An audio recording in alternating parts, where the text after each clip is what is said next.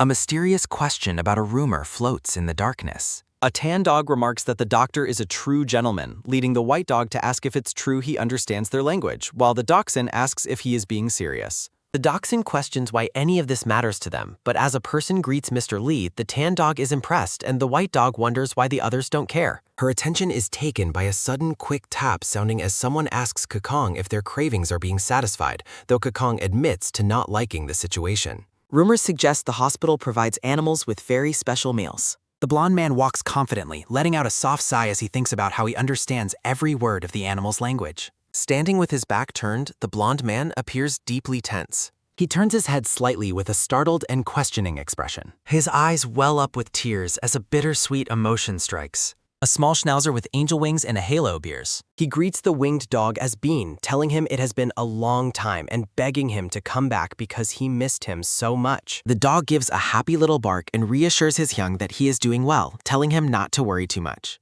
The departed pet expresses pure joy during their brief meeting. A soft rustle sounds as the vision fades, prompting the blonde man to desperately ask if Bean is finally back. The winged dog says a final goodbye, leaving the man horrified. A desperate cry echoes for the lost companion to stay. A sharp gasp escapes him as he wakes up and cheers. A mysterious glowing sphere appears, containing a very familiar face. He stares at the strange object in his hands, bewildered. A sudden, brilliant flash of light emanates from the sphere. A shaky breath hitches as he sits up, realizing everything was just a dream. A caption about a conga line appears beside the shelf. Looking at a photo of his younger self with Bean, he thinks about how the dog visited his dreams to cheer him up. He touches the picture frame and smiles, thanking Bean for the lead. A hand reaches out to open the animal hospital doors. Sora, a brown-haired woman, greets Mr. Lee with a bright smile as she mops the floor. His coat slides on with a smooth rustle as he smiles, noting that it is finally time for their grand opening. Sora realizes she called him teacher out of habit and quickly corrects herself, noting that he is a director now. They share a warm, lighthearted laugh together as he tells Mr. Jang it is okay because he is also new to this role. Sora laughs and thinks she needs a name tag, while the narration explains they were former volunteer colleagues. A montage shows Jang Sora, the head of the hospital who truly cherishes and cares for all animals. Sora shares her sincere hope for the success of the clinic. Lee worries that having a large animal hospital nearby will make things tough for them in the beginning. Sora insists she didn't follow him for money and tells him it is okay if her salary is delayed for a few months. A firm step sounds on the floor as she starts. She touches his arm and explains she came to work there because she likes the way the head doctor treats his patients. Lee smiles warmly, telling Mr. Jang that he is deeply encouraged by those words. Sora walks away to finish cleaning the lobby while Lee tells her she doesn't have to thank him and he will make it up to her later. Lee prepares to get organized as Sora heads off to mop with a cheerful energy. Both staff members turn in surprise toward the entrance as someone approaches them. A young girl bursts into tears and begs for help. The girl holds a limp white dog in her arms. Through her heavy sobs, she begs the doctor to save her dog Manji. Lee asks what happened, and the girl lets out a jagged, sobbing breath as she explains that Mongi suddenly couldn't breathe. He gently places his hand on the small, suffering animal. He notices the dog's tiny body is shaking quite violently. As the girl cries and fears Manji will die, Lee hears a sharp whine of distress ring out in his mind, reminding him of his past loss. The rapid patter of feet echoes through the hall as Lee carries the dog and tells manager Jang to get ready. The rhythmic sound of typing fills the tense air as Lee assesses the situation, noting the drooling and breathing issues while listing possible critical illnesses. The doctor realizes the dog has swallowed a foreign object. He realizes he cannot reach a larger clinic in time for help. Lee instructs Sora to prep the X-ray and oxygen for the puppy. A sudden realization strikes him as he hears a child's voice. Confused, Lee asks Sora to let the owner come inside. Sora points out that the owner is already waiting outside the door. He is baffled as Sora confirms the girl is in the hallway. A soft whine sounds as he wonders if his ears deceived him. A determined look takes over as he readies his medical tools. Lee places a reassuring hand on the panting, suffering little dog. He deduces that the puppy definitely has something stuck in its throat. A focused energy radiates as he begins the urgent life-saving procedure. Tense sounds of gagging fill the room during the difficult extraction. A sharp gag sounds as the dog finally coughs up the object. A tiny object falls with a clink as Lee expresses his relief. He identifies the dangerous culprit as a simple grapeseed. Lee reflects on how even small snacks can be fatal for Maltese. He is stunned that a single seed caused such a crisis. A soft sigh escapes as he gently comforts the recovering puppy. Lee offers a tender, quiet smile of relief for the small survivor.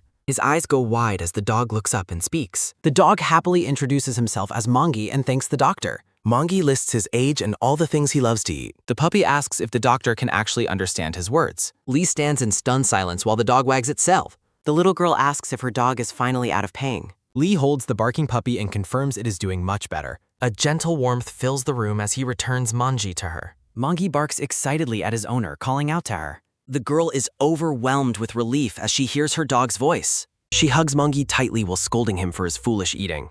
Lee breathes a heavy sigh, knowing they barely avoided a tragedy. Mangi licks her face and promises her that everything is fine now. Lee wonders about his new gift as Mangi swears off grapejuice. He contemplates how vital hearing that voice was for saving the dog. Lee presents a small gift bag to the surprised and happy girl. He explains it is a special gift for their very first patient. The girl waves a grateful goodbye with her healthy dog in chow. A new case appears as a cat's owner seeks a solution. A broadcast shows a woman pretending to communicate with a crying cat.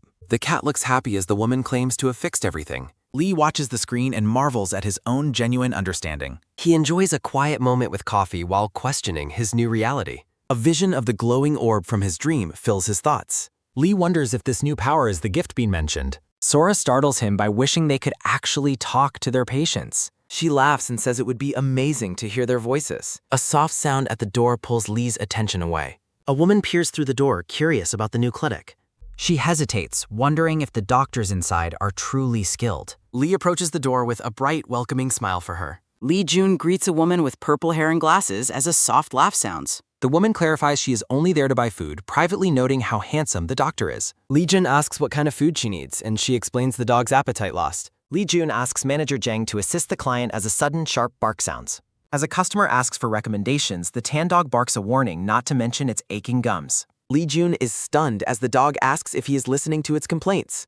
A sharp whine of surprise sounds as the dog realizes the doctor can understand it. The dog asks for his name and the doctor introduces himself as Lee Jun. The dog introduces itself as Peanut, and Lee Jin offers a polite compliment. Peanut proudly explains that its name must be good because its mother chose it. Lee Jun smiles warmly and observes that Peanut must really love its owner. Peanut lets out a weary sigh, complaining that its owner hasn't understood it lately. A sudden, wet spitting sound echoes as Peanut rejects its food in front of its owner. Peanut lets out several barks as the owner asks why it is spitting out its food. The owner wonders if the dog is just losing its appetite due to old age. She hugs Peanut and promises better meals while a sharp bark of frustration sounds. A loud, angry cry echoes as the dog shouts about its painful gums. Sora tries to quiet the dog as more sharp barks ring out in protest. Lee Jun is baffled by the dog's intense personality as Sora picks it up. The owner apologizes for the dog, but Lee Jun reassures her it is no trouble. Lee Jin asks to examine Peanut's mouth, making the owner realize she never mentioned its name. A loud, sudden opening sound punctuates the dog's aggressive display of its mouth.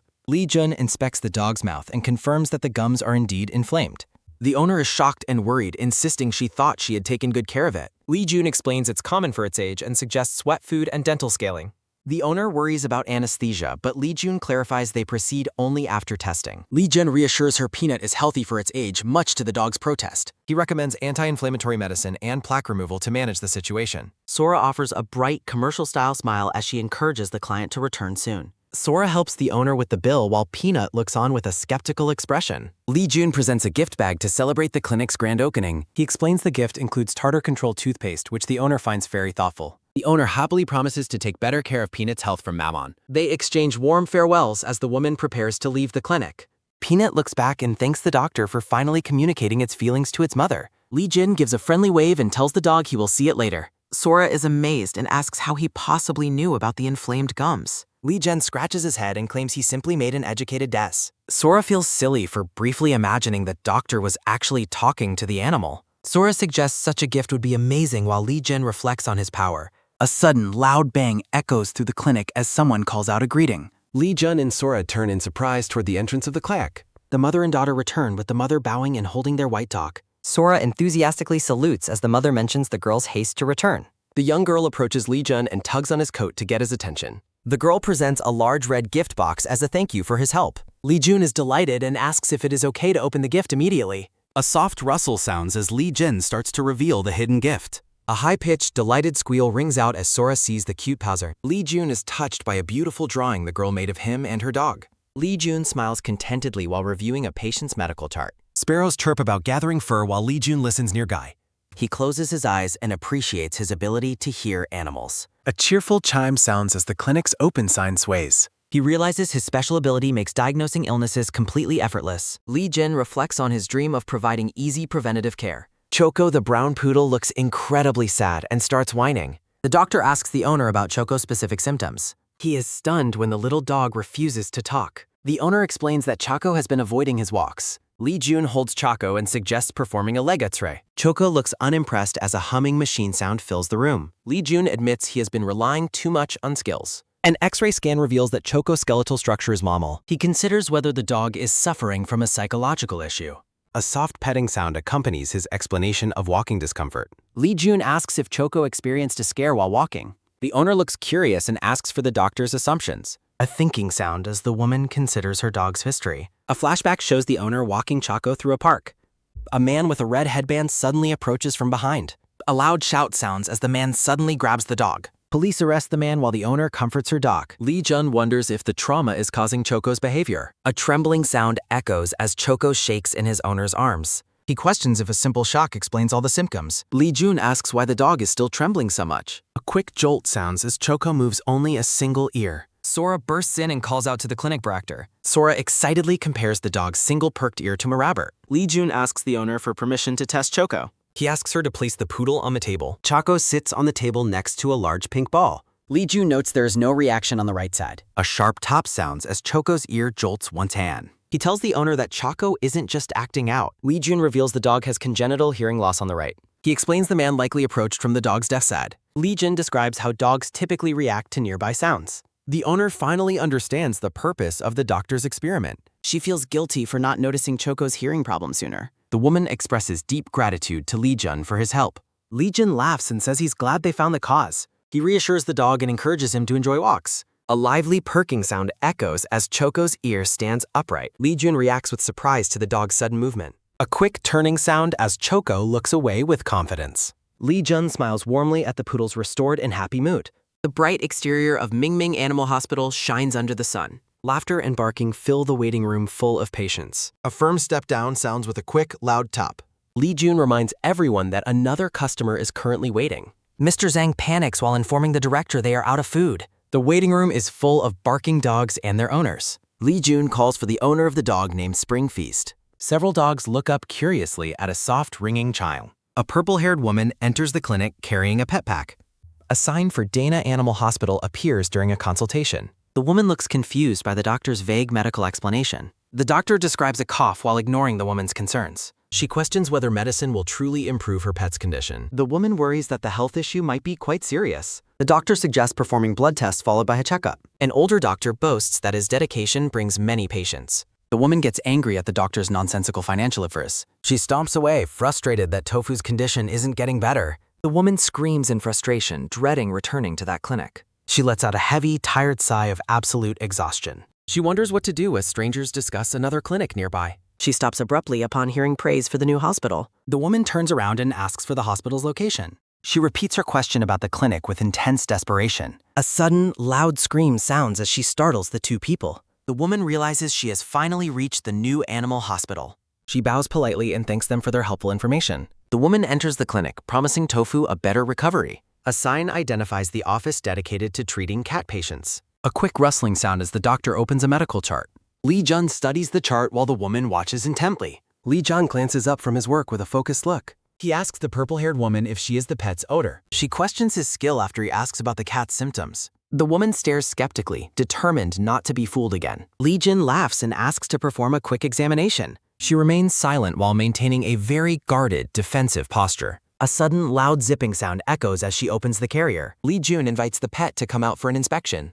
Lee Jun reacts with surprise as he spots the animal inside. A trembling ear peeks out as the cat feels very scared. Tofu the white cat shivers while crying about being in pain. Lee Jun notes out loud that the cat is trembling fearfully. A smooth sliding sound as Lee Jun reaches for a treat. He cheerfully presents a snack as a way to calm Tofu. The white cat's blue eyes sparkle with excitement at the snap. Tofu suspiciously asks if a shot follows the treat. Lee Jun promises the cat no needles will be used today. He offers a friendly greeting to the white cat named Tofu. Tofu steps out and asks if the doctor understands everything. Lee Jun picks up the cat and asks about its symptoms. Tofu looks annoyed as it complains about a recurring problem. A sudden loud squawk sounds as the cat explains its symptoms, mentioning an itchy nose, coughing, and a ticklish sensation that started after encountering a colorful, strong-smelling object. A soft wow sounds as the doctor listens intently to the cot. A cheerful yay rings out as the cat happily identifies itself to Lee Jun. The purple-haired owner asks the doctor for his diagnostic conclusion. A quick tap sounds as the white cat tells the doctor to wait. Lee Jun asks the cat if it has a runny nose and a persistent cough. A soft nod sounds as the cat confirms it has those specific symptoms. Lee Jin considers all the symptoms before delivering his final medical diagnosis. The doctor explains Tofu has Huffy, leaving the owner completely confused by the term. The owner remains skeptical, feeling this hospital is nothing special for cat care. She dismisses the need for further tests, assuming the doctor's approach is generic and ineffective. Lee Jun watches with a confused expression as the owner starts leaving. A soft chime sounds as the woman exits the hospital with her cat.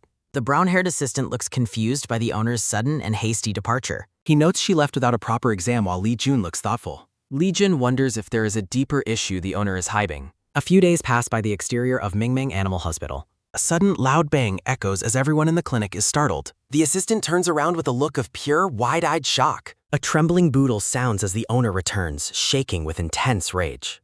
A sharp quack sounds as she clenches her fist in frustration. She screams for the doctor to come out and face her immediately. Lee Jun rushes out while feeling a sense of impending dread. He asks the owner what has happened to cause such distress. A soft sob sounds as the owner's face reflects deep emotional pain. She blames the doctor for Tofu's current health condition while the cat lies sick. The woman warns Lee Jun that any further harm to Tofu is his health. The assistant asks the owner to clarify her sudden and angry accusations. A soft sniffle sounds as the owner begins to break down. The owner cries hysterically while reflecting on her pet's deteriorating health. A strained wheeze sounds as Tofu lies down, looking extremely ill. Lee Jun watches the owner's emotional outburst with a concerned expression. He looks down solemnly, reflecting on the weight of her accusations. Lee Jun asks for a clear explanation of Tofu's symptoms to help the animal. He asks the owner to describe what symptoms Tofu has been experiencing.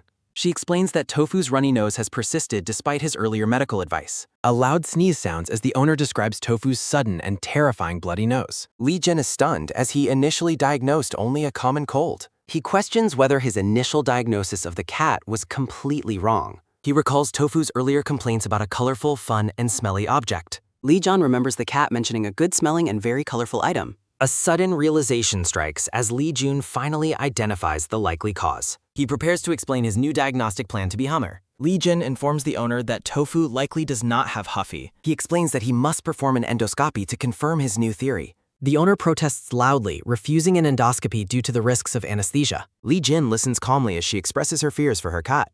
He reassures her that he plans to perform the endoscopy without using anesthesia. The owner reacts with total disbelief at the prospect of a non-anesthetic examination. She remains extremely skeptical and worries about the potential risks involved. Tofu the white cat shivers inside the carrier, crying in pain. Lee Jun and the purple-haired woman share a serious, silent look. Lee Jun warns that delaying treatment will only worsen Tofu's condition. The woman looks down, her purple eyes filled with intense worry. Lee Jun gently asks Tofu the cat to step out for inspection. A soft meow sounds as Tofu peeks out with blue eyes. A tray reveals sharp medical syringes, sparking a sense of dread. A sudden, loud boom echoes as Tofu reacts with absolute terror. Tofu shivers while imagining a scary doctor attacking it with needles. Tofu clings to Lee Jun's chest, screaming that it refuses any exams. Lee Jun realizes the white cat is actually terrified of getting shots. A soft sob sounds as Lee Jun promises not to do anything scary. He asks the cat if it is primarily afraid of getting needles. Tofu looks up in shock, wondering how the doctor knew its secret. Lee Jun laughs and claims he can avoid shots if Tofu listens. Lee Jun holds Tofu and asks if he can help him. A cheerful yay rings out as Tofu happily agrees to help. A quick rustling sound echoes as Lee Jun prepares the procedure. A soft ticking sound follows as time passes for the waiting owner. An oppressive darkness closes in while the woman waits alone outside. Sinister laughter fills the air as she imagines the doctor's cruelty. She sighs, trying to recall the doctor's sincere and confident expression. A sudden, loud gasp sounds as Lee Jin calls to the otter. A quick scuffling sound follows as the woman rushes to the gore. A cheerful ta-da rings out as Lee Jun reveals a healthy Tofu. He explains he removed the problem and recommends rest in medicine. The purple-haired woman is overcome with joy seeing her pet safe. She hugs Tofu tightly, relieved that the medical ordeal's over. The owner looks up as Lee Jun prepares to ask something. Lee Jun asks the woman if she keeps plants in her home. She looks confused, questioning why he's asking about her household plants. Lee Jin reveals several green leaves pulled from Tofu's nasal passage. She is stunned, wondering how grass could have caused such issues. A flashback shows Tofu sniffing a large yellow bouquet of sunflowers. The owner asks Tofu if the bouquet of flowers is enjoyable. She takes photos while commenting on how Tofu loves pretty things. A quick sounds as she takes more pictures of Tofu. Another sharp click sounds as she captures Tofu's happy flower reaction. The woman realizes the gift bouquet was the hidden source of illness. She explains she left the flowers out because Tofu liked them. Lee Jun reassures her that owners don't expect plants to cause harm. Tofu stares affectionately at its owner while being held in her arms. Lee Jun explains that parents naturally become sensitive when children suffer. The owner is moved, hugging Tofu while crying tears of gratitude. She apologizes for being so sensitive and thanks Lee Jun profusely. The purple-haired woman beams, thanking the doctor for his great kindness. She walks away with Tofu, promising the cat a delicious meal. A sudden, loud tap sounds as an orange cat jumps away. A group of stray cats watch the hospital from a Nifkins. An older cat warns that the human might be capturing strays recklessly. A group of cats shivers while a voice warns of a terrifying human. A gray-striped cat leaps gracefully while other cats watch with awe. A soft thud sounds as a cat's paw lands firmly on the ground. Silver Rain, the captain of Evergreen Park, declares he will meet the vet. A soft sniffle sounds as Tofu happily smells a yellow bouquet of sunflowers. Kwak Suho, the red-haired man, praises the food and dreams of Korean gopchang, while Ha, the black-haired man, tells him not to rush. Suho suggests drinking and playing to celebrate catching up, while Ha sighs in response. Ha asks Jun if he is completely HCF2, making Lee Jun look quite confused. Ha cheers for Lee Jun while holding up a small glass of liquor. Lee Jun and Suho stare at Ho with very bewildered expressions. A positive online review of the clinic highlights Lee Jun's kindness and genuine care. A quick typing sound echoes as someone writes a post about the clinic. Tofu's owner thanks Lee Jun for curing her cat after multiple failed hospital visits. Suho asks Jun if he knew he was famous, but Jun admits he avoids social media. Suho excitedly suggests a celebratory drinking spree while Ho reminds him of work tomorrow. A sharp clink sounds as a shot glass is placed on her table. Suho questions Hwa's loyalty while Hwa reminds him they just had a video call. Hwa mutters about Suho being mean and only caring about Lee Jun's good looks. Hwa sighs and reluctantly agrees to have just a few more drinks together. Suho looks at his friend and asks if they should give it another try. Suho playfully shoves a glass of liquor toward Ho's face. Hwa ruffles Suho's red hair while praising Lee Jun for being amazing. Suho looks surprised as the narrator identifies him as the loud friend. Suho is a wildlife photographer with 500,000 subscribers who often works overseas, and he notices Jun looks extra exhausted. Hwa, Lee Jun's vet school classmate, explains he's tired from dealing with a difficult patient. Hwa asks if a cat endoscopy without anesthesia is possible while they enjoy their meal. Hwa questions how a cat could hold still alone while Lee Jun insists it's fine. Lee Jun smiles warmly while holding his drink in the glowing restaurant mite. Hwa asks if Jun fought with Hwanmyeong today, noting that things are always chaotic. Hwa drinks while reflecting on how fierce and crazy that specific cat was today. Suho laughs and notes that Ho became a vet despite his fear of cats. Suho claims cats always dislike Ho while a gray cat watches them from behind. Silver Rain, the gray cat, stands tall and stares intensely at the group. Suho and Hoa are shocked by the big cat while the narrator mentions rumors. Lee Jun looks down at his glass as the Mingmeng Veterinary Clinic is mentioned. A sudden sizzle sounds as the cat's stomach growls at the delicious food smells. Silver Rain realizes he's hungry and meows loudly while Lee Jun asks if he's hungry. The cat demands a meal while Lee Jun reaches for a special snack. A quick pop sounds as Lee Jun opens a can of cat purd.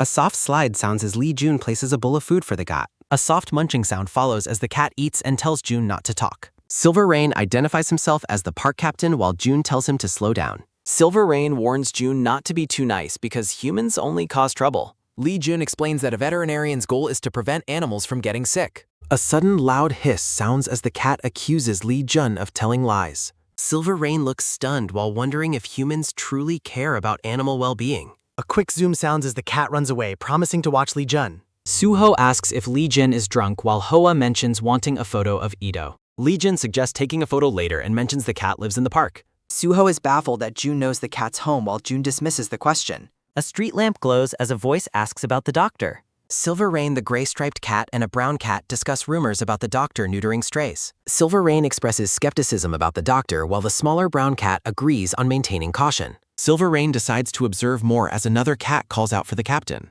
Edo the orange cat rushes in with urgent news, catching Silver Rain's immediate attention.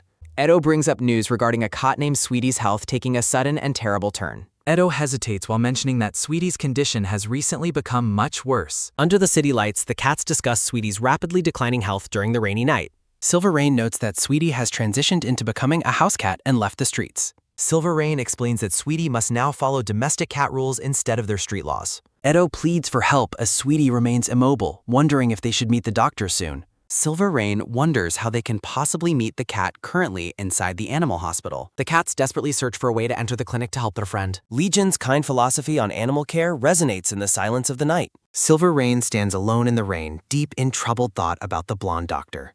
Silver Rain finds himself unable to stop thinking about the doctor's sincere and warm expression. The scene shifts to Lee Jun's clinic during a heavy downpour in the dark city. Lee Jun stops under his umbrella, sensing something following him through the rain. Lee Jun continues his walk home through the quiet rainy night the lawn. A promotional cover features Lee Jun and Silver Rain sharing a quiet, snowy moment together. Lee Jun enters his home, preparing to dry his unexpected, wet feline guest. Lee Jun dries Silver Rain, questioning his sudden and hurried visit in such heavy rain. Silver Rain worries the doctor might refuse to help his friend without any reason. A pessimistic thought suggests that humans generally ignore animal problems to mind their own. Lee Jun picks up the cat with a joyful and welcoming smile. Silver Rain is stunned by the human's sudden and affectionate gesture as he is lifted. Silver Rain asserts his authority as the park boss while the doctor offers his friendly help. Lee Jun apologizes as Silver Rain hops down with a warning to be more careful. Silver Rain watches the doctor, feeling a growing sense of trust toward the blonde man. The scene shifts to the clinical cages where various animals recover quietly under medical care.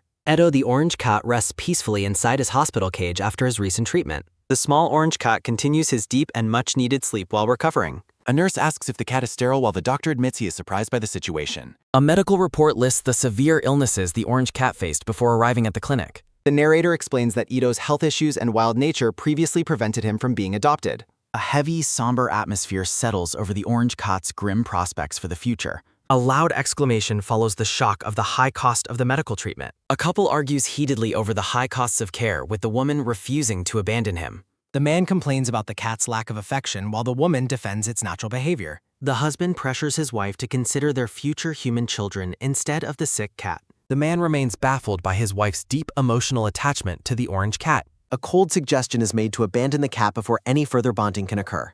Edo wanders the park alone and lost, searching for a place to stay. Hostile street cats aggressively defend their territory, telling the newcomer that cats like him are prohibited. Edo realizes he has entered a territory without permission and lacks the strength to fight back. The exhausted orange cat admits his weakness as he faces the aggressive street cats. A sudden, commanding voice interrupts the impending fight, demanding that the aggressive cats stop immediately. Silver Rain arrives on the scene, causing the aggressive bullies to freeze in absolute terror. Silver Rain scolds the fleeing bullies for their weakness as they retreat from his authority. Edo thanks his savior, amazed that Silver Rain shooed the bullies away with just a word. Silver Rain consoles Dalcum, saying weakness is never a felt. Dalcum admires his majestic leader's cool and composed demeanor. Silver Rain invites Dalcum to join their park garden game. Dalcum accepts the offer, happily acknowledging Silver Rain as boss. A dark van passes through the night as change approaches. A group of people wearing yellow vests and caps appear. Workers begin capturing the stray cats throughout the city park. Dalcum recalls cats returning with clipped ears after their capture. Dalcum laments being caught while his boss remained free. Crying in his cage, Dalcum feels unworthy of the gang. The orange cat fears he has become a useless nuisance. Dalcum reflects on the beauty of his newly given name. A kind woman reaches out, offering to take Dalcum home. The woman provides food, coaxing the cat to eat comfortably. A soft munching sound follows as Dalcum eats the meal. A soft stroke follows as the woman declares them family. Dalcum feels a sense of warmth he never experienced before. The cat wonders if this human might actually be different. A soft hiss sounds as the woman presents a nebulizer. A sudden move sounds as Dalcum struggles against the lask. The panicked cat pleads for a moment while being restrained. A sharp scratching sound follows as Dalcum demands his freedom. A doctor advises monitoring Dalcum's health following his recent intake. The veterinarian explains the high costs of medical and hospital care. The brown-haired owner accepts the terms while Dalcum watches suffering. A memory reveals her husband's anger over the high expenses. Dalcum feels a heavy burden of guilt while in his cage. Reassuring the cat, the woman leaves him in the hospital. Dalcum wonders if his weakness is why he was left.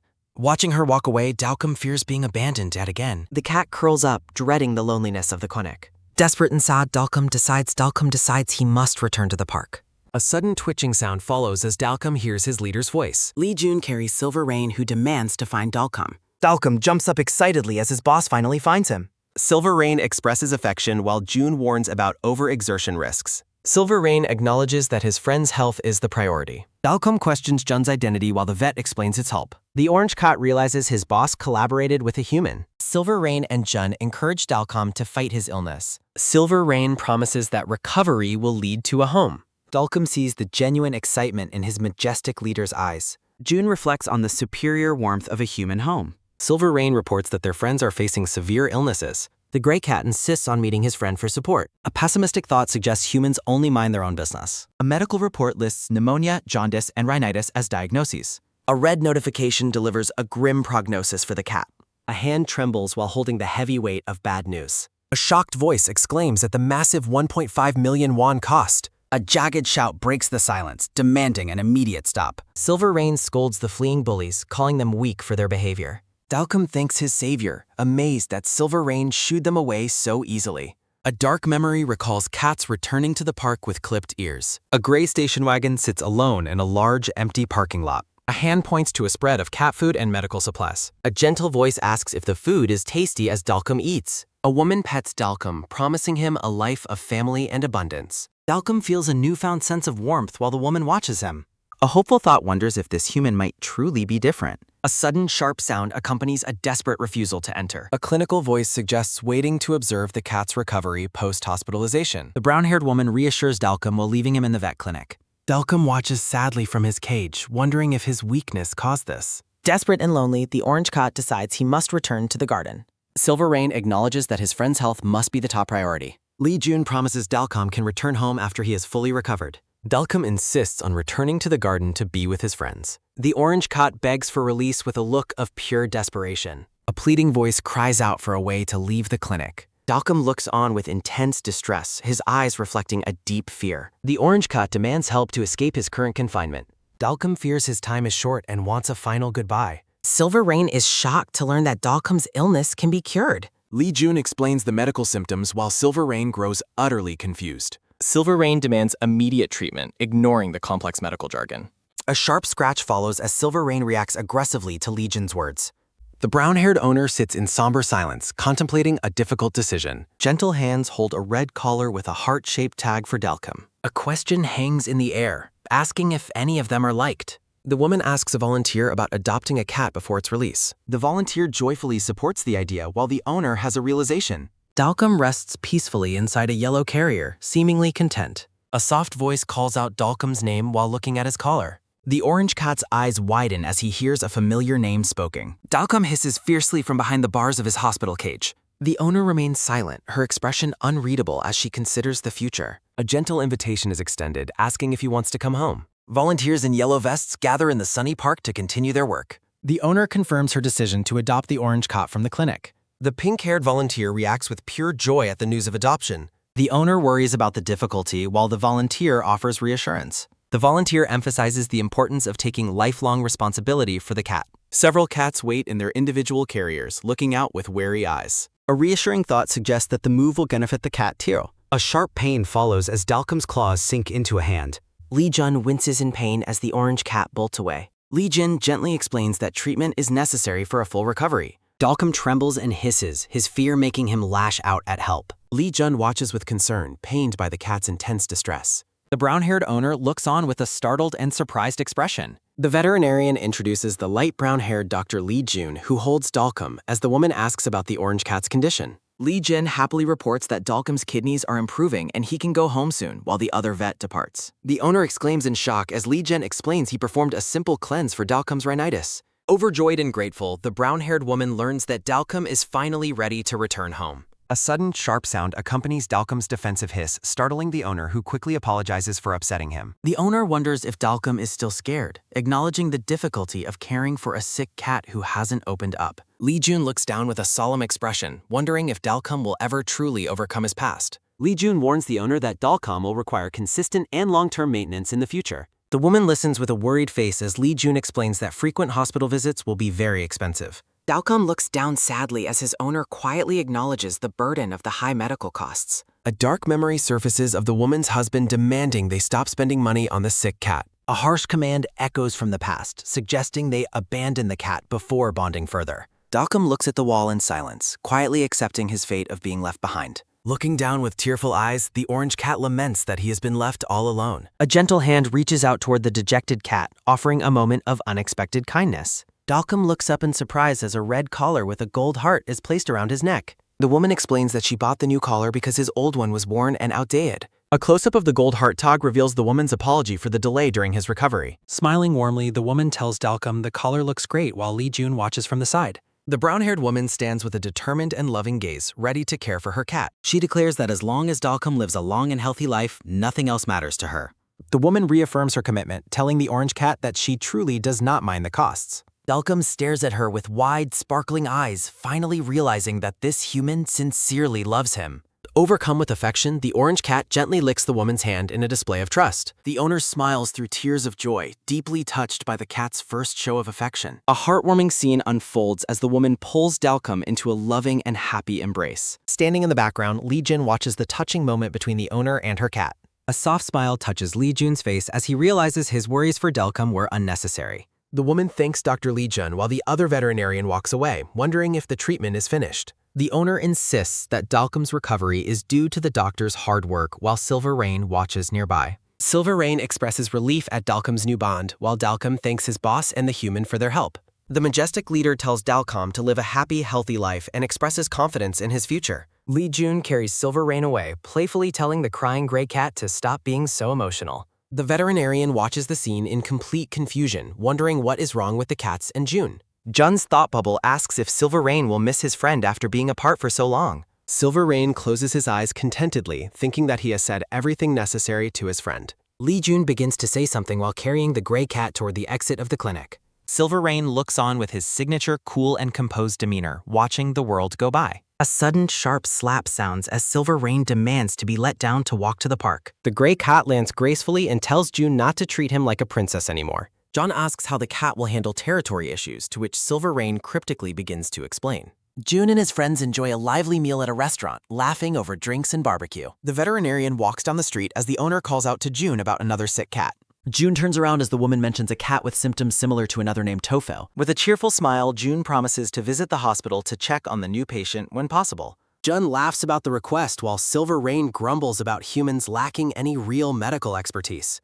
A sudden, loud sneeze sounds from the veterinarian as the scene shifts to the park background. The pink-haired volunteer is dragged along by a determined dog in the sunny park. Gasping for breath, the pink-haired girl exclaims that this frantic walk was not what she expected. A beagle drags its owner frantically through a sunny park. A desperate plea for the dog to slow down goes entirely unheard. The energetic dog sprints ahead, leaving his owner dizzy and overwhelmed. Panting heavily, the orange-haired girl rests by a wooden park bridge. Local park dogs observe the beagle's chaotic and hyperactive behavior. Jian cries out for help as his dog's energy overflows. With ears flapping, the beagle continues its relentless run through the park. The sun sets over a modern apartment building as Jian returns home. Coworkers cheerfully exchange weekend greetings while leaving their busy office. A brown-haired man watches Jian depart, noticing her heavy and tired gait. Looking exhausted, Jian dismisses concerns about her health with a weary explanation. Her hand shakes nervously while inputting the code to her apartment door. Jian forces a cheerful greeting as she cautiously enters her home. The beagle launches himself at her with a sudden, overwhelming force. Jian falls back as the dog licks her face in exuberant greeting. She tells Jamong that they must clean the house immediately. A horrifying mental image shows her living room in complete ruin. To her utter disbelief, Jian finds the room surprisingly tidy and calm. She stares at the clean floor, bewildered by the lack of mess. The kitchen area is also spotless, further deepening her confusion. Finding the bathroom perfectly clean, Jian praises her dog's good behavior. Overflowing with relief, she showers her pet with heartfelt praise. The two share a heartwarming embrace as Jian celebrates his maturity. A single white feather drifts slowly through the air, breaking the peace. Jian's joy vanishes as she stares at the feather with sudden dread. She questions Jamong, whose eyes shift away in a guilty manner. Realizing the truth, Jian screams and rushes toward her bedroom bar. The room is devastated, with feathers from her new blanket everywhere. Jian groans in agony while Jamong maintains a look of pure innocence. A sudden fury erupts as Jian chases the dog under stormy skies. Jian shows her friends a photo of the destroyed goose-down blanket. Her friends suggest that she should consider professional training for drawn. Jian laments the loss of her expensive and seasonal bedding. In the park, dogs discuss how tired Jamong appears to be. Jamong asks if they should welcome their humans when they come home. The other dogs agree that a warm welcome is standard dog behavior. Sadly, Jamong explains that his owner seems to hate his greetings. The other dogs are shocked that any human would dislike such attention. A small dog reaches out to comfort the confused and dejected beagle. They wonder if Jamong has committed some unknown, grave mistake. Jamong explains that he was only playing with his owner's belongings. The other dogs react with horror to the news of his play. A brown dog barks angrily, calling Jamong foolish for his destructive habits. The beagle cowers as he is scolded for his lack of understanding. Jamong finally begins to realize that he was truly in the wrong. He looks back with a mournful expression, reflecting on his actions. Jamong laments that his owner no longer wants to play with him. Jian's friends discuss the inherent behavioral challenges common to the beagle breed. A man suggests visiting the Mongmong Animal Clinic to correct Jamong's behavior. Jian wonders if a simple clinic visit could truly change her dog. The brown-haired man with glasses tells Jian to trust him about a certain place, while a woman agrees. Jian wonders if his claim is true when a sudden force jerks her forward. Jamong bolts ahead, forcing Jian to bid her friends a frantic goodbye while being dragged away. Her friends watch her disappear in the distance, noting how hard she has been working. Panting heavily, Jian begs Jamong to slow down while lamenting that this wasn't her ideal walk. Looking at a photo of her dog, Jian wishes they could have taken a nice picture together. She imagines a peaceful, easy stroll while being tugged along by the energetic beagle. A series of quick taps sound as Jian runs, shouting for Jamong to go the right way. A sharp bark sounds as the beagle spots something interesting. Jamong looks on in awe at the shelf of dog food. A loud crash echoes as Jamong charges through the door, leaving Jian shouting in shock. Dizzily, Jian asks why he stopped, unaware that Jamong is dreaming of the snacks he just saw. Jian's eyes widen in surprise as she looks at her surroundings. Standing before the Mongmong Animal Clinic, she realizes this is the place her friends recommended. Jian looks on worriedly while Jamong pants happily beside her. A bead of sweat rolls down her face as she thinks. She wonders if it would be better to ask for a consultation before proceeding. A soft creak sounds as Jian peeks through the door to offer a polite greeting. A staff member asks if she is there to see the doctor, but Jian explains it is not for treatment. Jian asks if a simple consultation is possible, and the staff member happily agrees. The assistant asks her to wait, then suggests she simply join as a tall man in a tracksuit passes. Jamong's attention is captured by the tall man in the clinic. The beagle follows closely, leaning in to sniff the man's back. Jamong continues to investigate the tall man with intense curiosity. A sudden chomp sounds as Jamong bites the man's rear, causing Jian to scream in horror. Jian bows repeatedly in apology, but the tall man kindly dismisses it, expressing his love for beagles. He asks if she came because of the clinic's reputation, and Jian confirms the doctor is highly recommended. The tall man adjusts his black cap while Jian notes his handsome and model-like appearance. A thought bubble expresses a deep interest in the doctor working at the clinic.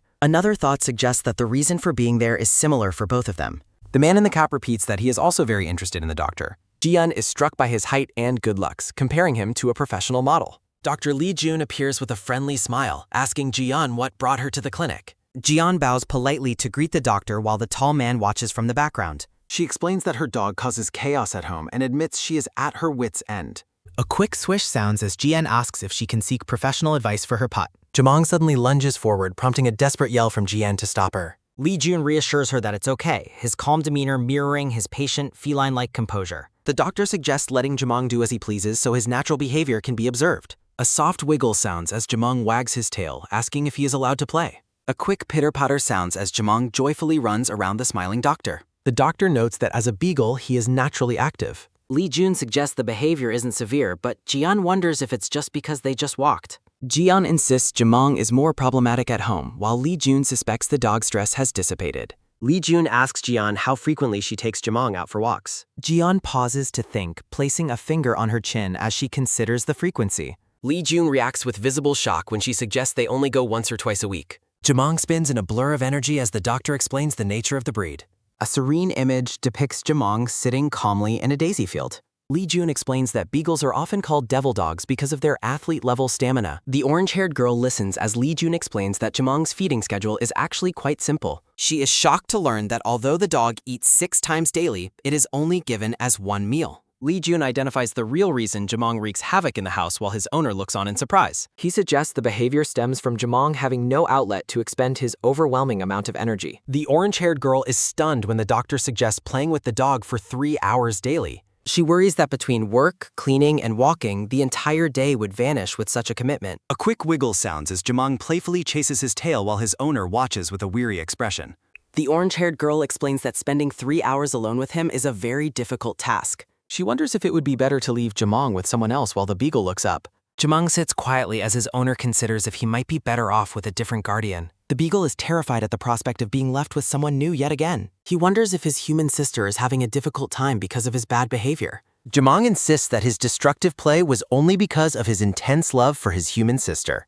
Feeling dejected, the beagle wonders why everyone always seems to be so mean to him lately. Lee Jun reaches out to steady the orange-haired girl as she reacts with sudden surprise. She screams for Jamong as the energetic dog suddenly bolts away toward the clinic's door.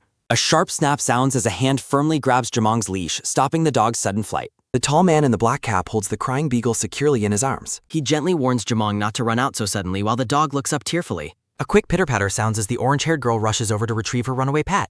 She apologizes for the sudden escape, but the man kindly assures her there is no problem. Looking closely at Jamong, the man in the black cap remarks that the dog looks very shocked. The orange-haired girl notices the intense distress in her pet's eyes as she takes him back. A soft whimper sounds as Jamong trembles, fearing he will be sent to another house again. A soft yelp sounds as the orange-haired girl and Lee Jun are startled by the dog's reaction. Lee Jun asks if Jamong has ever experienced a cancelled adoption, making the owner wonder how he knew. She reveals that her home is actually the third one Jamong has lived in since his adoption. Lee Jun explains that the beagle fears being left again because of his past traumatic experiences. A loud howl sounds as Jamong cries out, overwhelmed by the memory of previous homes. The dog laments being a problem for his human sister and begs her not to leave him. Lee Jun watches the emotional scene as the orange-haired girl tries to comfort her crying dog. He suggests they move to his office as the upcoming conversation will likely be a long one. Lee Jun examines a photo of the ruined living room on his phone with a thoughtful expression. He asks the orange-haired girl if she feels Jamong is anxious whenever they are apart. A soft whimper sounds as Lee Jun concludes that Jamong has symptoms of severe separation anxiety. The orange-haired girl is confused and shocked to hear the unexpected diagnosis of separation anxiety. Lee Jun clarifies that Jamong's destructive behavior is actually a way for him to express his deep anxiety. He tells the orange-haired girl that they must work together to help the dog overcome this issue. Lee Jun emphasizes the importance of telling Jamong that his human sister will always return home. The orange-haired girl begins to understand the emotional weight behind her dog's constant need for attention. Lee Jun smiles warmly while suggesting that the best solution is simply spending more time together. The orange-haired girl feels guilty, admitting she raised him without knowing anything as a first-time owner. She declares her sincere love for Jamong, but worries about her lack of time after work. Lee Jun suggests a morning walk as a potential solution to balance her busy work schedule. The orange-haired girl looks surprised at the idea of waking up for a morning walk. Lee Jun suggests a 1-hour morning walk, which his client believes she could manage despite her fatigue. With an encouraging smile, Lee Jun suggests starting with that routine before she leaves for work. A sharp perk sounds as Jamong's ears lift in sudden excitement at the mention of a walk. A loud bark sounds as Jamong joyfully pounces on his owner, his energy renewed by the idea. The happy beagle expresses his love for walking with his human sister as he celebrates the news. Jian observes Jamong's immediate and joyful reaction to the word walking. Jian promises to try harder from now on while Jamong celebrates. Lee Jun advises Jian to observe the dog's behavior for several days. A sharp ang sounds as the orange-haired girl enthusiastically vows to work hard. A quick tekong sounds as Sora apologizes and offers a consultation. The tall man only wants snacks, prompting Sora to ask for specifics. A steady jobok sounds as the tall man identifies the starting point. A sudden talk sounds as he finishes gesturing toward the dachshund. The tall man pointing at the shelves declares he will buy everything. Sora stands completely paralyzed, her brain struggling to process the massive order. Lee Jin watches Jian and Jamong leave the clinic for their walk. Lee Jun expresses relief that Jamong has such a kind owner. He prepares himself to meet with the next patient on his list. Lee Jun calls for the next patient to enter his consultation room. Sora bursts into the room urgently telling the doctor to see something. Confusion overwhelms Lee Jin as multiple question marks float around his head. Lee Jun offers help while the tall man wonders if he is the doctor. Sora reports the massive purchase while the tall man remains unfazed. Lee Jin inquires about the man's pets while the customer hesitates. The tall man reveals he has 50 dogs, leaving the staff speechless. Lee Jun looks at the man with deep suspicion and serious concern.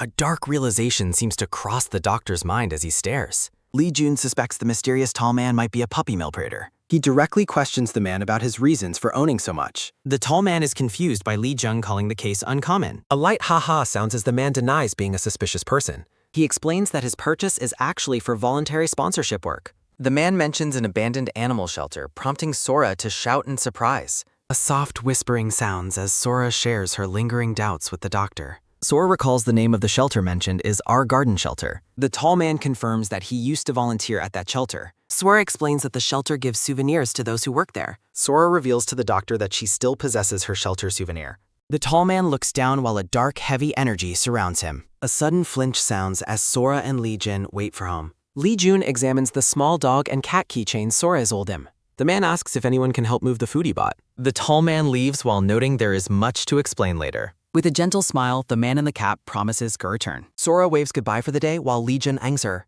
A soft pock sounds as Lee Jun slumps into thought while alone. A quick rustling sounds as Lee Jun searches through his supplies. Lee Jin feels lucky that he already prepared food for the cats. At sunset, Lee Jun calls out for local stray cats to emerge. Dark shapes watch from the bushes as Lee Jun calls to them. A sudden rustling sounds as cats emerge to receive their evening nail. The cats recognize the doctor as the one who saved their friend. Lee Jun greets the cats, suspecting they heard the news from others. The doctor offers treats, and the cats react with intense, joyful excitement. A rhythmic chop sounds as the cats happily eat from their bowl. Lee Jun looks around, searching for a specific presence. Lee Jun asks the cat about their leader's whereabouts. The orange cat explains the boss went on a patrol. The cat reports their leader has been gone 10 days. Lee Jun asks for confirmation regarding the cat's long absence. The cats remain deeply concerned about Silver Rain's safety. Lee Jun offers a gentle smile to comfort the stray cats. A memory shows a cat carrying a kitten through dark streets. A cat is nearly struck by a car's bright headlights.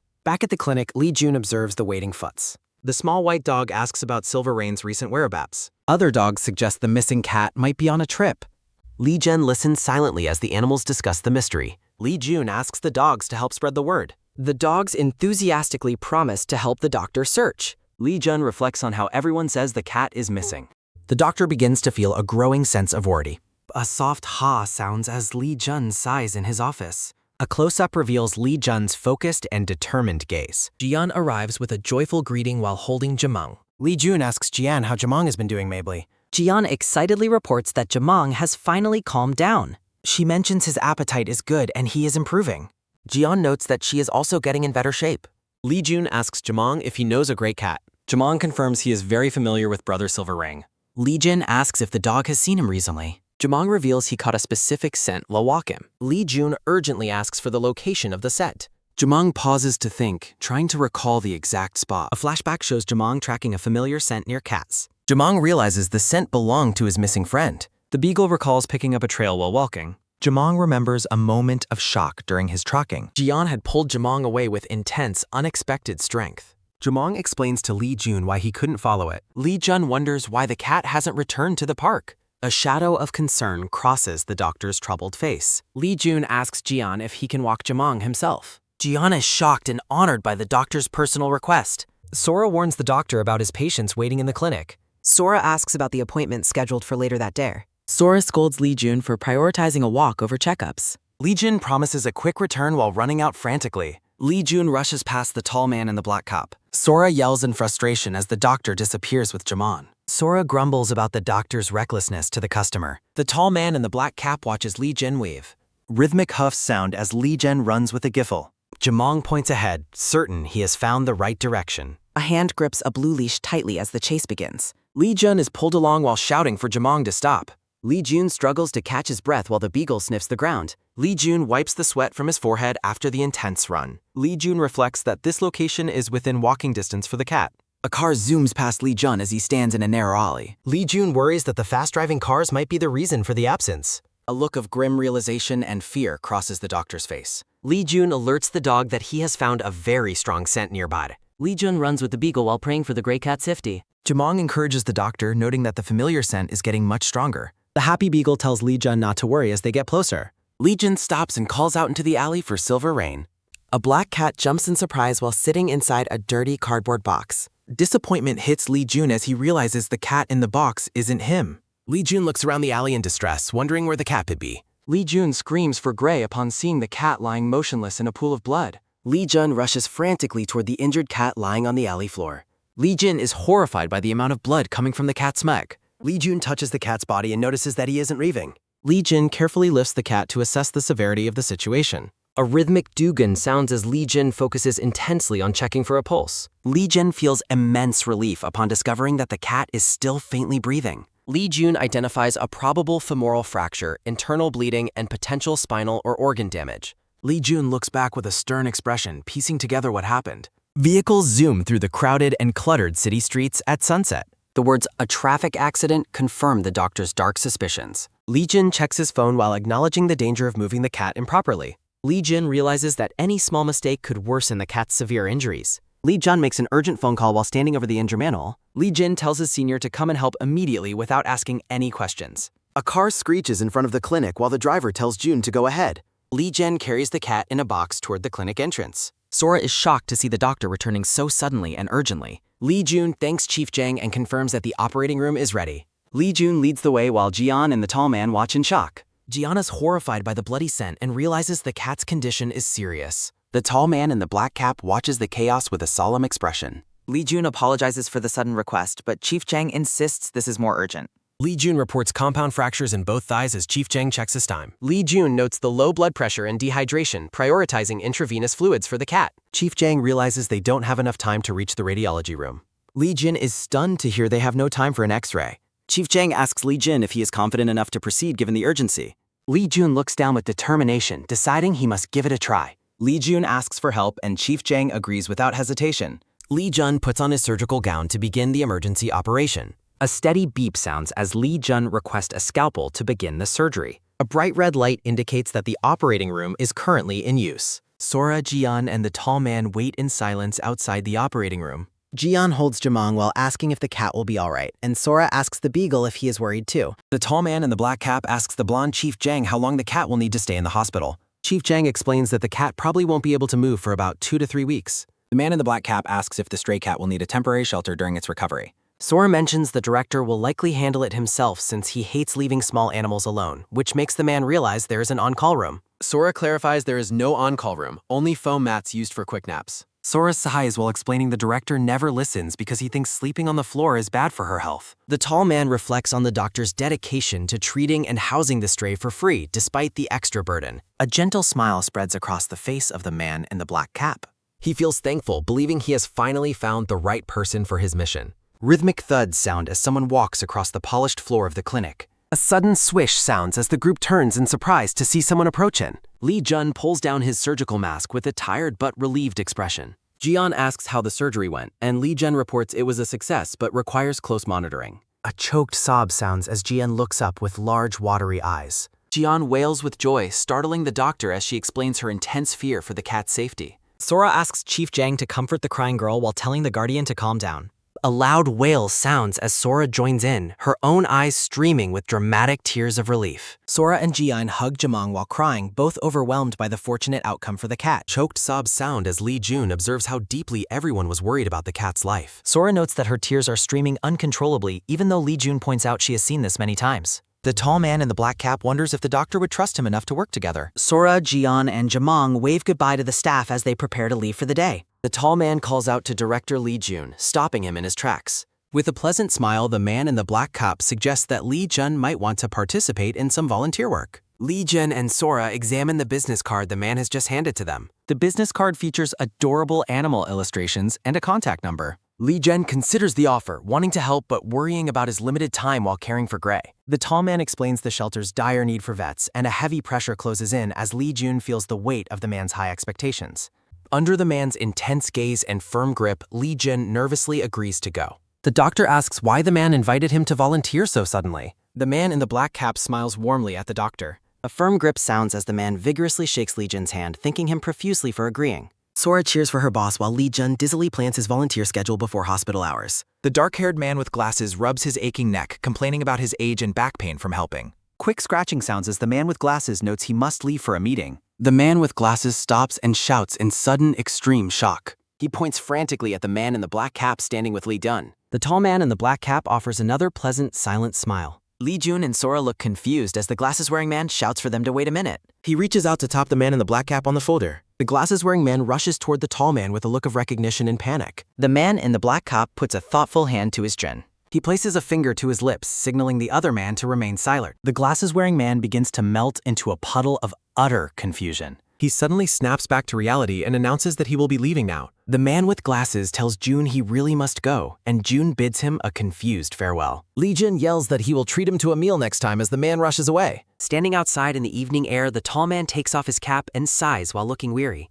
Someone calls out to Mr. Hyun Namgung, prompting him to look over with a focused expression. Hyun Namgung asks the stunned man if he was being sought. He clarifies that his bond with June is unexpectedly deep. The man looks thoughtful while contemplating his next mysterious steps. He requests that his true identity remains hidden from the doctor. The senior is shocked that a high-profile CEO visited Jun personally. Hyun explains that he sometimes obscures his status to understand others. He prepares to depart while putting his black cat back on. The senior wonders if Jun possesses truly exceptional and hidden talents. He reflects on Jun's elite growth since their shared college days. A steady beep sounds from the medical monitor during the surgery. The surgical team notes that the cat has multiple severe fractures. Jun requests focused lighting to perform the difficult procedure safely alone. Chief Jang is amazed by Jun's incredible speed and surgical precision. He wonders how Jun manages to improve at such a rate. Jun works with blurring speed during the intense medical procedure. The senior wonders why his assistance was even requested today. Sora leaves the animal hospital as evening turns into the night. Several local stray cats watch Sora walk away from the beacon. Jun checks his phone and realizes it is already quite late. He walks through the empty clinic after completing his final tasks. A soft swish sounds as Jun reaches to turn off the lights. He stops in surprise after spotting several cats on the ledge. Confusion washes over Jun as he stares at his feline visitors. The cats meow loudly to announce they have come for him. Jun explains that the captain is resting after a successful surgery. An orange cat asks if the captain will be all right now. Jun reassures the group that the leader just needs recovery time. 3 stray cats look up with expressions of profound relief. Jun watches as the cats celebrate the captain's safety together. He wonders how the cats managed to track the captain here. Jin recalls a beagle leading a stray cat earlier that day. He asks if they can manage without their leader for months. The orange cat boasts about the survival skills learned from Captain. Jin finds the confident orange cat to be very dependable. The cat mentions they have another matter to discuss now. He looks down with a calm and knowing expression. Jun is confused by the cat's sudden and mysterious tone. He wonders what the cat was trying to communicate just now. The cats express their gratitude for saving their injured leader's life. Jun is shocked to see the rewards left in the ledge. He tells the cats to visit only one at a time. The cats run off happily after receiving the good news. Jun waves goodbye with a gentle and satisfied smile. A sharp yellow eye snaps open within the recovery cage. Jun looks through the glass with a look of concern. He asks the injured gray cat how he's feeling. The cat in the cone identifies Jun as a human cat. He looks down at his bandaged legs in sudden confusion. A quick swish sounds as the cat reacts to his situation. Jun explains that rest is essential for his bones to heal. The injured tabby cat stares blankly while wondering what the man liked. His yellow eyes narrow as he focuses intently on his surroundings. The cat recoils in absolute shock upon seeing his own bandaged legs. He frantically claws at the glass while demanding to know his location. Lee Jin explains that they are at the hospital and asks Gray to endure the uncomfortable bandages so his injuries can heal. Reality sets in for the cat as he realizes he is currently at the veterinarian's office. He recalls the doctor's kindness in saving his friend Sweetie and realizes he has now been saved as well. A quiet moment of reflection passes for the weary feline leader.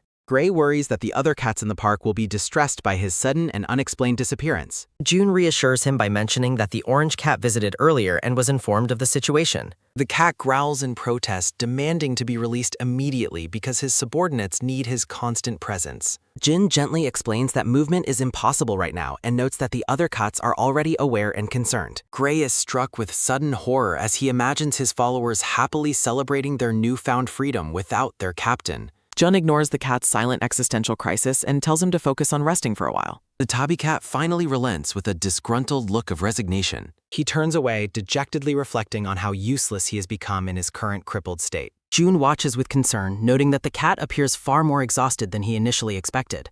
He promises Gray that his legs will heal soon, though the cat remains skeptical of the human's optimism. Lee Jun prepares himself to make a sudden and important proposal. Jun calls out to the cat, who looks over with a curious and questioning expression. The doctor hesitates before admitting that his next request might seem a bit sudden to the feline. A warm and sincere smile spreads across Jun's face as he looks at the cat. The cat hisses in sudden fury, warning the human not to underestimate his pride or status. Jun tries to de-escalate the situation while the cat accuses him of trying to turn a leader into a common pet.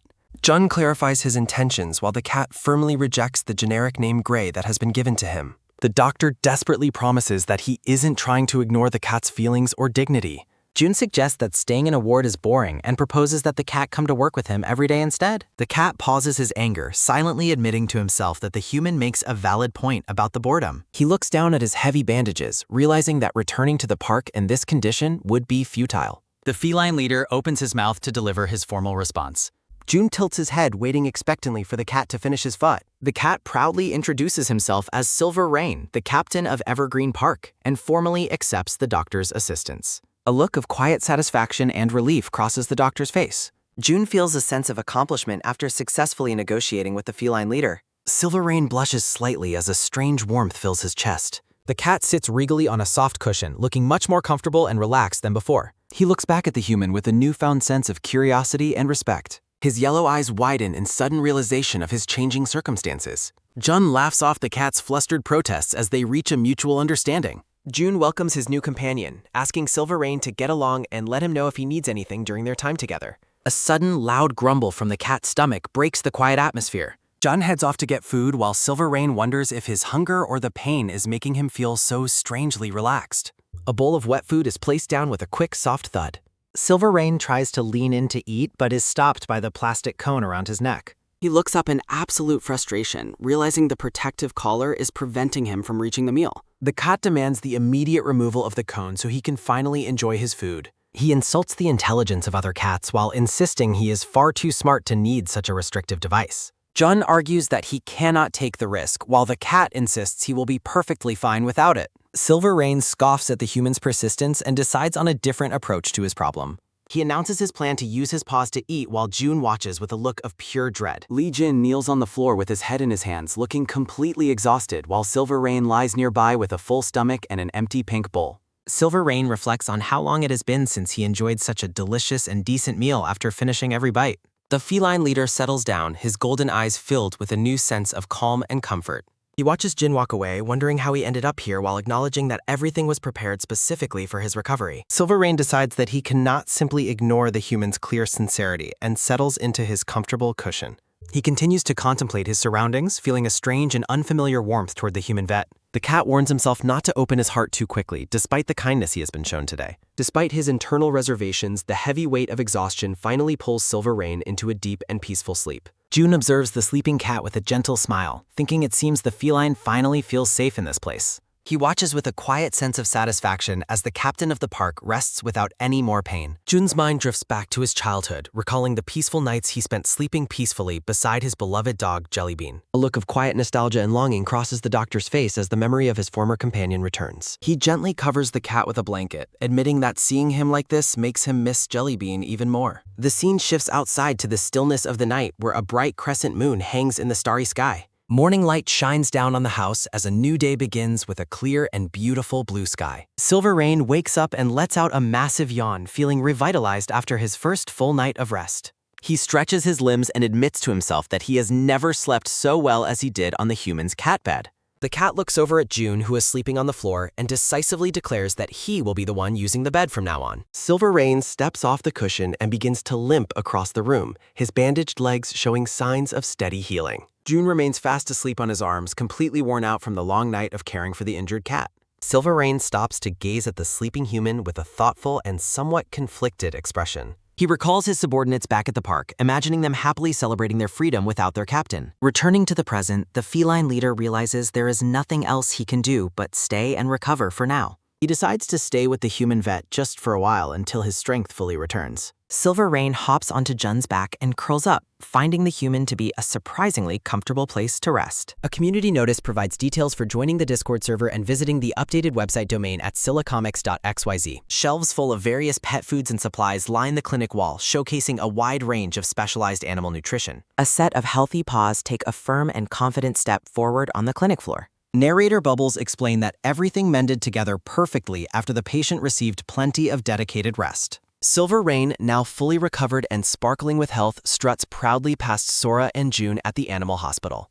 June turns to the feline and asks Silver if he can manage to be on his best behavior with Manager Jang today. The cat is offended by the question, boasting that he could manage the entire hospital and is a perfect gentleman to the ladies. A sharp jingle sounds suddenly, catching Jin's attention and causing him to look up with a focused and curious expression. Someone calls out a friendly greeting to the director, prompting June to turn toward the source of the voice. Hyun Namgung stands at the entrance wearing a purple tracksuit and a confident smile as he arrives to see the vet. A foot takes a steady and purposeful step forward as the visitor enters the clinic. June looks up in surprise, his eyes widening as he recognizes his high-profile visitor. Standing before a massive facility, June is awestruck by the sheer size of the biggest animal shelter in the area. He reflects on his agreement to come help, but he quickly becomes overwhelmed by the number of animals needing treatment. June breaks into a nervous sweat, worrying that Hyun might yell at him or blame him if he does a poor job. A sense of doubt fills his mind as he wonders if he will truly be able to handle such a massive workload. Hyun notices Jin's distress and asks if the director is feeling okay, pulling him back from his anxious thoughts. June takes a deep breath and reminds himself that Pebble gave him this power for a reason, to provide proper and focused treatment. A woman with dark hair tied back spots them and correctly identifies them as the volunteers who have just arrived. She introduces herself as today's volunteer manager and welcomes them, noting that it's their first time at the facility. The manager is suddenly stunned by the incredible good looks of both Jun and Hyun as they sparkle with a handsome aura. A sharp gasp escapes the manager as Jin asks where they need to go while she remains mesmerized by their appearance. She explains that medical helpers should follow her while directing the regular volunteers to head toward the building on the right. Jun and Hyun prepare to split up for their respective tasks, promising to meet back up after their work is done. The sprawling shelter grounds sit quietly under a bright, sunny sky as the team begins their important day of service. The volunteer manager discusses the day's tasks with June as they enter. June listens intently, his expression focused on the mission ahead. The dark hallway echoes with the desperate cries of animals missing their families. Barks and whines fill the air as dogs plead for freedom from their cages. Jun's heart sinks as he hears a dog crying out about its agonizing pain. Another unseen animal whimpers that its teeth hurt too much to eat. June realizes his new power allows him to perfectly understand the animal's suffering. He observes the crowded cages, noting that temporary volunteering doesn't solve deep-rooted issues. The manager notices Jin's pale complexion and asks if he is feeling unwell. Clenching his fist, June insists he is fine and ready for the challenge. A stout man in a hat presents the demanding schedule for today's procedures. Jun and Hyun listen as the staff explains the lack of extra surgical slots. June studies the complex charts, noting the strict coordination required with the shelter. He contemplates the logistical needs for anesthesia and post-operative recovery space for patients. June worries about providing a safe environment for all animals to properly heal. A sudden realization or distraction catches Jun's attention during the meeting. Other veterinarians rush past, emphasizing the urgent need to work quickly and efficiently. The chaotic pace of the shelter's medical wing makes June feel increasingly nervous. A tiny white puppy tilts its head curiously, blushing with innocent excitement. Jun gently holds the restless puppy, preparing to administer a necessary injection. He promises the excited little dog that they will play after his work. A sudden jab sounds as Hyun efficiently administers medicine to a brown dog. June questions the speed of the injections, but Hyun cites the massive workload. Despite the pressure, June focuses on comforting the trembling puppy in his care. Jun's eyes narrow with determination as he prepares for the next animal. The manager approaches June with an urgent request for his immediate assistance. June looks up, sensing the gravity of the problem she is describing. Shelter workers back away as a dog snarls, warning them to stay away. The brown dog baring its teeth warns everyone not to even think of touching it. Staff members struggle to handle Goldie, begging him to be a good boy. A loud grrr echoes as Goldie threatens to bite if anyone comes closer. The manager explains that Goldie's neutering is becoming an impossible task due to aggression. June observes Goldie's trembling, realizing the dog is paralyzed by fear, not malice. The staff considers giving up on Goldie to focus on other pending surgeries. Jun steps forward, asking if he can attempt to calm the terrified animal. He decides that Goldie must receive treatment today for his own long-term health. A sharp jolt surprises Goldie as the blonde doctor slowly approaches his corner. Jun kneels down to eye level, softly promising that he won't hurt him. Goldie's eyes bulge with distrust as he continues to snarl at the human. With a sudden dash, the dog lunges forward at the reaching hand. A sharp gasp escapes the manager as she witnesses the sudden violent outburst. June's hand is wrapped in bandages as he apologizes for causing any alarm. The manager tugs a bandage tight, weeping that the injury is entirely her fault. Jun gives a gentle smile, insisting he should have been much more careful. A figurative stab of guilt hits the manager as she feels responsible for June. She springs up energetically, taking full blame for the unfortunate accident. The manager reveals her suspicion that Goldie was previously abused by a male owner. June listens somberly as she explains that Goldie is specifically terrified of men. Deep scars from past trauma are revealed on the dog's brown fur. Goldie lets out a low growl, his body marked by the signs of abuse. June concludes the dog's previous owner was likely reported for abuse. The volunteer manager looks up in surprise at his sudden deduction. A sudden pause catches June off guard as she clarifies the situation. She recalls the night their company president was working late alone. A loud slam echoing through the silence startles the man at work. Looking out the window, he spots a shadowy figure fleeing the premises. He opens the door, wondering who could be there so late. To his shock, he finds a severely injured dog lying on the floor. Goldie was in critical condition when he was first discovered that May. Medical scans reveal that many of the dog's bones were fractured. The manager explains that Goldie's aggression toward men implies a male abuser. She expresses deep regret for not warning the doctor about the dog's history. June looks down somberly, processing the tragic details of the dog's past.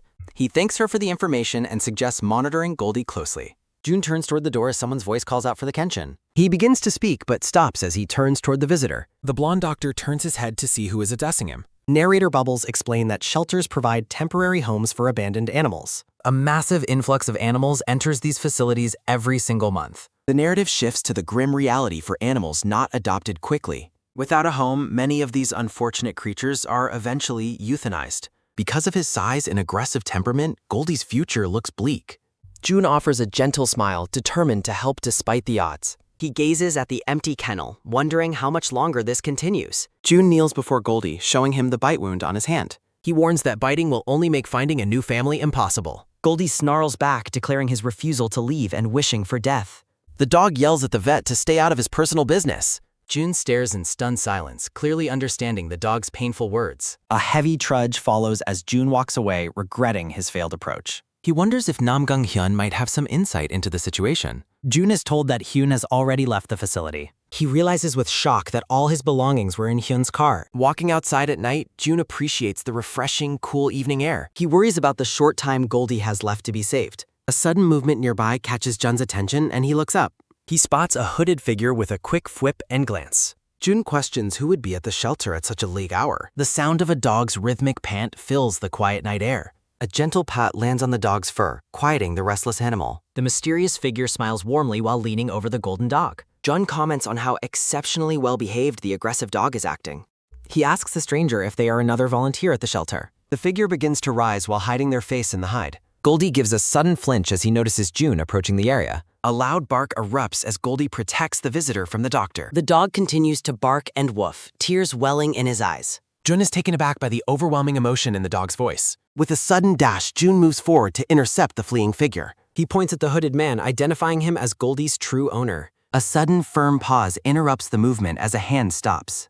June stares intently at the visitor and asks if they are the dog's true owner.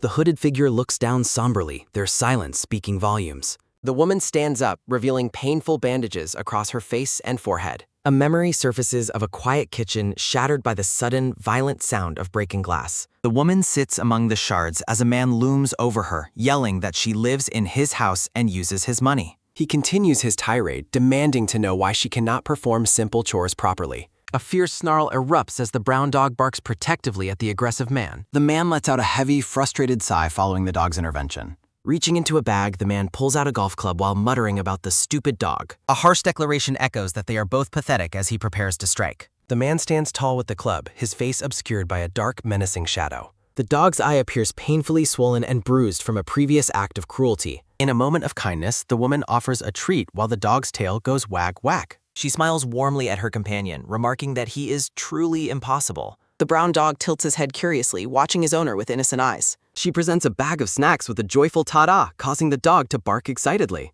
A happy nom and chomp follow as she expresses how much his appetite pleases her. The woman's expression falls into a silent, melancholic stare as the memory continues. The man suddenly grabs her arm, calling her a useless name while she begs him to stop. With a sharp yank, the man pulls her closer, his gaze filled with cold malice. He threatens to teach her a lesson as she flinches back in visible terror. A pained yelp sounds as he swings the club, shouting about her being a waste of money. A pitiful whimper and whine escape the dog as the man strikes, claiming they aren't grateful. Another yelp rings out while the man yells that things like them should just die. With a sudden dash, the woman rushes forward to grasp the injured dog and apologize repeatedly. Breathing with a ragged huff and pants, she holds the dog close while weeping bitter tears. A desperate plea for him to survive hangs in the air during the dark May. She runs barefoot into the light, carrying the dog away from their shared nightmare. Back in the present, June sits across from the woman in a quiet, sterile room. She gives a faint, tired smile despite the bandages covering her recent wounds. Looking down, she explains that running away was all she could do to protect him. June listens with a heavy heart, processing the tragic story of her and her dog. He asks with Wiping away a tear, she reveals that they have recently decided to get a divorce. She clutches her hands together and shares her plan to move back in with her parents. A vision of her return shows her kneeling before her father, seeking refuge and forgiveness. Her father welcomes her home, holding her close in a warm, supportive embrace. June notes that Goldie is still pushing everyone away as the dog mopes in his kennel. He wonders to himself if he will ever be able to change the dog's mind. A quick bow follows as June tries to reassure the woman about the dog's future. Jun promises to find him a good family while quietly acknowledging the name Lucky. The woman looks up in surprise at his sudden mention of the dog's true name. She smiles sadly and confirms that Lucky is indeed what she called him. June returns the smile, agreeing that it is a truly great and meaningful name. The woman reaches into her bag, searching for something special to leave behind. A soft rustle sounds as June watches her pull out a familiar item for the dog. She holds out a bag and asks if he can give it to Lucky one last time. Jun accepts the gift with a gentle swish, feeling the weight of their final goodbye. In the kennel, Lucky lets out a low grrr, still guarding his heart against the world. June's white shoe steps forward as a sudden creak and bark echo. Jun enters the kennel area while the brown dog continues to bark. The dog woof woofs, threatening to kill June if his mom's hurt. Lucky lets out a low growl, warning the vet to stay away. June somberly informs Lucky that his owner will not be returning anymore. With a pained howl and bark, Lucky asks why she was so injured. June realizes the dog stayed behind solely out of concern for his mom. A heavy, contemplative silence hangs between the blonde man and the dog. Lucky reveals his mom sent him away for safety but got hurt visiting. He remembers her smiling through bandages, never complaining about her own pain. Lucky growls with fierce determination, vowing to return and protect her himself. Jun clarifies that his mom is finally leaving the abusive household for good. He gently explains she is moving away to find safety and peace. June looks down quietly, letting the hopeful news sink in for Lucky. Stunned, the brown dog looks up as the weight of his burden lifts. He asks with a soft gaze if she will finally be happy now. Lucky decides that her happiness is all he truly needs to hear. June stares in awe at the dog's incredibly selfless and noble heart. The blonde doctor turns his back, his mind set on a new goal. A sudden rustle sounds from a bag filled with various dog snacks. June kneels and offers the bag, promising to get the dog anything. Lucky pauses, looking at the kind vet with newfound quiet trust. June asks if there is anything specific the dog wants to eat. He encourages the dog to name his favorite snack for a reward. Lucky remains silent for a moment, carefully considering his special request. The dog asks for something long and soft to eat as his treat. Back at night, the owner says she won't need the treats anymore. She sadly admits she could only ever afford these simple, cheap snacks. June listens with a surprised expression, moved by her humble devotion. He looks down at the bag of soft sticks she provided earlier. A final apologetic thought for Lucky lingers in the quiet night air. Lucky happily eats the treats in his kennel with a joyful wag-wag. He wags his tail rhythmically while the doctor watches him enjoy the sticks. June watches with a gentle, satisfied smile as the dog finally relaxes. A satisfied lick follows as the dog finally finds a moment's peace.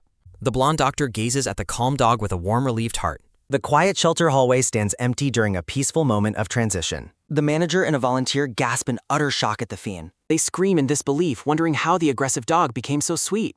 Jun laughs off the praise about his famous online reputation with animals. The manager asks with concern about the condition of the vet's hand. Jun laughs and assures her his bite wound is all better her. She turns away with a smile, relieved that Goldie has finally softened. The manager watches as the brown dog rests peacefully on the wooden floor. Jun's expression falls into somber focus as he processes a new thought. The manager's sudden question leaves the blonde doctor visibly confused and startled. June asks what she means by Goldie not being on that list. He stands in stunned silence, his mind racing to understand her words. Jin is shocked as she clarifies that Goldie was never being euthanized. He asks with wide eyes who the real victim on the list is. The manager is surprised June thought they were already acquaintances. A man in a dark suit steps out of a black limousine. He is revealed as Namgung Hyun, the CEO of Namgung Construction. Hyun presents his card and announces he will be adopting the dog. He praises Jun as extraordinary while standing in the sunny yard. June reviews the card, feeling vindicated about his judgment of people. He humbly attributes the success to the dog's true, sweet nature. Hyun smiles and offers a suggestion to the blonde veterinarian. He explains his long-held desire to found a new animal hospital. The two men stand together under a bright, clear blue sky. June is momentarily stunned and flustered by the grand proposal. He points out he already manages his own private clinic. Hyun somberly recalls his past dog, Ringo, who was often hospitalized. A memory shows Ringo looking miserable at a large university hospital. Hyun expresses his deep regret at not being able to stay by Ringo's side. He envisions a hospital where owners can stay with their pets. June considers the prospect of hospital rooms shared by families and pets. Hyun confirms he wants to create a large, comfortable facility. He details plans for a rehabilitation center and 24-hour emergency operations. June imagines specialized rehab centers for dogs of various sizes. The blonde doctor smiles as he catches on to the man's vision. He suggests adding support for families who cannot afford treatment. June is overcome with excitement by the potential for good work. Hyun watches Jun with a curious and intrigued expression. He readily agrees with Jun's charitable additions to the plan. Hyun mentions he was already seeking investors for this hospital project. Jun brightly offers his help to bring the vision to life. Hyun is genuinely surprised and pleased by the vet's enthusiastic support. Jun promises to introduce Hyun to experienced hospital management experts. He gives a knowing smile, keeping his specific connections a secret. The scene shifts to the kennel hallway during a quiet lunch. Jun praises Lucky's good behavior while giving him a worn pat. He tells the dog there is someone special for him to meet.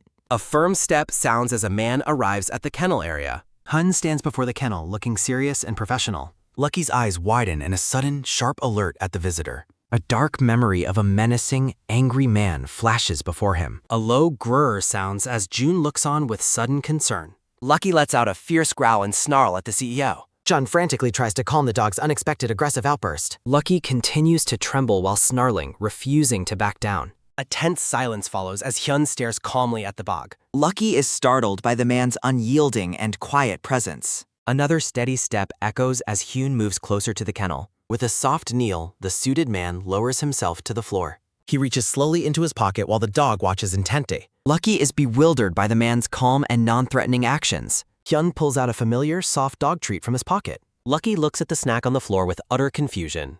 Hyun watches the dog with a confident and knowing smile. The director mentions that Dr. Lee told him a great deal about the dog. June notes it is only natural for the dog to feel scared of him. The tan dog looks up with a wide-eyed and surprised expression. The director kneels down and offers the dog a small rectangular treat. A memory features a smiling woman offering a treat with a wish for good fortune. The dog stares in complete disbelief as its eyes widen with shock. A sudden step sounding as the dog's paw moves forward across the floor. The dog lunges forward, burying its face into the director's chest. Jun stands in the background watching the emotional reunion with surprise. A close-up reveals Jin's gentle and relieved smile as he watches them. The dog sheds a single tear while leaning its head against the man. A sudden pat sounding, the director comforts the crying dog with a smile. The director pulls the dog into a tight and warm embrace. Jun returns to the hospital, announcing his arrival and calling out for Silver. Jun walks through the hallway, wondering if the cat is still sleeping. Jun stops abruptly as he notices a dark circular shadow on the floor. A sudden doom-sounding, Manager Jang appears right behind the startled veterinarian. Jun jumps back in shock, shouting out Manager Jang's name in Sakras. Manager Jang explains he stayed because Silver kept trying to escape. Manager Jang mentions calling many times while Jun reaches for his device. The phone screen displays 15 missed calls and several urgent text messages. Jun is horrified to realize his phone was on silent the entire time. Jun repeatedly apologizes to Manager Jang while asking where Silver is well. Manager Jang gestures toward a corner where the cat is hiding. Silver, the long-haired cat, peeks cautiously from behind a wall.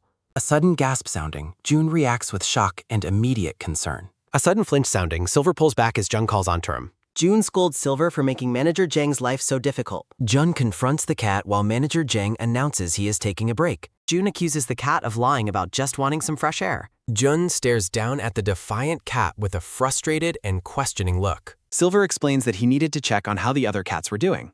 Jun listens to the cat's explanation with a somber and curious expression. A sudden nod sounding, Silver confirms his concern for the park pats. A sudden snore sounding, Jun notices Manager Jang asleep on a bench nearby. Silver is startled as Jin's intense expression suddenly begins to soften. June looks down at the cat with a warm and understanding smile. The scene transitions to a beautiful, sunlit park filled with lush green trees. A sudden Z sounding, the orange cat sleeps peacefully in the grass. The park cats celebrate, announcing that their boss has finally returned. Silver greets the orange cat, asking if everyone is feeling better now. Silver expresses his gratitude for the cat taking over as leader during his absence. A sudden sob sounding, Orange reacts with intense, tearful joy. Orange clings tightly to Silver's leg while crying loudly about his return. The white and orange cat clarifies that he is not actually the boss. He asks Orange if he has been dreaming about Silver again. He questions if something specific happened to make the cat so upset. Orange admits that he could sense Silver's familiar scent in the air today. The two cats are incredibly impressed by the accuracy of the sense. Jin arrives with Silver, praising the orange cat's sharp and incredible senses. The orange cat is deeply moved as he recognizes a familiar voice. Her attention is caught by a sudden, soft step sounding. Silver steps out of the carrier and cheerfully announces his arrival. Orange and the white and orange cat are struck by immediate wide-eyed shock. Two cats peek from the roof, recognizing their boss with a sudden, curious peek sounding. The park cats erupt into cheers, crying out that they missed their boss with a loud, joyful meow sounding. A cat asks how his leg is, and Silver happily explains he can walk now. The cats fuss over Silver's weight and legs with a sudden, quick push and press sounding. Silver calls for order, telling the group that they have done enough for now. Silver is overwhelmed by the cat's affection, while Orange watches from a distance. Orange tells the others that the boss hasn't fully recovered and they must be careful. Silver stands stoically as a cat moves back with a sudden slate slip and pout sounding. June watches as the cats apologize to their boss with a sudden rhythmic step sounding. Jun laughs and offers a container of tasty food for the cats to share. The cats are thrilled to hear their boss likes the food with a sudden, high-pitched squeal sounding. Jun presents 3 bowls of chicken with a sudden, triumphant ta-da sounding. June tells them not to fight while the cats watch with a sudden, intense stare sounding. June asks Silver why he isn't eating along with the other cats. Jun mentions it is his favorite boiled chicken while Silver watches with a sudden, quiet gaze sounding. Mackerel and Orange politely insist on the other taking the first bite of food. 2 other cats kindly argue over who should eat first based on their size. Silver watches his group with a satisfied and prideful expression. June asks if he is returning to the hospital, and he confirms it must open soon. Silver tells Orange not to worry because he is almost fully retired. Orange looks at Silver and asks when he will finally return to the park. Silver stuns Jun and the cats by declaring that he will not be coming back. Silver announces his intention to live with the veterinarian from now on. The cats are devastated and desperately ask if they have done something wrong. Silver reassures his former group that they are not to blame. Silver explains that seeing Orange made him realize something important. He notes that the cats have all grown and become considerate of one another. A memory shows the cats happily playing and getting along together in the park. The cats look up at their former leader with expressions of deep respect. Silver steps forward, praising Orange's immense contribution with a sudden, firm step sounding. Silver tells Orange that he has decided to give him a new responsibility.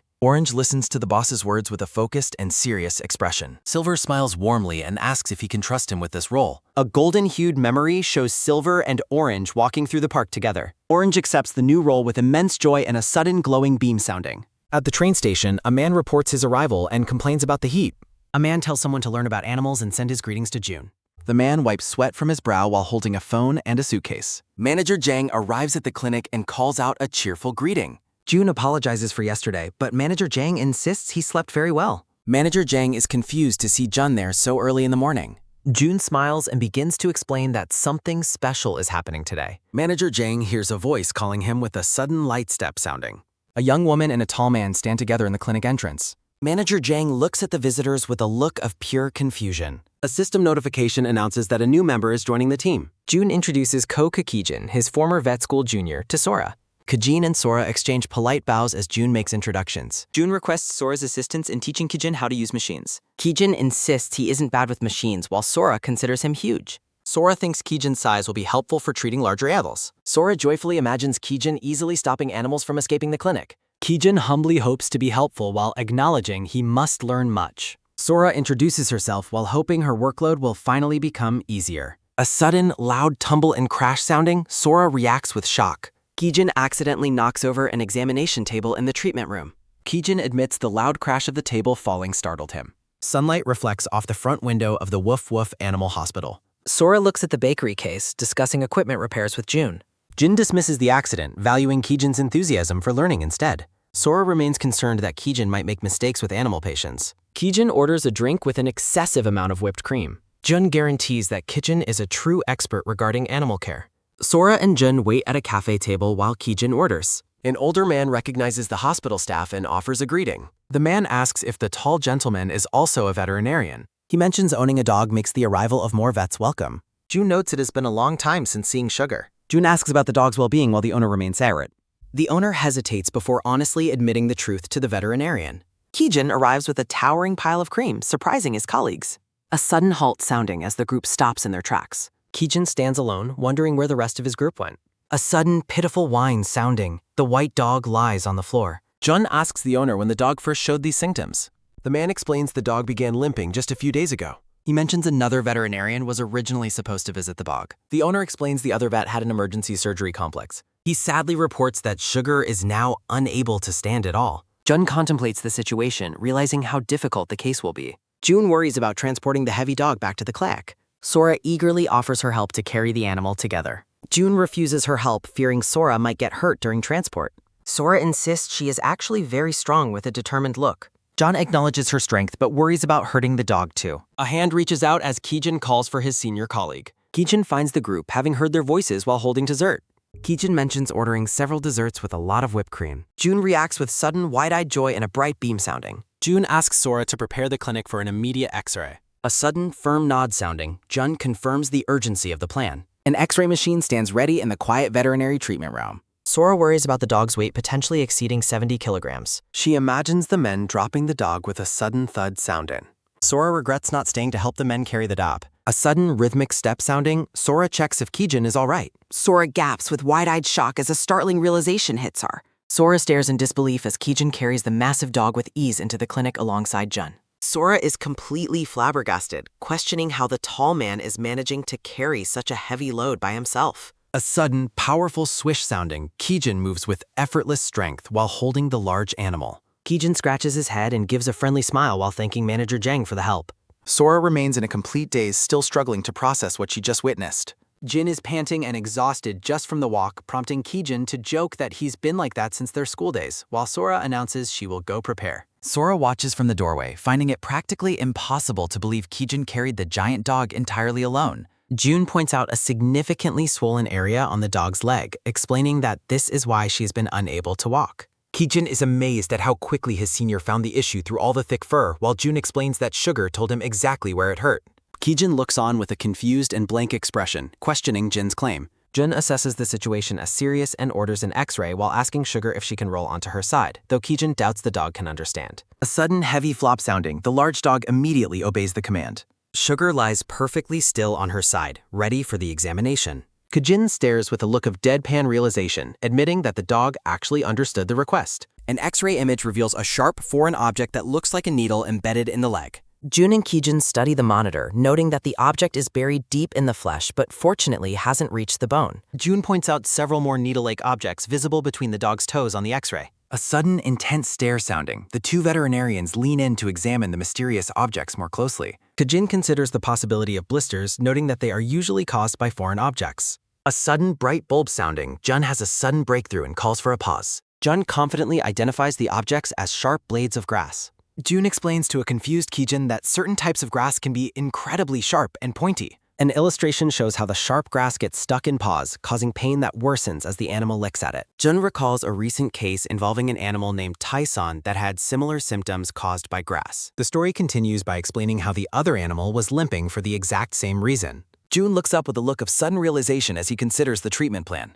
Jin asks Kijin how he managed to treat such injuries after surgery while working on a farm. Kijin explains that farm work is too busy for complex surgery, so he simply used local anesthetic to remove the grass. When asked about the post-op care, Kijin reveals he used an antibiotic spray called Alu-spray to dress the wounds. He explains that spraying the wound keeps water out and works wonders for cattle. Jun agrees that this simplified method might actually be the best option for treating the difficult foot area. Jun decides to perform surgery on the damaged muscles while utilizing Kijin's spray method for the foot, much to Kijin's approval. Jun looks over with a determined and focused gaze. A sudden, pitiful tremble and shake sounding, Sugar whimpers in fear. A sudden, gentle pot sounding, a hand reaches out to comfort the frightened animal. Jun smiles warmly at the dog, promising to make her all better and telling her she can trust him. Kijin watches from a distance, noting how much pain the poor animal must have been in. Kijin looks at Jun with a soft, admiring smile, thinking fondly of his senior. Kijin leans over the dog, noting that Jun's love for animals is truly incomparable. Kijin asks about the owner's consent for the operation, but Jun recalls the man begging for help and giving him full authority. A glowing sign indicates that the operation is currently in progress. Kijin is stunned by how much faster Jun has become at operating since they last worked together. Jun pauses for a moment as he prepares to answer the question.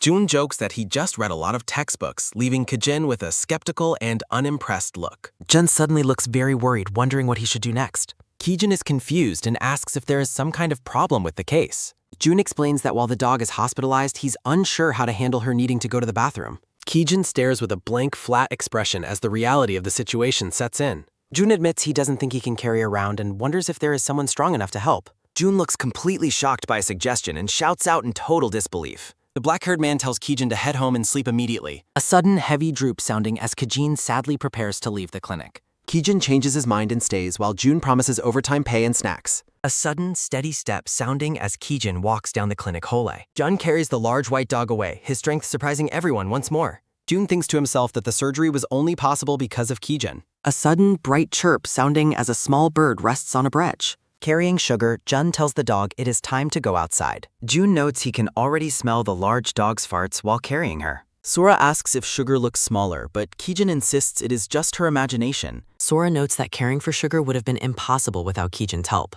Sora watches with a warm, gentle smile as the team works together smoothly. A sudden, clear jingle sounding as the clinic's front doorbell rings out. The staff look toward the door as someone asks how they have been. Sugar's owner enters the clinic, immediately asking about the well-being of his dog. A sudden magical glisten sounding as June tastes the delicious strawberry cake treats. Jun stuffs himself with cake while the owner and Kijin watch her. A sudden rhythmic nom sounding as June chews and the owner praises his dedication. A sudden soft pat sounding as June comforts the dog with a gentle touch. A sudden wet lick sounding as Sugar shows affection by licking a hand. The owner looks on with a peaceful and deeply content expression of joy. June is surprised to see Sugar licking hands, asking if this is normal behavior.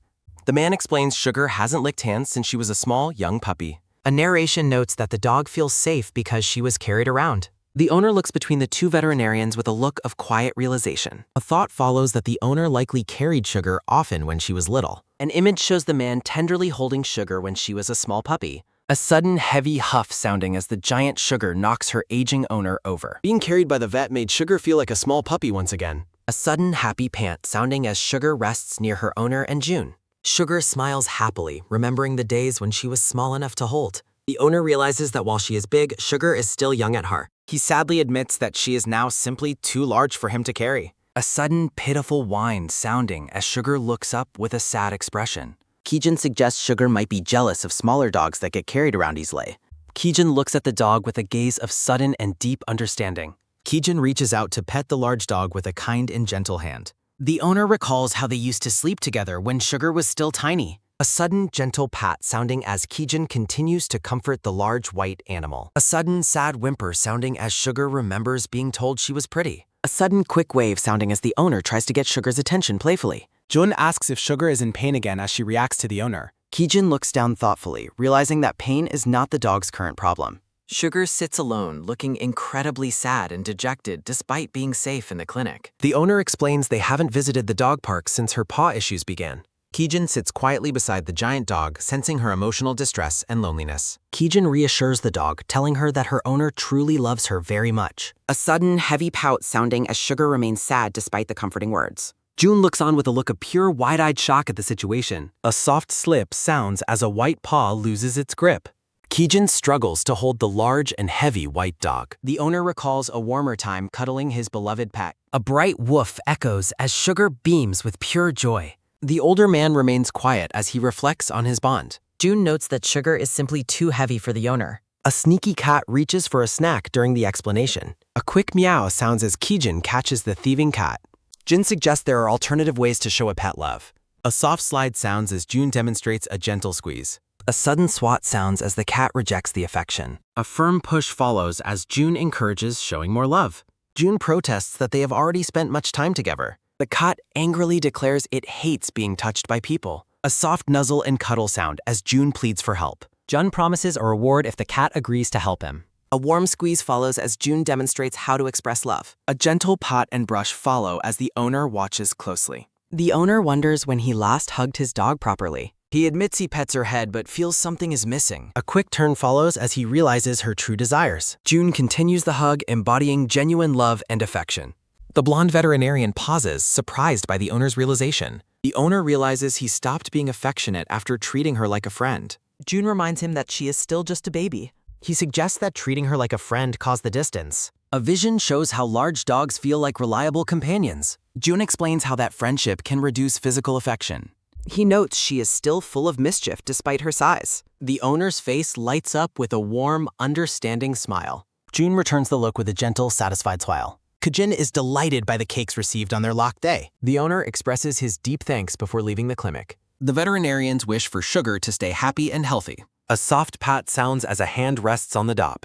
Kijin looks down with a sudden, surprised expression. A firm press sounds as a paw touches his leg. Kijin invites the affectionate white dog to follow him. June notes with a smile that Sugar truly likes Kijin. The dark-haired doctor stares forward with an unusually serious gaze. A confident grin slowly spreads across Kijin's face. Kijin laughs loudly about his incredible popularity with animals. He worries that all the large animals are missing him. A soft trickle sounds as Kijin wipes away a mistake tear. A playful scamper sounds as dogs run through the lobby. A sudden bump and tumble sound as a dog falls. The small fluffy dog looks dizzy and confused on the floor. A dark loom sounds as Kijin stands over the dog. A soft quiver and tremble sound as the dog fears Kijin. A series of loud woofs erupts from the startled animal. With the tabby cat perched on his shoulder, June stares ahead while Sora looks on in surprise. A sudden, frantic flail and struggle sounding, Kijin tries to help a white cat that is screaming for help and fearing it will be eaten. Kijin warns the cat to stay still so he can examine it, but he is interrupted by a sudden, sharp kick sounding right to his face. A sudden, painful throb sounding, a red paw print is left prominently on the man's cheek. Kijin brushes off the injury with a laugh, telling a concerned Jun that the strike was nothing at all. A close-up shows a determined and friendly smile. A loud shout rings out, calling for all the little pups to come closer. Kijin stands with open arms, but a sudden, panicked flee and sprint sounding occurs as the dogs run away in total terror. A sudden, lonely chirp sounding, Kijin stands in a daze as a single leaf drifts past him in the empty hallway. Kijin laments that he isn't suited for small animals, but June reassures him by noting how much the dog's sugar left him. Jun and the tabby cat on his shoulder both wear a look of blank, silent confusion. June wonders what is going on as they both stare intently at something off camera. A sudden, rhythmic tap sounding, a ginger and white cat paws at the glass from outside the clinic. June watches from the doorway as the ginger cat sits near a metal gate, looking distressed. June approaches the animal and asks why it has come to the clinic. The ginger cat looks up with a sudden, pitiful, teary expression, reporting that something terrible has happened to a cat named Spotty. The cat explains that Spotty is trapped under a massive boulder and is completely unable to move. Jin is visibly shocked by the news, asking the cat to clarify what it means by being trapped. A sudden, loud sob sounding, the ginger cat breaks down in tears while trying to explain that they were just passing by when it happened. The tabby cat on Jun's shoulder looks on with a bead of sweat and a very worried expression. A sudden, firm nod sounding, the tabby cat calls out for the vet while June confirms he is ready to help. Sora blocks the way with a stern look, telling the men that they absolutely cannot leave. She points out that the clinic will be busy soon and demands to know why June needs to take Kijin with him. June clasps his hands together and pleads with Sora, begging for her permission just this one time. A sudden, heavy drop sounding as Sora relents, prompted by Jun addressing her as Manager Jang. June tells the brown-haired woman that he knows she cares for animals just as much as they do. He promises that he only needs a moment to check on the welfare of the cats. June looks down with a sad gaze, asking Sora if she isn't worried about the animals being exposed to constant danger. Sora counters by asking if he ever worries about her, since she is the one who has to manage the consequences of his impulsive actions. June and Kijin stand side by side with solemn expressions, feeling guilty under Sora's gaze. A sudden, bright ding-a-ling sounding as a bell rings out against a clear, sunny sky. The two men and the tabby cat race toward the scene of the accident while Sora follows behind with a pole. A sudden, horrified gasp sounding, Jin stares in disbelief at the wreckage. The team arrives at a pile of collapsed furniture and old clocks, wondering how such a mess could have happened. A sudden, steady step sounding, Kijin questions why a cat would have crawled into such a dangerous pile of debris. June explains that cats naturally seek out small spaces, and Spotty likely thought the furniture was a cozy hiding spot. A close-up reveals the tabby cat's intense, wide-eyed stare as it focuses on the rubble. June rolls up his sleeves with a determined look, stating that he needs to move all the furniture to reach the trapped animal. The tabby cat looks on with a look of pure, wide-eyed shock at June's resolve. June gazes forward with a calm and confident expression. June closes his eyes for a moment, appearing peaceful and focused before starting the heavy work. Kijin suggests calling emergency services for help, but June decides he will try to handle the situation himself. Standing in a deserted alleyway, Sora looks around in confusion, wondering where the two men disappeared to. A sudden, angry pant and huff sounding, Sora grips her pole tightly and calls the two of them total imbeciles. June repeats his belief that Sora truly loves animals as much as anyone else on the team. Sora remains silent, her face shadowed with a mixture of annoyance and realization. A narration notes that whenever June leaves the clinic like this, he always returns with an injured animal in tow. June looks over his shoulder with a warm, gentle smile. Sora realizes that because of his kind nature, she simply cannot bring herself to stop him from helping. Kijin rubs his head with a silly smile while Sora seethes in the foreground, exhausted by their dumb antics. Sora Brownhair is incredibly worried about Jun taking Kijin alarm. She fears that while Kijin rescues animals, they could end up dying. Her attention is caught by a sudden rhythmic clatter and clunk sounding. Sora looks around as she hears a sudden metallic rattle sounding. Kijin Blackhair discovers the reason why the heavy furniture fell over. Kijin suggests they lift the fallen furniture pieces upright one by one. Touching the wood, he warns the others to maintain their distance. A sudden strained hoist sounding as Kijin reveals a trapped, scarred cat. Kijin decides to move everything while Jun praises his incredible strength. The scarred cat whimpers in pain while pinned beneath the heavy wreckage. June Blonde Hair calls out to reassure the cat that help arise. June holds multiple cats while observing the rescue efforts with wide eyes. The large tabby cat looks on with an intense and serious expression. A narration notes that this is the second time treating a stray. The narrator admits that seeing the new cat reminds them constantly of Silver. Sora recalls that the scarred cat was the very first stray they treated. Sora explains the cat is recovering well while living his life with Jun. Kijin asks manager Sora who she is speaking to at the moment. The scarred cat Shady looks up with a cheerful and content expression. Sora looks at a photo and asks if the cat fully recovered.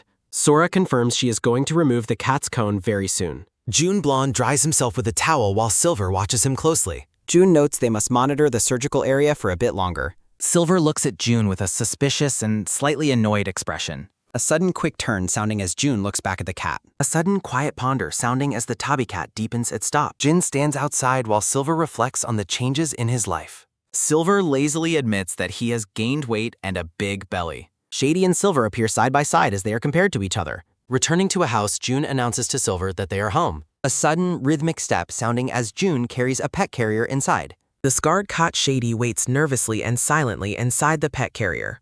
A narration notes that human homes aren't very different from animal habitats. June walks into the house while carrying Silver across his back. A narration notes a familiar scent has filled the current room's air. A sudden magical poof sounding as Shady recognizes Silver's intimidating presence. A sudden sharp flinch sounding as Shady reacts to a welcoming voice. June introduces Shady as a new friend and asks Silver to behave. A sudden frantic shake sounding as Shady recognizes the boss of the house. A sudden quick zip sounding as June begins to unfasten the carrier. A sudden heavy gulp sounding as Shady tries to think happy thoughts. June introduces the tabby as Silver, mentioning his original name was Silver Rain. Shady stares at the tabby cat in total and absolute silent shock. A sudden loud meow and hiss sounding from inside the dark house. Jin is horrified by the immediate and aggressive confrontation between the cats.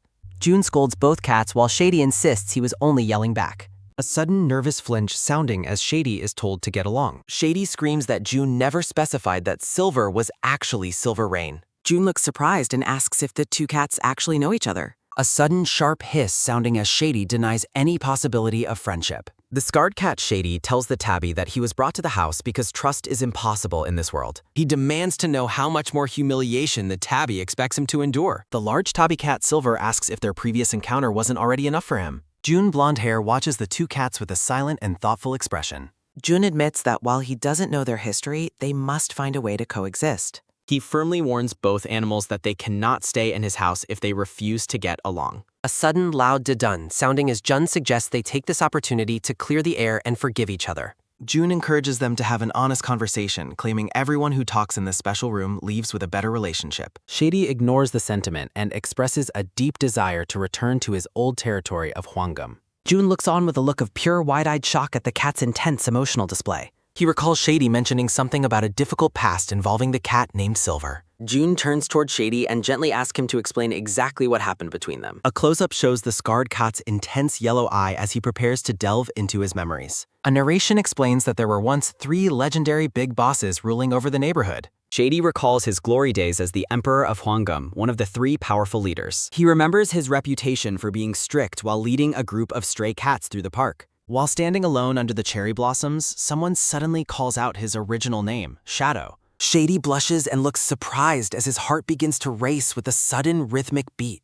A soft voice greets him warmly, noting how long it has been since they last saw each other. A beautiful white cat with heterochromia, 1 yellow eye, 1 blue eye, and a red bow smiles at him. A narration reflects on the magical moment when Shady felt that love had finally found its way to him. Silver interrupts the story to ask what this has to do with him, prompting Shady to yell at him to shut up. Shady remembers a fine spring day when he finally gathered the courage to confess his love to her. The white cat apologizes, revealing she already has someone else in her heart. Shady asks who it is. She blushes and prepares to reveal the identity of the cat she truly loves. She reveals that her heart belongs to Silver Rain, the boss of Evergreen Park. The tabby cat Silver looks on with a look of blank, silent confusion at the revelation. June asks if that rejection was the source of the deep humiliation Shady had been talking about. A sudden sharp hiss sounding as Shady confirms the white cat preferred big and fluffy cats exactly like Silver. Shady screams that she dislikes short-haired cats like him and laments that Silver would never understand such immediate rejection. June is visibly horrified by the dramatic feline love triangle, covering his mouth in total shock. A sudden nervous tremble and shake sounding as Silver's paws vibrate against the blue cushion. Silver erupts in anger, shouting about how hard his own life has been after June scolds him for being on the cushion. A sudden angry snarl and yowl sounding as the two cats brawl while June tries to keep Silver's claws and teeth away. A sudden, rough shove and push sounding as June asks Shady to reveal the real story behind his eye injury. Shady insists his wound is an honorable battle scar, but Silver mocks him by asking if it's related to a cat named Gray. A flashback reveals Shady actually injured himself while clumsily falling off a fence during what he calls training. Silver remains furious and tells the blonde man that he has absolutely no intention of living with Shady. June looks stressed as Shady retaliates by saying he hates Silver too and calls him an annoying brat.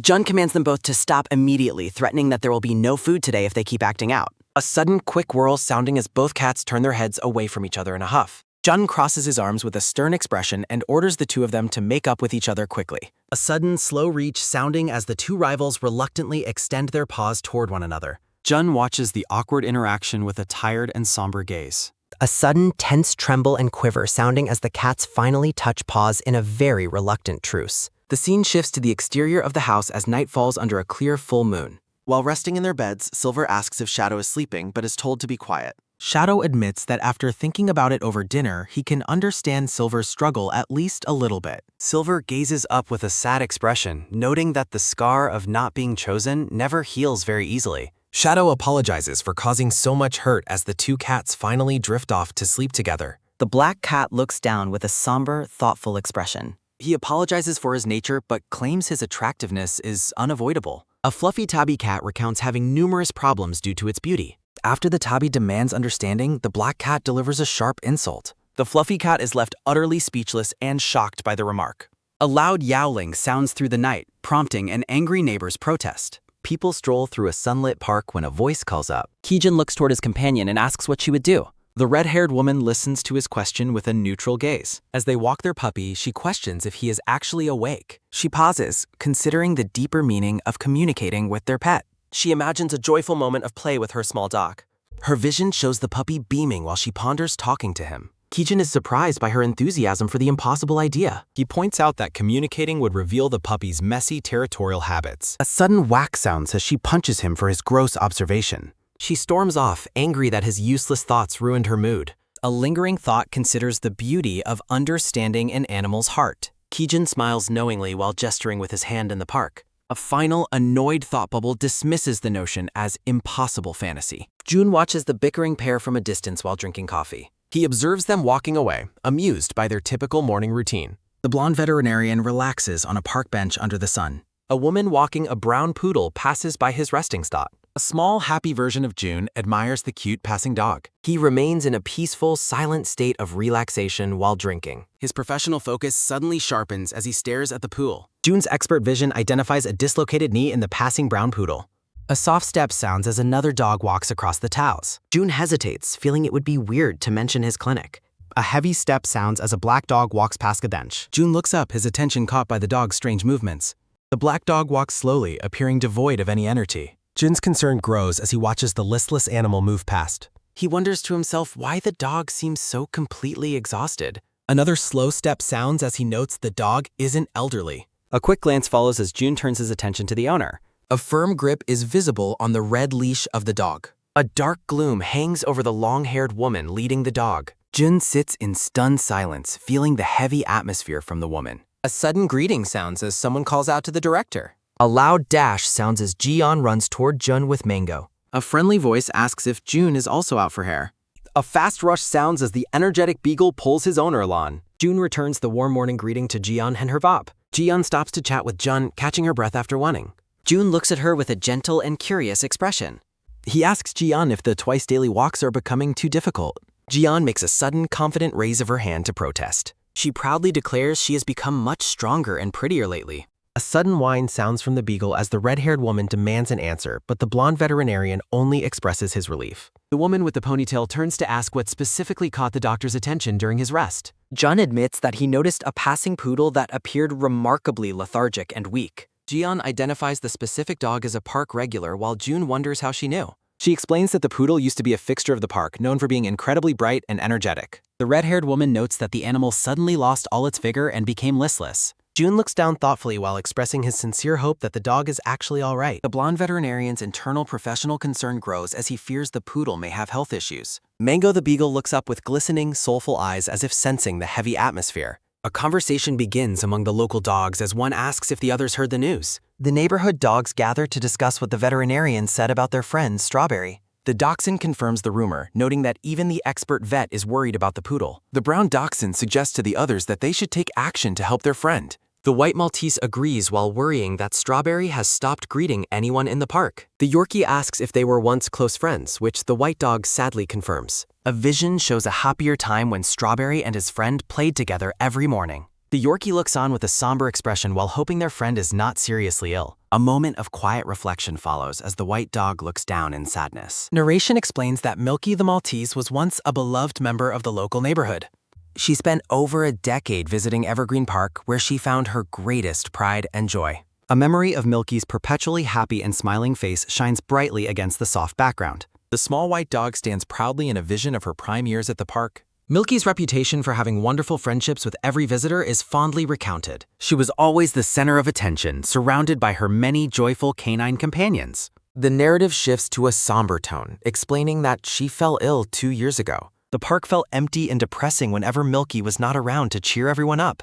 A memory shows Strawberry looking listless even when Milky was still present and active. Milky's owner explains that the dog insisted on visiting the park despite her failing health. A soft plea sounds as the owner supports the frail white dog on the pavement. Milky asks her friends for a favor, explaining that she must speak now while she still can.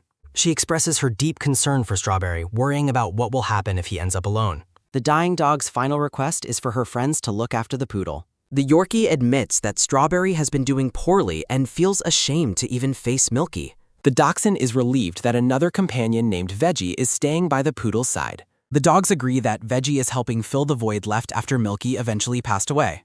A lingering question remains about why Strawberry continues to be so completely devoid of energy. The white dog looks toward the path with a gaze full of worry and sympathy. A heavy step sounds as a pair of tired paws move slowly across the tiles. Multiple steps echo as the listless poodle walks past his friends without a single glance. The small Yorkie reacts with sudden shock as she watches her friend's pathetic state. Strawberry continues his slow walk, appearing completely disconnected from everything around him. A soft whine and whimper sound as the long-haired woman leads her listless poodle through the park. A quick glance from the owner reveals a face full of guilt and deep hidden sorrow. A vision shows 3 happy friends, suggesting a connection to Strawberry and Milky's past. The woman with the dark blue hair closes her eyes, struggling with her inner turmoil. A man with glasses greets the woman enthusiastically, noting how long it has been since they last met. The Yorkie approaches Strawberry and asks if he is feeling sick or if something is wrong. The dachshund and Maltese join in, telling the poodle how much everyone has been worrying. A slow nod is the only response Strawberry gives before turning away again.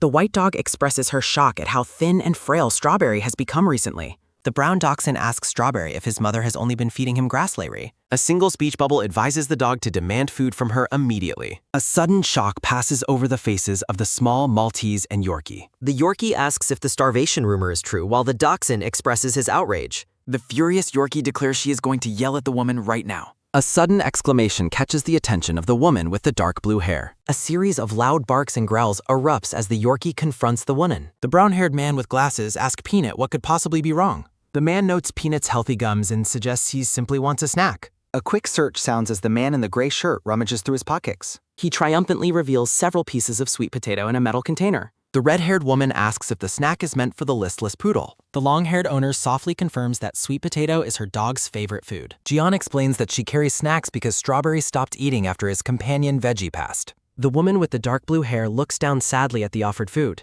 The group watches the interaction with a mix of curiosity and concern. A series of satisfied eating sounds echo through the peaceful afternoon park. While eating, the Maltese asks how the Yorkie convinced the humans to give them food. A soft motion sounds as the owner reaches out to offer Strawberry a snack. The gray poodle remains listless and sad despite the delicious treat before him.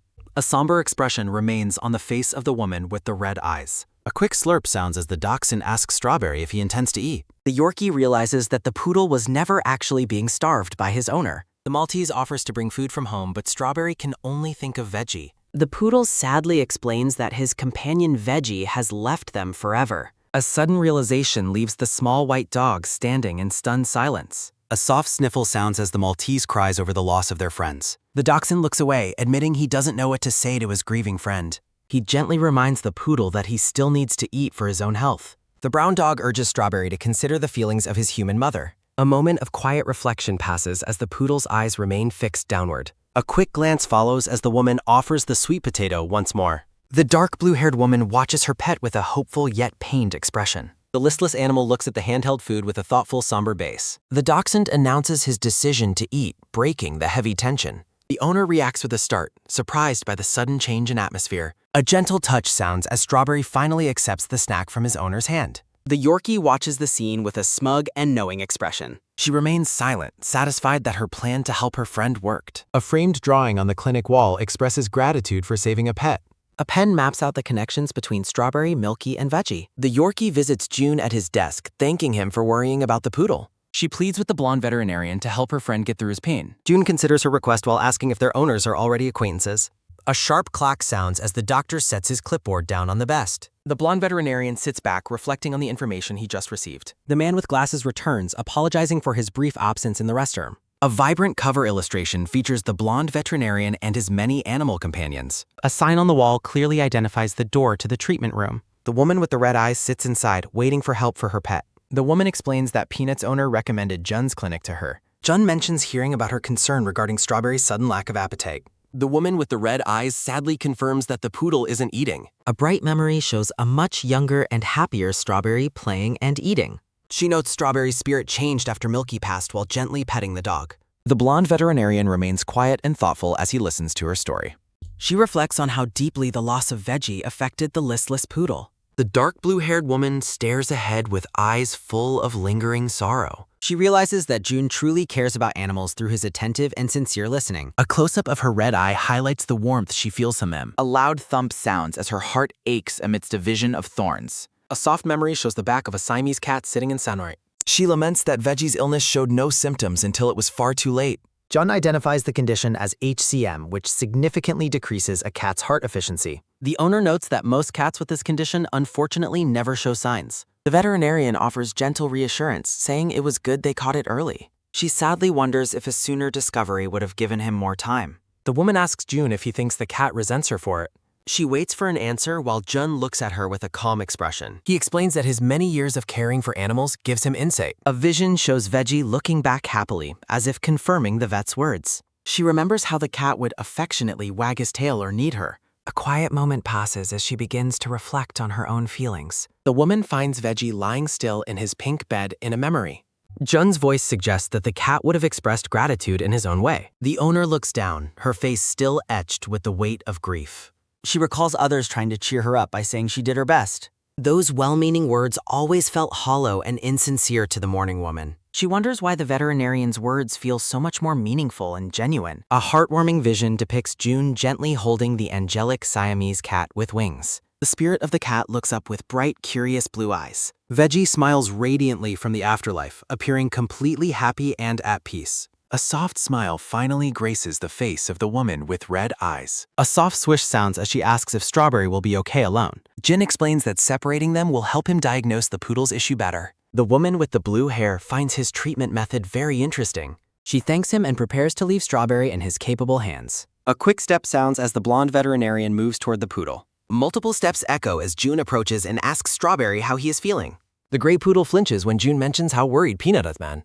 June crouches down, realizing that Strawberry is actually paying attention to his words. A sudden perk follows as June mentions the rumor about the dog eating grass. The shocked poodle looks up and asks how the veterinarian could possibly know. June smiles warmly while revealing that Peanut was the one who told him. He gently encourages the listless dog to share what is on his mind. A sad droop of his ears follows as Strawberry continues to struggle. The blonde veterinarian waits in silence, giving the dog space to respond.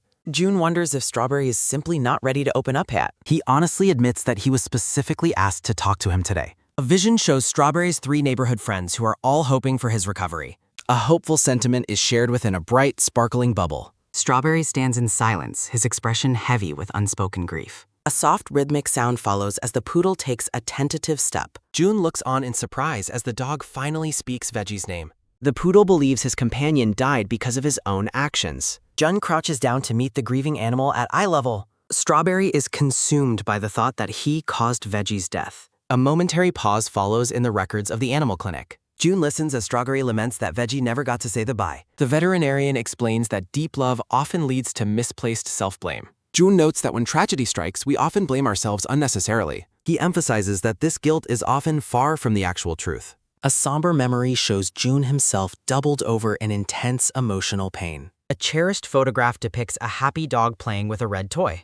June reflects on how difficult it is to erase such deep wounds. The blonde veterinarian firmly tells Strawberry that his beliefs aren't true. He clarifies that Veggie had been struggling with health issues for long. June reassures the dog that Veggie's passing was not his fault. Strawberry listens intently, his gaze fixed on the compassionate man before him. Veggie's spirit seems to echo the sentiment that Strawberry isn't to blame. A memory shows the cat gently scolding Strawberry for making a mess. A soft, comforting sound accompanies the cat's promise to do better. Strawberry admits that even when he missed Milky, Veggie stayed by him. The two companions share a tender, affectionate moment in a fond memory. The poodle reflects on how Veggie was always there by his side. A memory shows Strawberry peeking around a wall to check on Veggie. The playful poodle plans a surprise hug to scare his feline friend.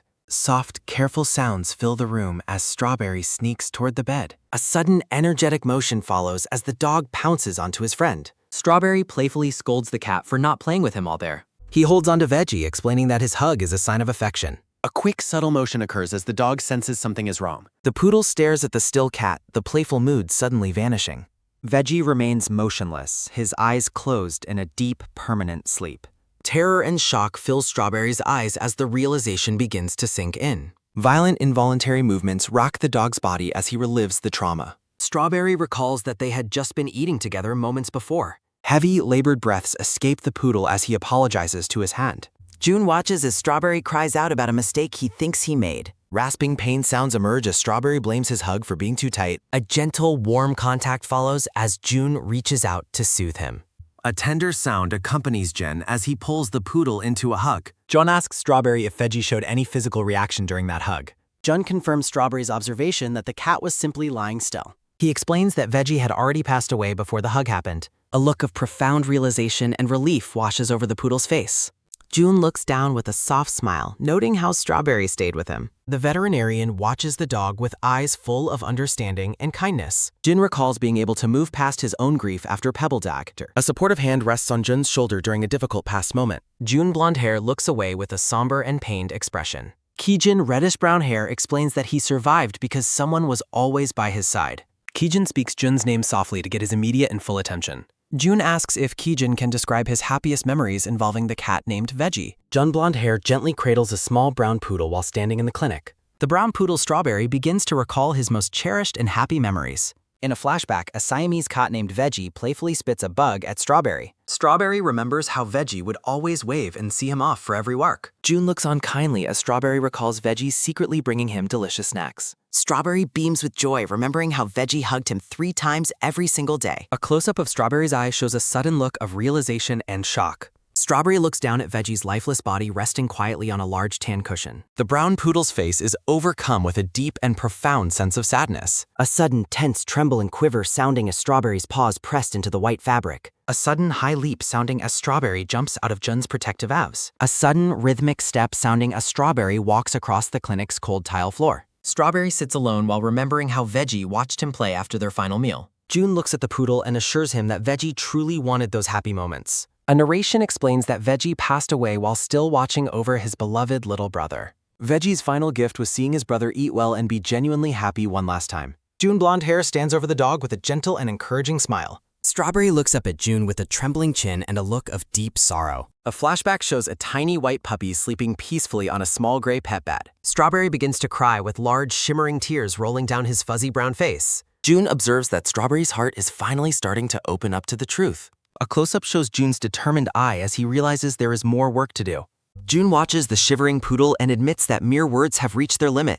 June closes his eyes, deciding there is no choice but to try a different approach. A sudden, firm pull sounding as Jun's hand reaches out to open a sliding door. A sudden, smooth slide sounding as June welcomes a visitor into the quiet room. June introduces the guest as the hospital's resident and highly respected cat expert. Strawberry stares forward with a look of pure and absolute wide-eyed astonishment. A system notification displays copyright information regarding the distribution and legal protection of the work. Jun Blonde asks the cats if they remember the poodle who loved to play. Silver Tabby Cat admits he saw the poodle often while ruling over Evergreen Park. The scarred cat Shadow notes that Strawberry visited his territory frequently but never mentioned a brother. John expresses his deep sympathy and sorrow for the tragedy that the poodle endured. June Blonde Hair looks at his 2 cats with a very serious and thoughtful gaze. He notes that the experience must have been incredibly shocking for a small dog like Strawberry. Strawberry walks past the cats in the hallway without saying a single word to anyone. A sudden sharp raise sounding as June lifts his hand to ask for a volunteer.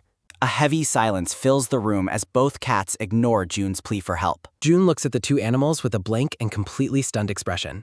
June collapses to the floor, lamenting that he spoiled the cats too much into homebodies. Silver looks at Shadow and demands to know exactly how he is supposed to help. Shadow tells Silver that since he has known the dog longer, he should go instead. A sudden quick peek sounding as June watches the two cats discuss the situation. June looks toward the cats with a pathetically teary-eyed and desperate plea for assistance. Silver looks back with a single drop of sweat, feeling the pressure of Jun's gaze. Strawberry sits alone and looks on with a silent and incredibly sad expression. Jun asks the tabby cat if he heard Strawberry's story. Silver acknowledges the passing of the poodle's older puther. He notes how much Strawberry has changed since the loss. The cat sees how much Strawberry truly loved his companion. A heavy silence follows as the poodle looks down sadly. Silver questions why he is so skinny and not eating. Strawberry weakly denies that his owner is neglecting his meals. The listless dog admits he simply lacks any appetite. Silver warns that continued refusal to eat would sadden Veggie. A sudden flinch shows how much those words affect Strawberry.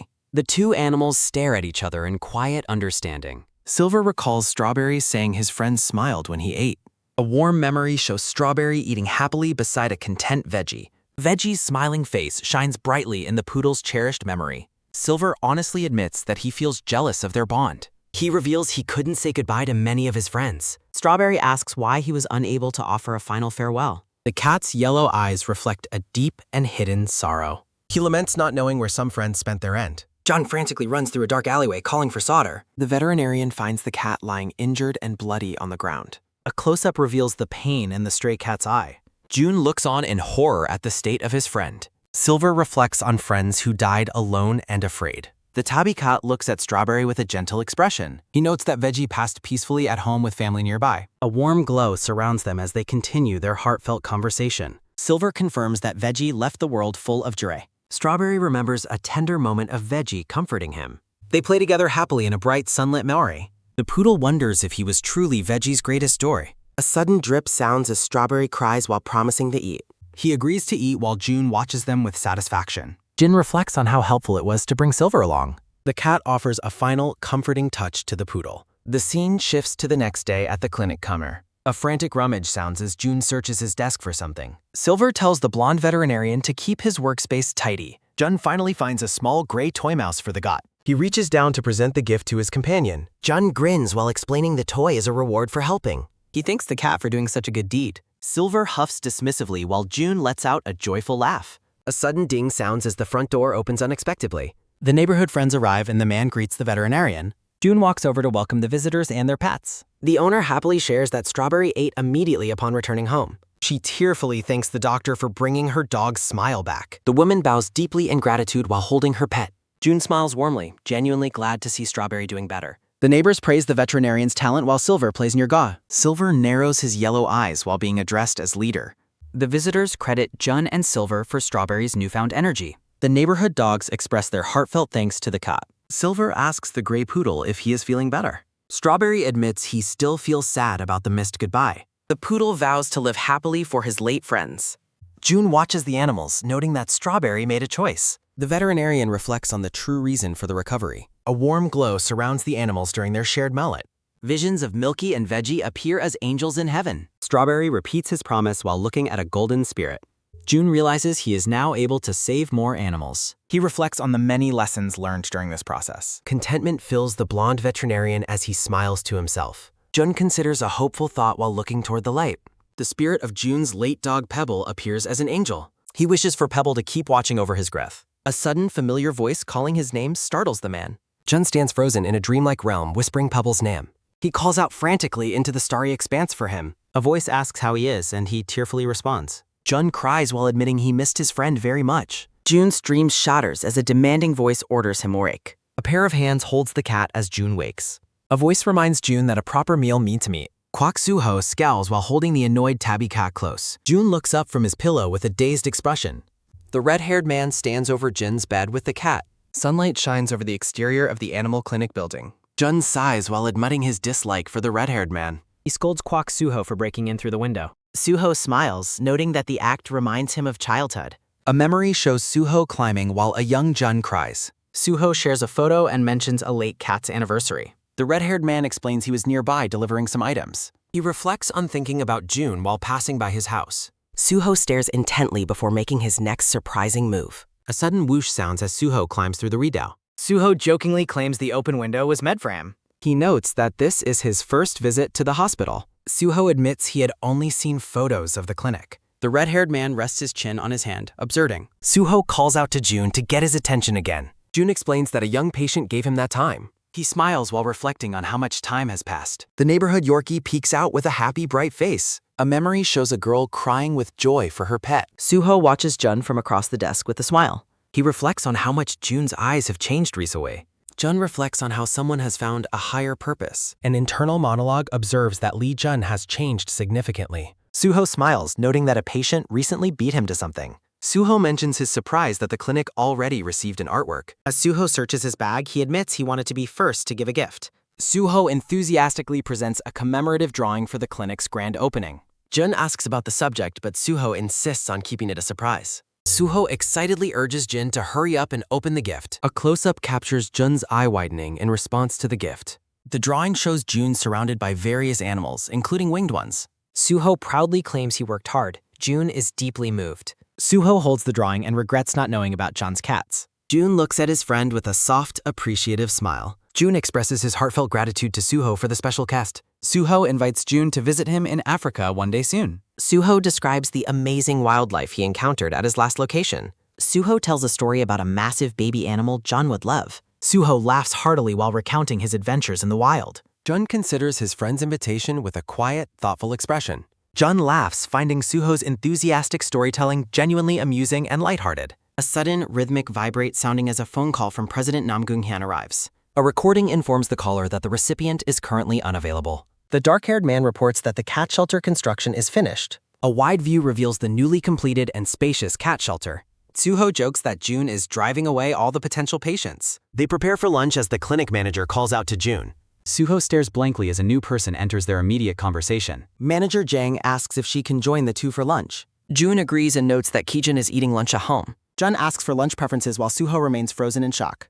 A sudden quick whoosh sounding as Suho reacts dramatically to the woman. Suho clings to Jun's arm, trembling with visible nerves and confusion. Suho screams, demanding to know the identity of the adorable woman. Suho whispers jealously that Jun never mentioned such a cute coworker. June scolds Suho for being unable to talk to women properly. A sudden, rough shove sounding as Jun looks at his delivery app. June notices 15 missed calls and texts from President Nam Gung-hyan. Jun's face pales with a sudden realization of his missed messages. A sudden, loud burst sounding as the clinic door is flung open. Jun rushes out, asking Suho to take care of Manager Jang's lunch. Manager Jang watches Jun leave while questioning Suho's identity in confusion. Suho introduces himself awkwardly to the manager in the empty hallway. The scene shifts to a serene park featuring a wooden birch. John arrives at the park and is amazed by the view. The evergreen cat shelter stands complete with various toys and houses. The dark-haired man credits his employees' great ideas for the design. He explains that cats prefer the specific types of enclosed spaces provided. Jun thanks the man profusely for the shelter's successful completion. The dark-haired man smiles back at Jun with a satisfied expression. Sunlight glints off the modern, glass-fronted cat houses in the park. The dark-haired man expresses hope for more animal-friendly spaces. June smiles warmly while reflecting on their successful project. Three feline friends stare in awe at a surprising sight. The cats admire the new shelter built just for them. June asks if the house meets their needs for safety. A memory surfaces of cats enduring a harsh, rainy storm. Jun acknowledges how much their former leaders sacrificed for them. A soft, quick swish sounds as paws tread through grass. The ginger cat sits alone in a moment of quiet. A boisterous, happy aha sounds as the cats crown their leader. June explains that their old friend has found a home. Orange reflects on the sudden weight of his new leadership. June wonders if Silver shares the same feelings of lingering regret. The blonde veterinarian proposes a celebratory retirement party for tonight. June explains the party's purpose to the curious, confused cats. He notes how Silver will finally see their improved Tom. Jun encourages the ginger cat to speak with his old friend. A heartfelt vision shows the two feline companions sharing a hug. A bright, warm beam sounds as the ginger cat smiles broadly. Suho questions Jun's dedication to working so late after hours.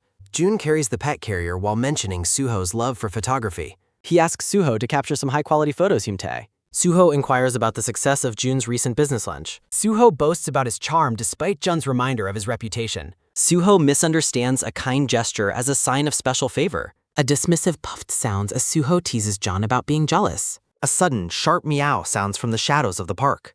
Curious cats approach Suho's feet with a soft meow and purr. Suho excitedly points out how much the local cats like him. A firm set sounds as June places the pet carrier down. The blonde veterinarian asks everyone to wait for a brief moment. A quick mechanical zip sounds as June opens the carrier door. Silver cautiously steps out to explore the familiar park grounds. The gray tabby cat observes his surroundings with wide, curious eyes. Silver notes how much the neighborhood has improved since his departure. John explains their efforts to create a better environment for strengths. The blonde man sits beside the cat in the golden sunlight. June expresses his hope that all the cats live well here. Silver looks up at his owner with a look of contentment. A light, rhythmic step sounds as a ginger cat approaches them. Orange calls out to his former leader with immense shock. Silver's eyes widen as he recognizes his old companion nearby. The three stray cats look up in admiration at their boss. Silver asks how they fared while Orange credits his teachings. The gray tabby offers a sincere thanks to his loyal friends. Silver expresses his gratitude for being remembered by the new leader. The cat begins to explain a thought that feels somewhat unusual. The two companions share a quiet conversation in the open park. A sentimental touch sounds as Orange reacts to the boss's words. Silver's golden eyes reflect a sudden and profound realization. Orange hugs Silver while chokingly asking where his waist is gone. June reflects on how many cats were part of Silver's group. Suho asks the blonde veterinarian why he only brought one cat. June looks perplexed while asking about his other cat, Shady. A voice demands to know why the black cat refuses to go. The veterinarian listens to Shady explain his lack of interest in going. Shady wonders if the gray tabby cat truly wants to hear congratulations. Silver scowls while declaring he might go if asked more politely. Suho watches Jun walk away, hoping the cats eventually get along. The red-haired man reacts with sudden surprise to a park sight. Both men stand in awe as they witness a remarkable sight. June stares in complete disbelief at the surprising feline display. A quick, playful wiggle sounds as a ginger cat's tail twitchers. The neighborhood cats cheer and dance together in a joyful celebration. Suho excitedly grabs his camera while June marvels at the scene. The blonde veterinarian smiles, happy with the successful feline party. A passerby laughs while the cats continue their boisterous dancing. More neighbors gather as the spectacle of dancing cats grows larger. Orange shouts Silver's name while beaming with pure happiness. The cats thank Silver for being their leader for so long. Contentment fills the gray tabby cat as he looks at his friends. A tender memory surfaces of the group as tiny, shivering kittens. A light musical sway sounds as Orange dances around the park. The cats play and dance together in a bright, sunlit moment. Silver reflects on how healthy and grown his former group is. The feline companions gather together, looking toward their bright future. Silver confirms that he will continue visiting his park friends often. The gray tabby identifies the group as his forever treasured colleagues. Silver officially encourages the group to follow their new leader, Orange. A loud melodic meow sounds as the cats pose for a photo. A quick mechanical click sounds as the camera captures them on it. Suho cheers enthusiastically for the amazing scene he just photographed. The red-haired man remains shocked by the sheer number of dancers. Manager Jang smiles brightly while recording the cats on her phone. June greets Manager Jang as she joins the group in the park. Orange feels a sense of regret for missing the start of S. Manager Jang expresses her sadness while June offers a helpful solution. Suho reacts with startled shock as a hand reaches for his camera. The red-haired man blushes deeply while June suggests sharing the photos. Suho flusteredly agrees to show off his high-quality shots. Suho searches through his camera roll for the best picture to share. June reflects on the deep respect the cats held for their boss. A look of hopeful peace fills the blonde veterinarian's face. The feline group continues dancing joyfully in a bright musical scene. A few days later, a viral video features the new park shelters. John expresses shock over receiving an unexpected bonus for its kind. A caller explains how helpful the video was for the shelter. The dark-haired executive confirms that both men deserve a reward. June expresses his gratitude while Silver yowls in Suho's firm grasp. Suho asks the annoyed cat if he intends to accept the bonus. Suho suggests donating his bonus to others since he already earns plenty of money. The red-haired man ponders deeply while a gray tabby cat watches him. A sudden beep sounds as June suggests donating the money to a shelter. Manager Jang gasps in awe as she looks at the blonde veterinarian's phone. A viral video of the dancing cats reaches over 2 million views online. Manager Jang claims that the viral video is actually surprisingly addicting to watch. She gushes enthusiastically about how cute all of the dancing kitties are. June questions why she's rewatching it when she already saw it in person. Two feline friends dance joyfully in a brightly colored scene from the video. Manager Jang finds the sentiment behind the cat video to be incredibly touching. She praises Suho's delicate feelings and declares that she is a fan now. The blonde veterinarian smiles warmly at the success of his friend's viral project. A customer marvels at the incredible selection of pastries in a nearby cafe. A passerby notes that the dancing cats in the video are so cute. The viral video helps many viewers forget all about their daily stress. Kim Yoon-ji, a 30-year-old sports reporter, watches the video with great interest. She observes that stray cats usually keep their distance from one another. A sharp analytical focus fills the red-haired reporter's green and yellow eyes. Yoon-ji begins to wonder if the footage in the viral video is even real. She finds the cat's perfectly synchronized poses to be incredibly suspicious and unlikely. Eun-ji imagines President Nam-gung using his wealth to create fake computer-generated imagery. She wonders why the veterinarian would bother making such an elaborate fake video. The reporter stares intently as she hatches a new plan to investigate further. A quick tap-tap-tap sounds as Yoon-ji types on her mobile phone. A melodic ring-ring sounds as the reporter places an important phone call. A sharp click sounds as the marketing office staff answers the reporter's call. Kim Yoon-ji introduces herself as a reporter while speaking on her mobile phone. Jun stirs his tea while wondering why a sports reporter called him today. Eun-ji explains that she has questions about the new shelters built in the park. Jun dismissively states that he doesn't really have much to say on the matter. She praises his design, but he humbly claims it is far too much praise. He directs her to President Nam-gung for any further questions regarding the project. A sharp click sounds as Jun abruptly ends the phone call with the recorder. The red-headed reporter stands in stunned silence after being hung up on Sosetmai. Yoon-ji smirks while deciding to take a more direct approach to get her story. Her sports reporter business card rests on a table as she greets the veterinarian. Kim Yoon-ji cheerily reminds Jen that they talked on the phone yesterday. The blonde veterinarian stares back with a look of silent and awkward disbelief. Jun declines the interview while Yoon-ji begs him to reconsider his firm stance. She suggests that the interview might actually make the local hospital quite famous. Jun remains completely unmoved by the reporter's prospect of fame or fortune. He explains that he became a vet to help animals live happier lives. The reporter looks taken aback by his sincere and selfless attitude toward his work. Jun clarifies that he isn't interested in advertising his hospital for financial reasons. He gazes at the reporter with a calm, serious, and professional expression. Yoon-ji nervously claims that there has been a simple misunderstanding of her true intent. A soft meow sounds as a gray tabby cat observes the two humans. A sudden whip sounds as both humans flinch toward the feline intruder nearby. Kim Yoon-ji reacts with shock as she turns to look toward the office doorway. She gasps in total disbelief at the two cats sitting on the cap tray. The red-haired reporter gushes over the viral video's incredible quality. Jun asks the woman if she recognizes the cats featured. Chibi versions of the pair discuss the cat's amazing synchronization. The blonde veterinarian notes his black cat was absent then. Eun-ji points out the black cat in the video footage. A quick wiggle sounds as Shady dances in the corner. Jun stares at the screen in complete and utter disbelief. Silver questions why his black companion lied about staying home. A sudden swat sounds as the tabby attacks his lying friend. A loud whack sounds as the cats duel atop the tree. The veterinarian praises the reporter for her remarkably sharp eyesight. Eun-ji jokingly attributes her success to being naturally quite nosy. Jun reflects quietly on the woman's surprising level of dedication. The reporter explains that she personally investigated the local park. Yoon-ji watches the stray cats play in a bright sunlit park. The blonde man listens intently to the reporter's park experience. Jun observes her passion while she confirms her love for cats. A soft slide sounds as Yoon-ji transitions to a serious topic. She notes that not everyone appreciates cats living in public. The veterinarian asks what the reporter specifically wishes to know. Jun imagines leading a group of stray cats through the park. The blonde man asks the reporter for her honest opinion. The red-haired woman considers her words with a sly expression. A formal notice declares copyright protection for the current work. The pair discuss the new shelters while sharing a cake. Jun remains humble about the origins of his shelter design. A white cat sleeps peacefully in a custom sun-drenched house. Yoon-ji reacts with shock to the custom-made nature of the houses. She asks if the cats remained calm during the measurement process. The reporter wonders if stray cats can truly be so obedient. A gentle smile plays on the veterinarian's face during their talk. Jun addresses the reporter as they prepare to visit the park. The blonde man stands confidently against a soft pink background. Jun calls out to the strays while the reporter watches curiously.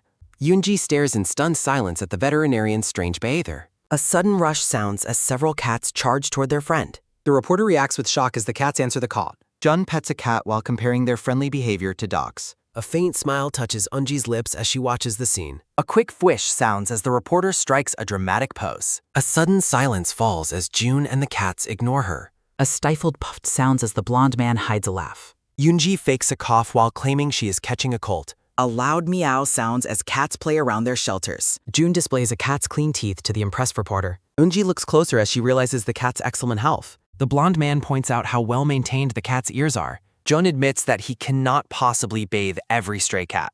He explains his habit of cleaning them during his free time. Eunji asks if the construction company is funding the feline care. Eunji questions Jun's reasoning after he clarifies his stance on the matter. Jun gently scolds an orange and white cat for its needy behavior. The reporter watches the scene in the park with a soft expression. Jun expresses surprise at the reporter's insight into his future shelter plans. A thought bubble highlights the difficulty of managing a growing stray population. The veterinarian admits he doesn't have a final answer for her yet. Eunji asks if he is familiar with the trap-neuter return method. Jun confirms his knowledge while they both crouch near At. The reporter explains her goal of finding permanent homes for the strays. A vision of a person cuddling cats illustrates her desire for their safety. Jun smiles warmly as he listens to her heartfelt explanation. Eunji resolves to do her absolute best for the animal's welfare. The veterinarian reflects on his own simple motivation regarding the cats. An orange and white cat watches the interaction with curious eyes. Jun continues to hold the cat while wearing a contented smile. A close-up reveals a look of gentle admiration on Eunji's face. The blonde man asks the reporter about her favorite cat qualities. Eunji admits she hasn't thought much about it as they talk. Jun begins to share his own personal perspective on the mire. He confesses that watching cats do bizarre things brings him happiness. The veterinarian realizes his answer was unexpected for most people. Eunji tries to comfort Jun after his awkward and bizarre admission. She admits that while cats are cute, their behavior can be scary. Jun remains focused on their cuteness despite the reporter's point. Jun praises the cat's cuteness while Eunji reflects on his selective hearing. A close-up of Eunji shows her subtle and warm reaction. The scene shifts to a wide view of the beautiful park. The camera focuses on the exterior of the Woof Woof Animal Hospital. Suho excitedly shows Jun the published article about him on his phone. The assistant notes the surprising background of the reporter who wrote it. Jun explains he just shared his honest thoughts during the interview. The article title emphasizes the right to happiness for urban animals. A new character admires the beautiful view of the lush park. A green-haired man struggles to control his two energetic dogs. A soft drizzle sounds as a dog marks its territory in public. A sudden, deep sigh escapes the green-haired man as he feels overwhelmed. The owner scolds his pet while the dog remains completely unfazed. A large white dog watches a passing butterfly with intense interest. The green-haired man pleads with his pets to behave for once. A sudden zoom sounds as the Great Pyrenees bolts after a butterfly. A loud axe sounds as the owner is suddenly yanked forward. A long drag sounds as the dogs pull the man across the pavement. A narrative bubble reflects on how some things never change. A purple-haired man vents his frustration about his difficult animal clients. He laments his career choice while failing to vaccinate the pets today. The green-haired man looks up at the person who stopped him. A sudden spring sounds as a strong hand catches the runaway leash. A muscular, black-haired man offers help to the struggling dog owner. The green-haired man blushes while thanking the stranger for his help. He wonders about the job of the man who handled the dogs. The black-haired man says he must leave for work while the green-haired man reacts. The green-haired man looks on in shock as the black-haired man walks away. The owner marvels at the interior, thinking the hospital looks like a fun place. A sudden, loud woof and rush sound as the dogs pull their owner inside. A loud howl sounds as the green-haired man struggles with his large dog. The owner reflects on how he asked for help because he was desperate. Suho asks for the leashes while the owner realizes he is a vet. A sudden firm grab sounds as a hand takes the red leash. A sudden sharp pull sounds as the white dog is yanked back. The green-haired man sits in shock as his dogs are pulled away. A sudden stumble sounds as the dog feels restricted by an incredible strength. The owner reflects on how he has never seen such a strong vet. A formal announcement states that the director will be available in a moment. Suho smiles and leads the dogs toward the back of the animal hospital. The black-haired man hopes he can finally get the dogs their vaccine shots. A soft groan sounds as the brown and white dog struggles fruitlessly. The smaller dog wonders why he is unable to run toward his target. A thought bubble emphasizes the dog's single-minded focus on his precious ball. A blue and white beach ball sits alone on the clinic floor. A sudden reach sounds as a hand moves to grab the dog's ball. Jun, the blonde veterinarian, holds the ball with a friendly and welcoming smile. Jun offers the ball if they calm down while the dog demands it. A sudden scratch sounds as the dogs paw at Jun while demanding their toy. The blonde man tells the dogs they must stay still for the appointment. Jun repeats his offer, promising the ball if the dogs will only be calm. A loud, sharp RRR sounds as the dog's claws tear the veterinarian's shirt. The owner is horrified while Jun stands silently with a blank, shocked expression. Jun calmly says he'll take the dogs back while the owner apologizes profusely. In the back room, Jun asks the dogs if they happen to like cheers. The dogs are instantly excited, with the white one confirming his love for chews. Jun explains that he will give them the treats only if they stay calm. A sudden pathetic sounds as the dogs look at the tiny, thin chews. A long silence falls as the dogs stare at the meager treats unimpressed. The dogs wonder if the doctor is a pushover who hates making money. Jun notes that acting out from the start is not a good sign. A soft step sounds as Jun promises a better reward for their cooperation. A triumphant ta-da sounds as Jun reveals a massive king-sized dog chew. A sudden leap sounds as the dogs promise to do whatever the doctor wants. Jun asks if they will really obey while the dogs promise to be faithful. The blonde veterinarian smiles warmly while preparing to start the dog's actual treatment. The green-haired owner asks in shock what happened to his two energetic dogs. The dogs sit perfectly calm and satisfied while holding their massive king-sized chews. Jin explains he finished the vaccinations and even clipped the dog's toenails can. The owner expresses his immense gratitude while Jun insists the dogs were good. A chibi version of the owner is skeptical about his dogs being good. The blonde man gazes at the owner with a kind and professional expression. Jun explains that while they are strong, the dogs are not actually aggressive. He tells the owner that their good personalities will make training them easy. Jun encourages him not to give up while the owner tearfully agrees. The owner asks to visit again and Jun warmly welcomes him back anytime. A sudden, firm step sounds as someone moves across the hospital floor. The green-haired man asks if the favor he requested was granted. Suho tells the green-haired man he can leave his dogs there anytime. The black-haired man flexes confidently while telling the pets to go play. A look of awe and blushing admiration washes over the owner. The green-haired man breaks into a joyful and relieved laugh. A rhythmic step sounds as a man walks through the neighborhood. The brown-haired man observes his surroundings with a curious expression. He notes that he didn't realize there was an animal hospital there. A subtle, satisfied smirk plays across the brown-haired man's face. He decides the hospital will be just as good as any other place. The sun shines brightly over the Woof Woof Animal Hospital. Manager Jang rushes in apologizing for being late and missing his alarm. The brown-haired man screams in shock at the messy state of the clinic. Jun greets Manager Jang while holding a broom to clean her mess. The manager frantically asks the director what happened to cause such chaos. Jun explains that they simply had some very energetic clients that morning. He describes the mess of saliva and fur while praising Kijin for helping. The manager wonders how this happened in his absence and offers his help. Jun asks the manager to throw away the pile of discarded items. Manager Jang looks at the remains of the shredded shirt in confusion. A sudden ding sounds as a new client enters the busy hospital. A man with short hair enters and asks if the clinic is open. Jun welcomes the visitor and asks what brings him to the hospital. Holding a cocker spaniel, the man explains the dog's ears are doing poorly. A sharp flinch sounds as the owner complains about the dog's stinky ears. The blonde veterinarian looks at the client with a suddenly serious expression. The owner notes how calm the dog is while staring at Injin. Kijin looms over the man, noting the owner did well training the dog. A sudden freeze sounds as the client cowers before the muscular man. The owner claims the dog is a good boy while marveling at Kijin's height. Jun suggests the ear issues might be anemia and asks to take a pulse. The owner quickly agrees and says he doesn't mind the examination. Jun crouches down to get a better look at the brown dog. A quick slide sounds as Jun reaches beneath the dog's body. The veterinarian looks the dog in the eye, sensing something is wrong. Jun telepathically assures the dog it is okay to tell him everything. The cocker spaniel pleads for help through a desperate thought. A dark thought bubble conveys the dog's desire to be saved. A soft tremble sounds as Jun asks Kijin to handle the registration papers. Jun leads the dog away while Kijin asks if the owner is coming. Kijin confirms the owner said he would wait alone in the lobby. A quick shake sounds as the owner waits impatiently on the bench. From the back, Jun requests that Kijin stay with the man in the lobby. A carefree haha sounds as the man laughs while scrolling on his phone. A sign on the wall clearly marks the entrance to the treat room. Sitting in a chair, Jun asks the dog what its name is. The brown and white dog reveals that its name is Ozzy. Jun repeats the name with a gentle and understanding gaze. Ozzy looks up at the veterinarian with a flicker of hope. Ozzy's paws fidget nervously as he asks if Jun truly understands. The blonde veterinarian smiles warmly, encouraging the dog to share everything. Jun gently asked Ozzy what has been happening at his home. A sudden turn sounds as Ozzy looks away with a mournful expression. Jun suggests weighing him since talking seems too difficult right now.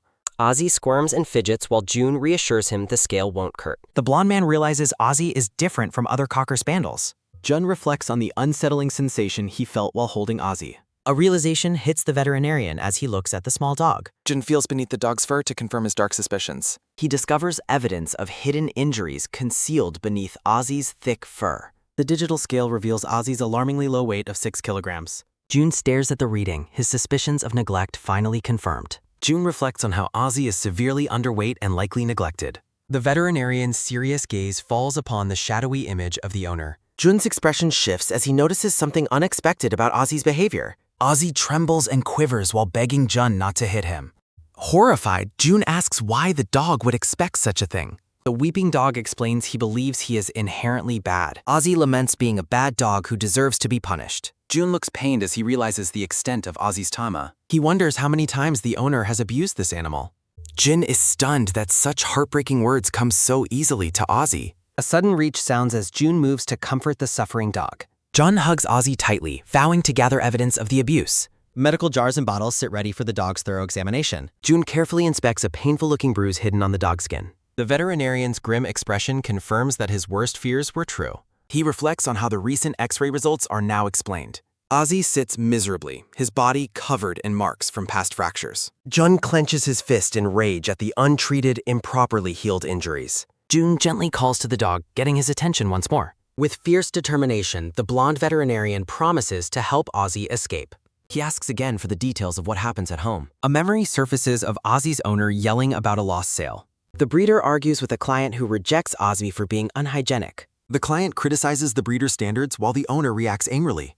A sharp grit sounds as the owner expresses his bitter frustration. The furious man screams at the cowering dog inside the cage. A loud clang sounds as the owner kicks Ozzy's cage in anger. Ozzy cries silently while trapped in the dark and cold kennel. The owner glares at Ozzy with a look of pure, unbridled malice. A soft trickle sounds as the terrified dog pees on the floor. The owner expresses his disgust at the dog's lack of control. A sinister smile spreads across the man's face as he turns back. He picks up a wooden stick to teach Ozzy a lesson. The breeder raises the club, threatening the dog with impending violence. A grim warning emphasizes the consequences for those who don't learn. Ozzy recalls being beaten whenever he tried to eat too much. He remembers the long days spent without even a drop of water. Oppressive thorns hem in the small dog, a visual representation of the entrapment Ozzy feels in his memories. Dark red stains underscore the dog's painful recollection of being struck by his owner for no reason. A photo on June's phone captures a severe, fresh bruise near the spaniel's eye, documenting the abuse. June stares at the digital evidence on his phone with an expression of deep, silent grief.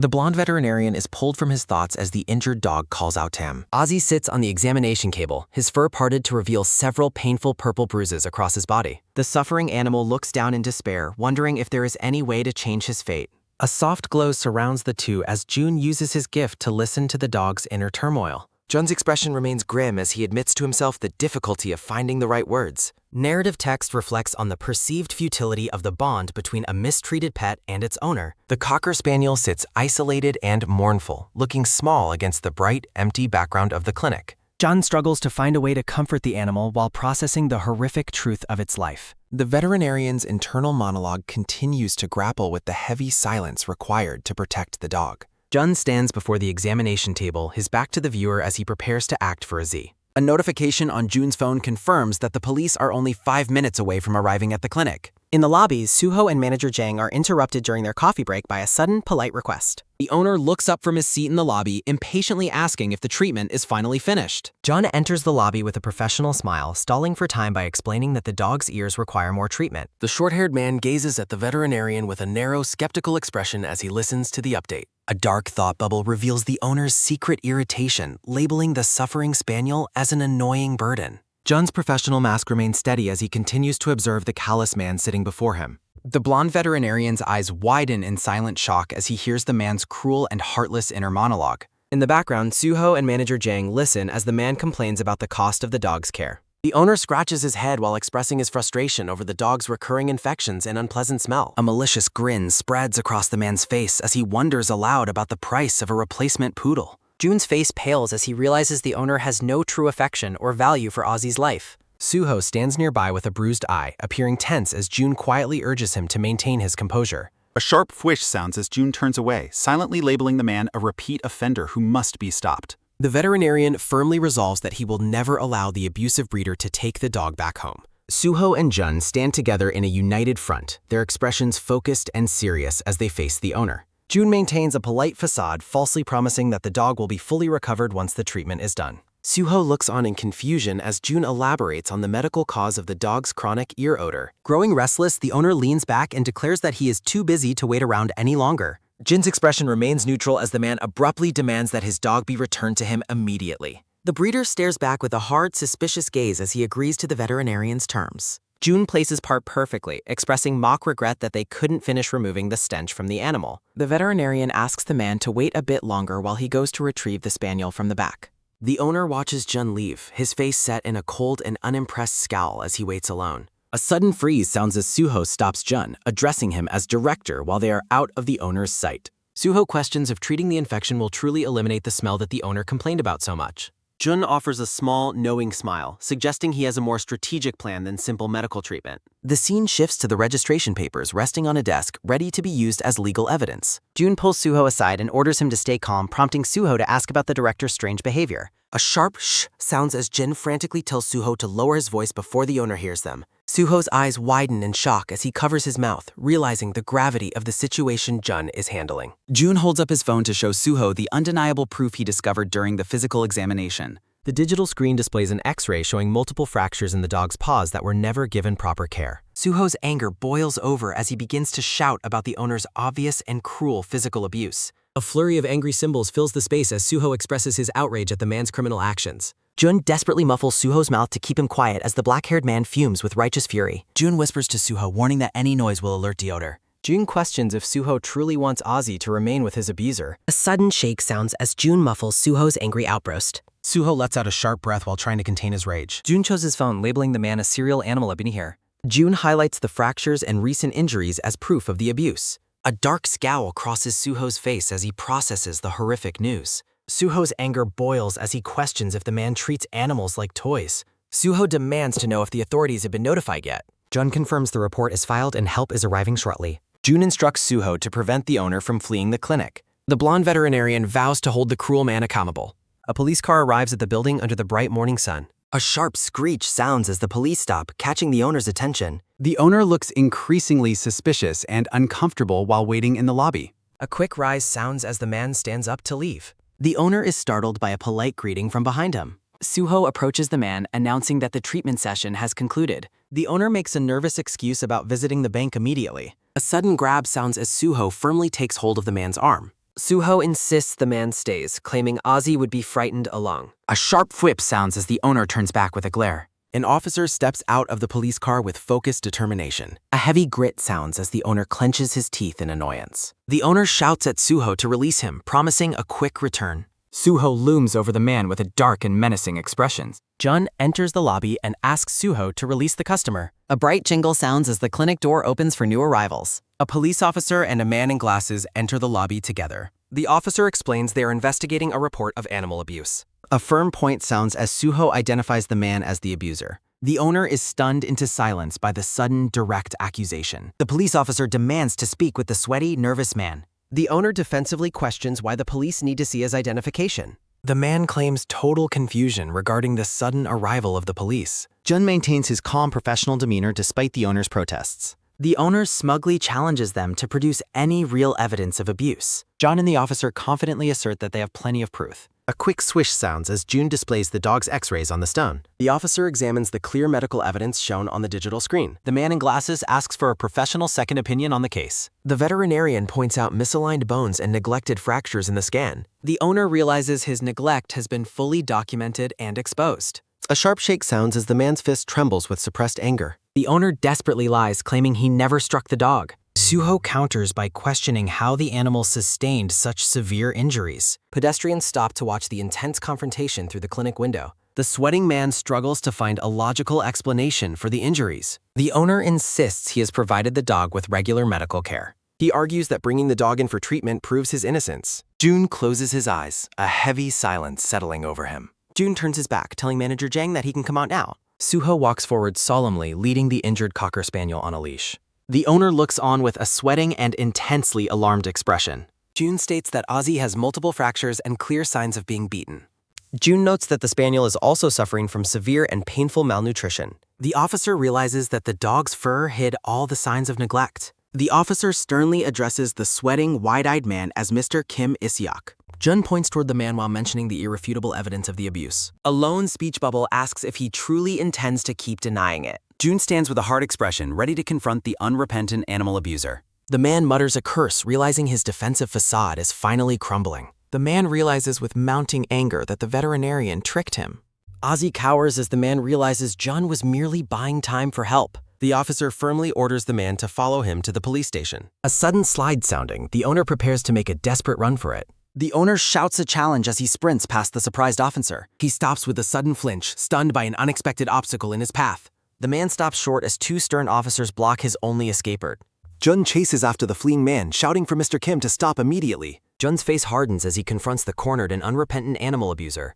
The owner grits his teeth, his expression filled with cornered and sweating rage. A sudden pfft sounding, the man scoffs arrogantly at the serious accusations. Jun stares in utter shock at the man's total and heartless lack of remorse. The owner shouts that he provided food and should receive gratitude instead. The abuser callously asks why he should feel sorry for a mere dog. A sudden step sounding, Kijin approaches and asks why the man is talking. Kijin looms over the shorter man, questioning his absurd claim of being innocent. A floating speech bubble emphasizes the man's ridiculous claim of innocence. A sudden seize sounding, Kijin's hand grabs the man's white shirt in fury. Kijin hoists the man up, furiously questioning how he dares speak of innocence. Jun restrains Kijin, urging the black-haired man to stay calm and not hit. Jun says he understands Kijin's anger but urges him to maintain self-control.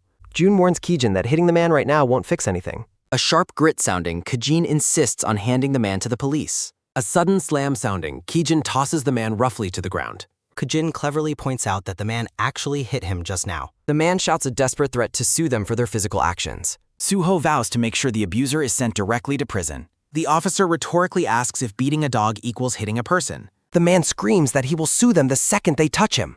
A red-haired man suddenly appears, gleefully taking photos of the intense confrontation. The red-headed man laughs, claiming he was just trying to get a close-up. The red-haired stranger smiles and asks the owner if he likes cats. A sudden scamper sounding, a group of cats enters the lobby fray. The man laughs as the cats suddenly lunge and leap at the owner. A sharp gah sounds as the cats begin their fierce feline assault. A series of smack and whack sounds follow as the cats attack in. A series of clicks sounding, the red-haired man documents the chaotic justice. The blonde veterinarian calls out the name Kwak Suho in the aftermath.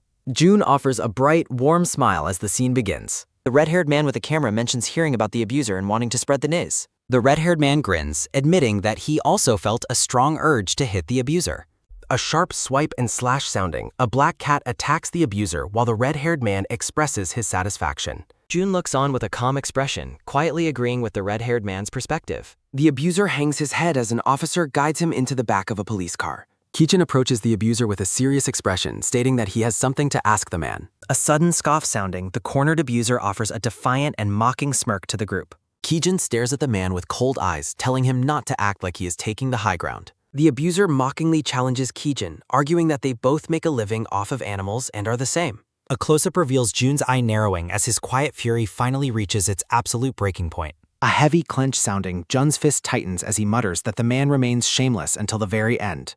A sudden zoom sounding, the blonde veterinarian lunges forward with an uncharacteristic and intense burst of rage. A loud thwack sounding, Jun delivers a powerful and righteous punch directly to the animal abuser's face. Suho, the red-haired man, and Kijin all watch in stunned silence, completely shocked by the veterinarian's sudden physical outburst. An announcement screen appears, noting that the next update for the series will arrive on February 1st. A sudden tremble sounding, the abuser cowers in fear as a shocked Kijin yells out Jun's name in disbelief. Jun stands over the cowering man, solemnly stating that a veterinarian's job involves more than just medical care. Jun continues with a determined expression, explaining that his role is to save at least one more life. Jun stands heroically in the bright morning light, his face set with a renewed sense of purpose. The scene shifts to the quiet and professional interior of the local police station. A sudden slam sounding, the abuser strikes the desk in frustration while screaming that the situation is unfair. The man points to his mouth and yells at the officer, claiming that Jun assaulted him and loosened his teeth. A quick scratch sounding, the stressed detective rubs his head while telling the complaining man to finally be quiet. The officer turns to Jun with a skeptical look, asking if it is true that he punched the man. A sudden squirm and shrink sounding, Jun bows his head in shame and sheepishly admits to the physical confrontation. A faint ache sounding, Jun shows the red mark on his hand and desperately asks if it can be considered self-defense. Jin's tiny head bubble argues that the man deserved it, while the abuser's bubble calls him a naive punk. Kijin enters the room in a formal suit, sternly ordering everyone in the station to quiet down immediately. A quick step sounding, the abuser grabs Jin's shirt while Jin cries out that violence is bad, prompting an angry retort. Kijin speaks up in Jun's defense, asserting that Director Lee had a very legitimate and understandable reason for his actions. Kijin stands tall behind Jun, explaining the gravity of the abuse that led to the confrontation in the lobby. The exterior of the Byumchan police station stands prominently under the clear blue sky. Outside the station, June bows and thanks Kijin, while Kijin insists it was nothing compared to saving Ozzy. Kijin offers a slight smile, admitting he was surprised because he didn't think June would ever punch someone. June looks away with a somber expression as he reflects on his sudden and rare loss of control. A dark purple thought bubble emphasizes that the abuser's total lack of remorse simply made June too angry. A montage depicts a judge and a prisoner, highlighting Jun's frustration with shameless abusers and lenient legal sentences. Ozzy and a black cat sit together in the shadows, looking lonely and burdened by their past trauma. Jun clenches his fists, lamenting how abuse scars animals for life and expressing his anger at the law's failure. Kijin watches Jin from a short distance, noticing the depth of the veterinarian's sincere concern for the animals. Kijin looks at June and softly tells him that he is actually glad June decided to take a stand. Kijin turns back toward the station, reaffirming that he completely agrees with Jin's perspective on the situation. A sudden rustle sounding, the wind blows through the green leaves of the trees in the bright sunlight.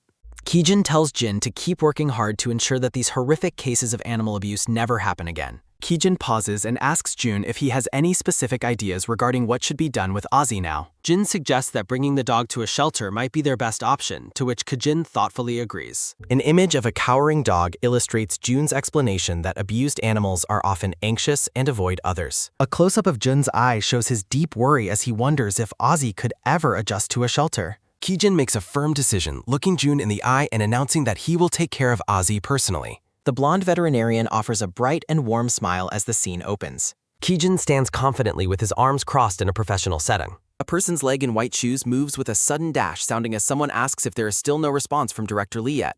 A sudden huff and pant sounding as the veterinarian exerts himself while sweating heavily. The black-haired veterinarian urgently yells to get some disinfectant to staunch the bleeding while the brown-haired boy quickly agrees to help. A distressed man with black hair and a gray shirt cries out a desperate plea for help. The black-haired veterinarian carries a bloodied tan dog in his arms as the owner begs him to save the animal's life. The operation in progress light shines outside the room while a sudden howl sounds from within. A sudden bark and whine sounding as the injured dog continues to suffer through its pain. A sudden whimper sounding while the black-haired veterinarian tells the dog to hold on just a little longer. A sudden whine and pant sounding as the vet works with a focused and stressed expression. Two surgeons stand ready as one tells the other to take a good look and commit the procedure to memory. Surgical scissors rest on a green cloth during the high-stakes operation. A sudden shake and tremble sounding as a pair of gloved hands quiver with intense surgical anxiety. The lead surgeon notices the other's nerves and comments on it while the second man sheepishly admits to his state. The surgeon in glasses points a finger and suggests memorizing a specific spell to help calm the nerves. A speech bubble promises that the spell will help make the nervousness disappear entirely. The vet mutters the spell, saying that everything that comes out must go back into its place. The brown-haired boy watches as the vet continues the chant, saying what comes out goes back to its proper place. A sudden burst sounding as June rushes into the operating room and tries to finish the rhythmic chant. Jun frantically puts on surgical gloves while apologizing to the room for his late arrival. The black-haired vet looks over in surprise and addresses the blonde man as Director Lee. A sudden pant and whimper sounding as Jin stares at the patient with wide, shocked eyes. Jun asks what happened and the black-haired vet explains that the dog was hit by a car and suffered an abdominal rupture. June asks about the administration of painkillers and the vet clarifies that they haven't given the dog any yet. June orders the brown-haired boy to inject the painkillers immediately and Manager Jang quickly complies. The blonde veterinarian stares down at the injured animal with a somber and focused expression. A floating thought bubble notes that the dog's breathing has become dangerously labored. The dog lies in a pool of blood as the urgency to stop the bleeding becomes paramount. A sudden clench sounding as June's gloved fist tightens in frustration, wishing they had an X-ray to start the operation sooner. Jun instructs the other vet to look for nearby animal hospitals that are open 24 hours, much to the man's surprise. The black-haired vet questions the decision, arguing that they should examine the dog first. Jun shouts back in desperation, asking how the man could even suggest that given the current situation. Jun continues to yell, questioning if a mere examination will actually save the dog's life. Jun insists that they must prioritize stopping the bleeding over any other preliminary checks. A sudden gulp sounding as the black-haired vet falls silent in the face of Jun's intensity. A sudden dash sounding as June rushes back toward the operating table. A fearful thought bubble from the dog expresses its profound terror during the ordeal. June looks at the patient with a sorrowful expression as the dog's inner voice echoes its fear. The dying dog cries out in its mind, wishing to see its owner one last time. June stares down as the dog wonders in its thoughts where its owner has gone. A sudden pat sounding as Jin gently touches the dog and promises it will all be over soon. June offers a kind smile and tells the dog it will just be like taking a quick nap. A glowing speech bubble promises the dog that it will be able to see its owner again. In a dark void, the dog spirit looks around and wonders where it is. The dog spirit sees its owner and joyfully realizes the doctor fulfilled his promise. The white spirit dog approaches its grieving owner and wonders why the man won't look at it. The dog nuzzles the man's leg, promising to be a good boy and never misbehave again. June stands in the operating room drenched in sweat and looking completely devastated. A series of ha and ha sounds follow as the heart monitor shows a flat green line. John stands over the deceased dog, a heavy silence filling the dimly lit operating room. A sudden step sounding, the black-haired owner watches with trembling hands as the veterinarian steps away from the table. The distraught man stands up from the bench and desperately calls out for the doctor to speak. June pulls down his blood-stained surgical mask as the owner urgently asks for news on his dog's condition. June remains silent, his hand trembling as he tightly clutches the discarded surgical mask in his palm. June explains the surgical procedures they performed, but the owner flinches as the explanation takes a grim turn. A somber message appears stating that despite all their efforts, the situation has reached its end. Jin and the black-haired man stand in heavy silence as the heartbreaking news is finally delivered. Sweat beads on Jun's forehead as he struggles to find the words to apologize for the loss. A close-up reveals the profound sorrow and exhaustion reflected in the blonde veterinarian's wide, tear-filled eye. A sudden drip and trickle sounding. The black-haired man stares blankly forward as tears stream down his face. Jung grits his teeth while making a pained, muffled sound of distress as he struggles with his own grief. A sudden wah sounding, Jun's internal cries of despair continue while he remains physically paralyzed by the tragedy. Jun walks down the sterile hospital hallway in his white coat looking completely drained and defeated. The black-haired veterinarian calls out Director Lee's name, causing John to stop and look back in surprise. The colleague and Manager Jang watch Jun with expressions of deep concern for his emotional well-being. Manager Jang tells June not to be sad because the dog was grateful, and the colleague agrees he did his best. June waves a hand dismissively with a forced smile, claiming that he is used to experiencing such difficult outcomes.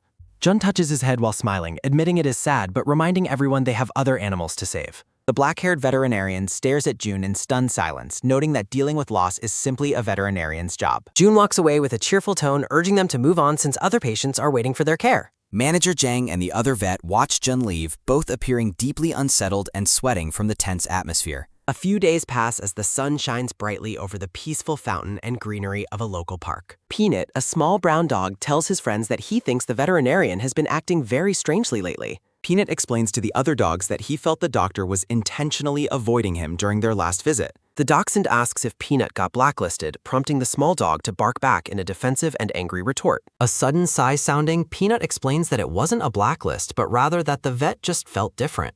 A sudden howl sounding, Peanut recalls a memory of himself screaming in terror while being held at the clinic. In the memory, the owner tells Peanut he's only there for a checkup, but the dog yells for the vet to stop. June offers a pleasant greeting, while Peanut's tiny bubble yells at him and calls him a complete idiot. The purple-haired woman explains Peanut's old age requires more checks, while the dog seethes with intense rage. June remains perfectly calm and smiling, while Peanut frantically cries out that his heart isn't ready for an exam. Peanut's inner voice tells the vet to wait and hold on as June continues to sit there silently. The small dog notices that the veterinarian isn't reacting to a single word he says, no matter how much he yells. Jin continues to smile kindly while Peanut begins to wonder if the man can no longer understand his language. A close-up shows Peanut's suspicious and grumpy expression as he stares directly at the veterinarian. A sudden spring sounding, Jun jumps out of his seat after Peanut mentions there is a bug on his cha. The office falls into a confused silence as June stands up while the owner and Peanut watch him in shock. A sudden bark, snarl, and woof sounding, Peanut yells at Jun for ignoring him while the vet covers his face. The owner apologizes while taking Peanut away as the dog continues to yell at Jun for messing with him.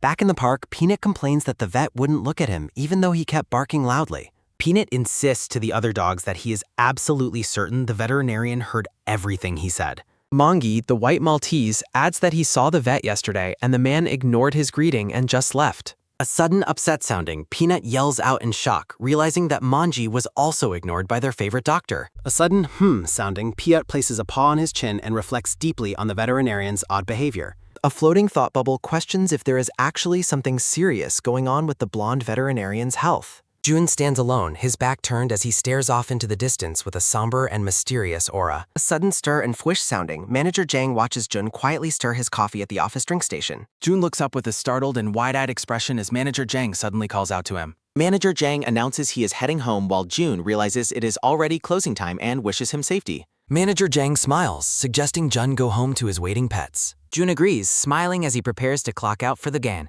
Manager Jang exits as a sudden jingle sounding from the hospital door. A sudden clink and swish sounding as June stirs his cup of coffee. A sudden bzzz sounding, June reacts as his phone vibrates in his pocket. A sudden bzzz sounding, the phone continues to vibrate inside his white coat. June pulls out his device, surprised to see a call from Hyuk. June answers the call while Hyuk asks if he is currently busy. Hyuk Sunbae looks distressed, explaining that the current situation is quite complicated. Hyuk explains over the phone that he was in a bad car accident.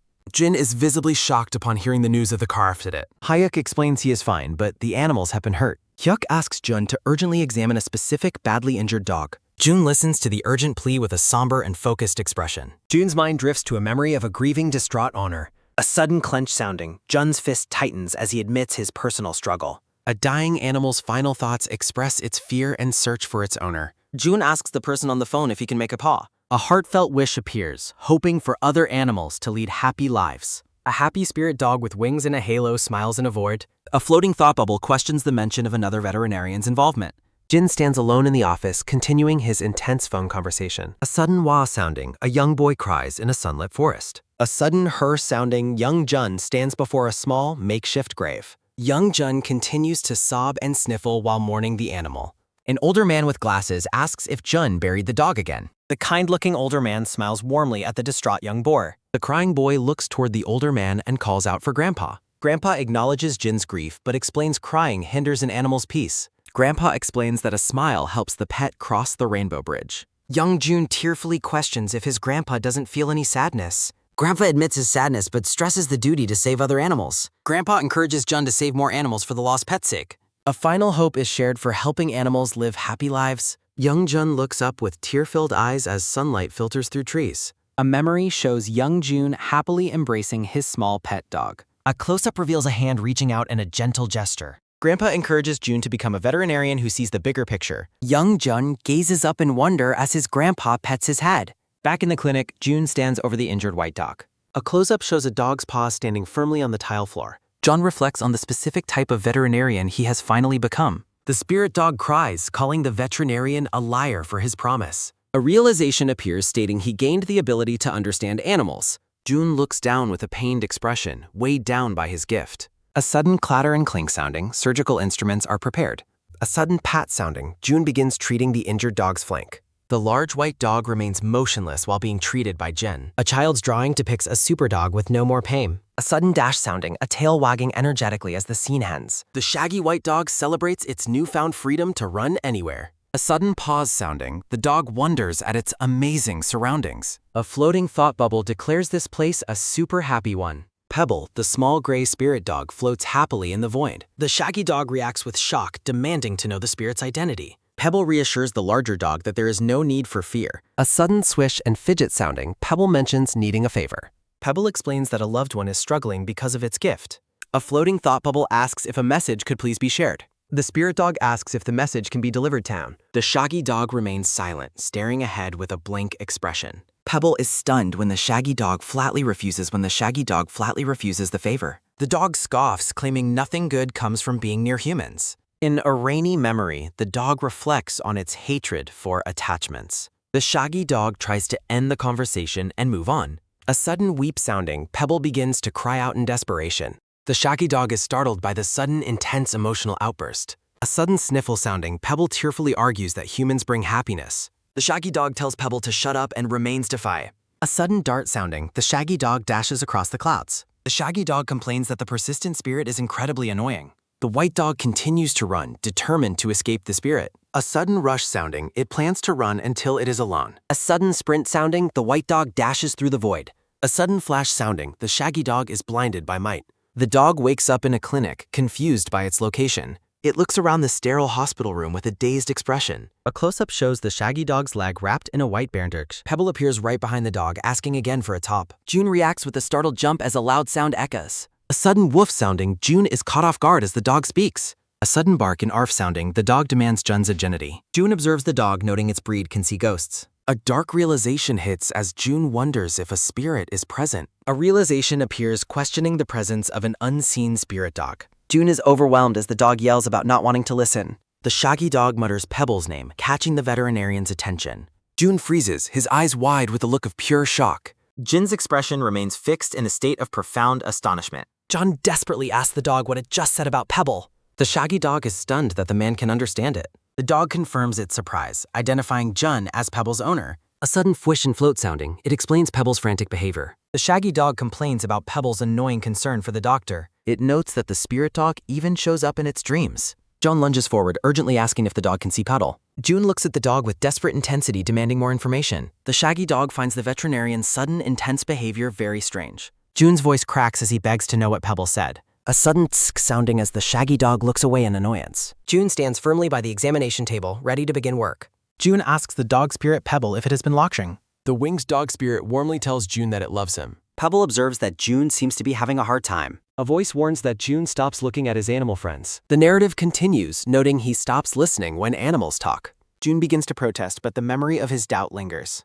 A serene view of white flowers and blue sky brings peace. Jun reflects on how much he learned because of his ability. Jun recalls learning what animals think when he couldn't before. He remembers thinking he could accomplish anything at the hospital. Jun worries about whether he can truly do a good job. His internal struggle continues as he questions his worth as a vet. Pebble the dog spirit watches over June with a gentle pace. Animal companions from his past offer their enthusiastic support and encouragement. A pair of cats join in to cheer on the doctor. Pebble calls June a very strong and cool veterinarian right now. Jun's expression transforms as he realizes the impact of his work.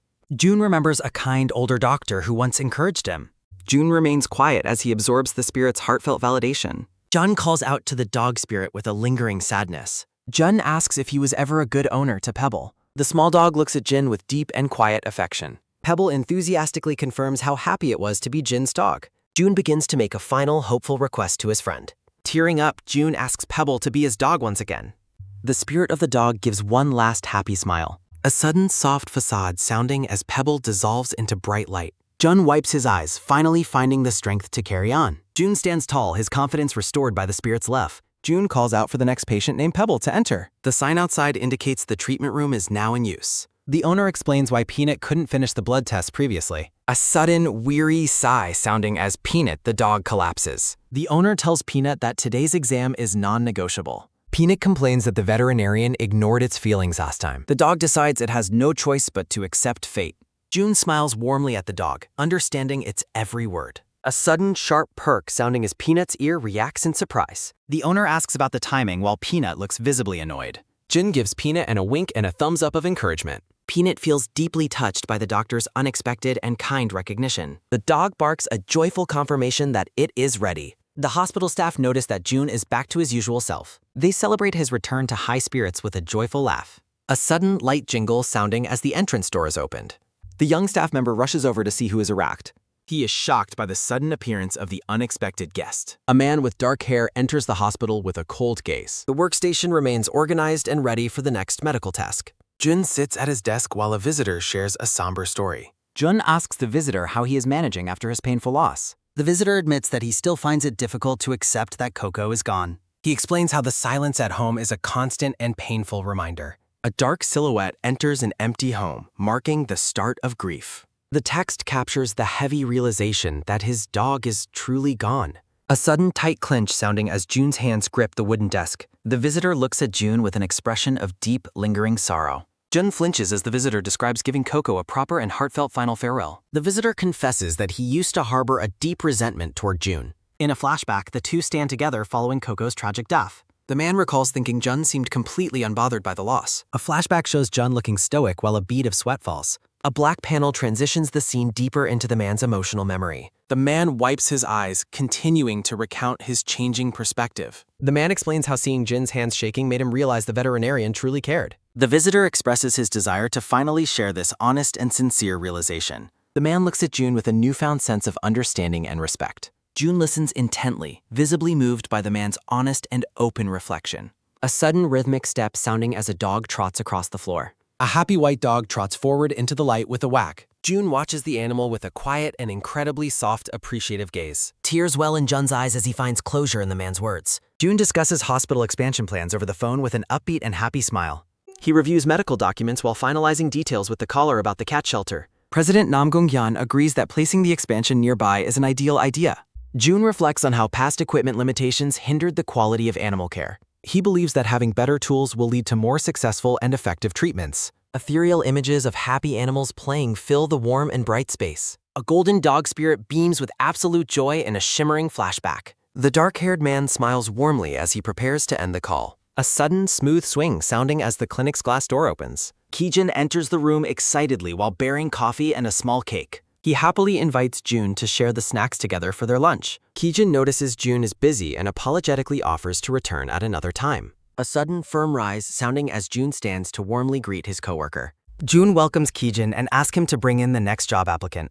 Kijin asks about the document that has held Jun's serious attention for so long. A close-up shows a resume for a potential new employee named Yu Wan. The scene shifts upward to a beautifully clear and bright afternoon sky. Suho calls out to June from above the massive animal medical center. June stands before his clinic with his loyal cats Silver and Shadar. He smiles warmly while the tabby cat nestles closely against his shoulder. The group walks forward together, prepared for the day's many upcoming challenges. Lee Jun introduces himself as a veterinarian with special abilities while observing the building. Suho and the cats note that June has much more depth than meets the eye. June walks peacefully with his feline companions perched comfortably on his shoulders. A somber flashback shows June grieving over a patient he couldn't save. A collage of happy, winged animals reflects the success of June's mission. The clinic's modern receptionist desk stands ready to welcome many new patients. Manager Jang Sora and veterinarian Ko Kijin enthusiastically discuss the amazing new hospital facilities and their plans to expand treatments. June smiles warmly while holding Silver, noting that CEO Nam Gung Hyun took excellent care of everything.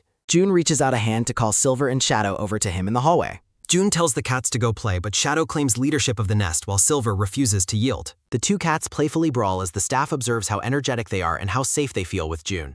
June suggests they clean and check the equipment, and Kijin and manager Jang promptly agree to help him. A sudden, light chime sounding as June's eye catches something interesting at the entrance of the clinic. A dark green-haired woman and a silver-haired man arrive, greeting Jun with a cheerful and friendly hello. Jun asks why they arrived early, and the woman explains her desire to familiarize herself with the equipment. Jun invites her to look around the facility, and she enthusiastically accepts his offer. A text box explains that the two newcomers will manage internal medicine and radiology for the hospital. June looks on with a calm, gentle, and welcoming expression as the scene shifts. The green-haired woman asks if she can see the cats, and June asks for clarification about whom she means. Jun asks if she means Silver and Shadow, and she excitedly confirms while the silver-haired man looks nervous. June calls out to the cats as the green-haired woman watches Silver trot toward them with great anticipation. Silver thinks about defeating a cocky rival, while Shadow calls him out for bluffing during their playful interactions. The woman is thrilled that the cats came when called, and June introduces Silver to the new doctor. Silver provides some fan service by rubbing against the silver-haired man's leg, causing the woman to swoon. The woman expresses her joy at working there, and June notes her clear and obvious love for cats.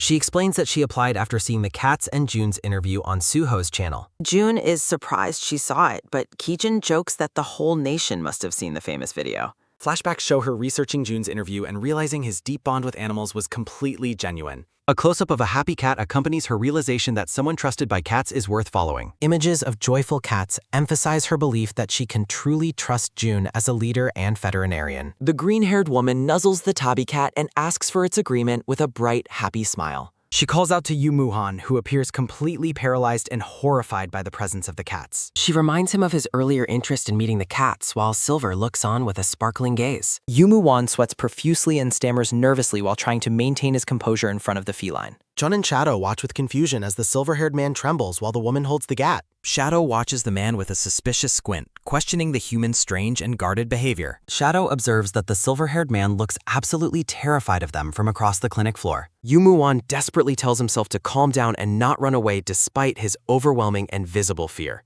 A profile reveals that veterinarian Yu Muwan joined the hospital specifically to overcome his intense fear of cats. A close-up captures his inner turmoil regarding how others might react if they discovered his secret phobia. A flashback shows colleagues praising his ability to handle reptiles and bugs, unaware of his specific feline fear. Muhan recalls handling a snake and a lizard with ease while hiding his true anxiety from his peers. He reflects on a traumatic childhood memory that still frequently haunts his dreams and shapes his current fears. A sudden, quick whoosh sounding as a young Muwan experiences a life-altering and unexpected encounter on his walk home. The flashback reveals several aggressive cats leaping toward him from the sky, cementing his lifelong fear of felines. Muhan considers that while he can treat other animals confidently, cats remain a significant and difficult hurdle. A sudden, tight clench sounding as he grips his pants, vowing to finally overcome his fear for his career. June is surrounded by a warm and celestial light, appearing as a symbol of guidance and hope.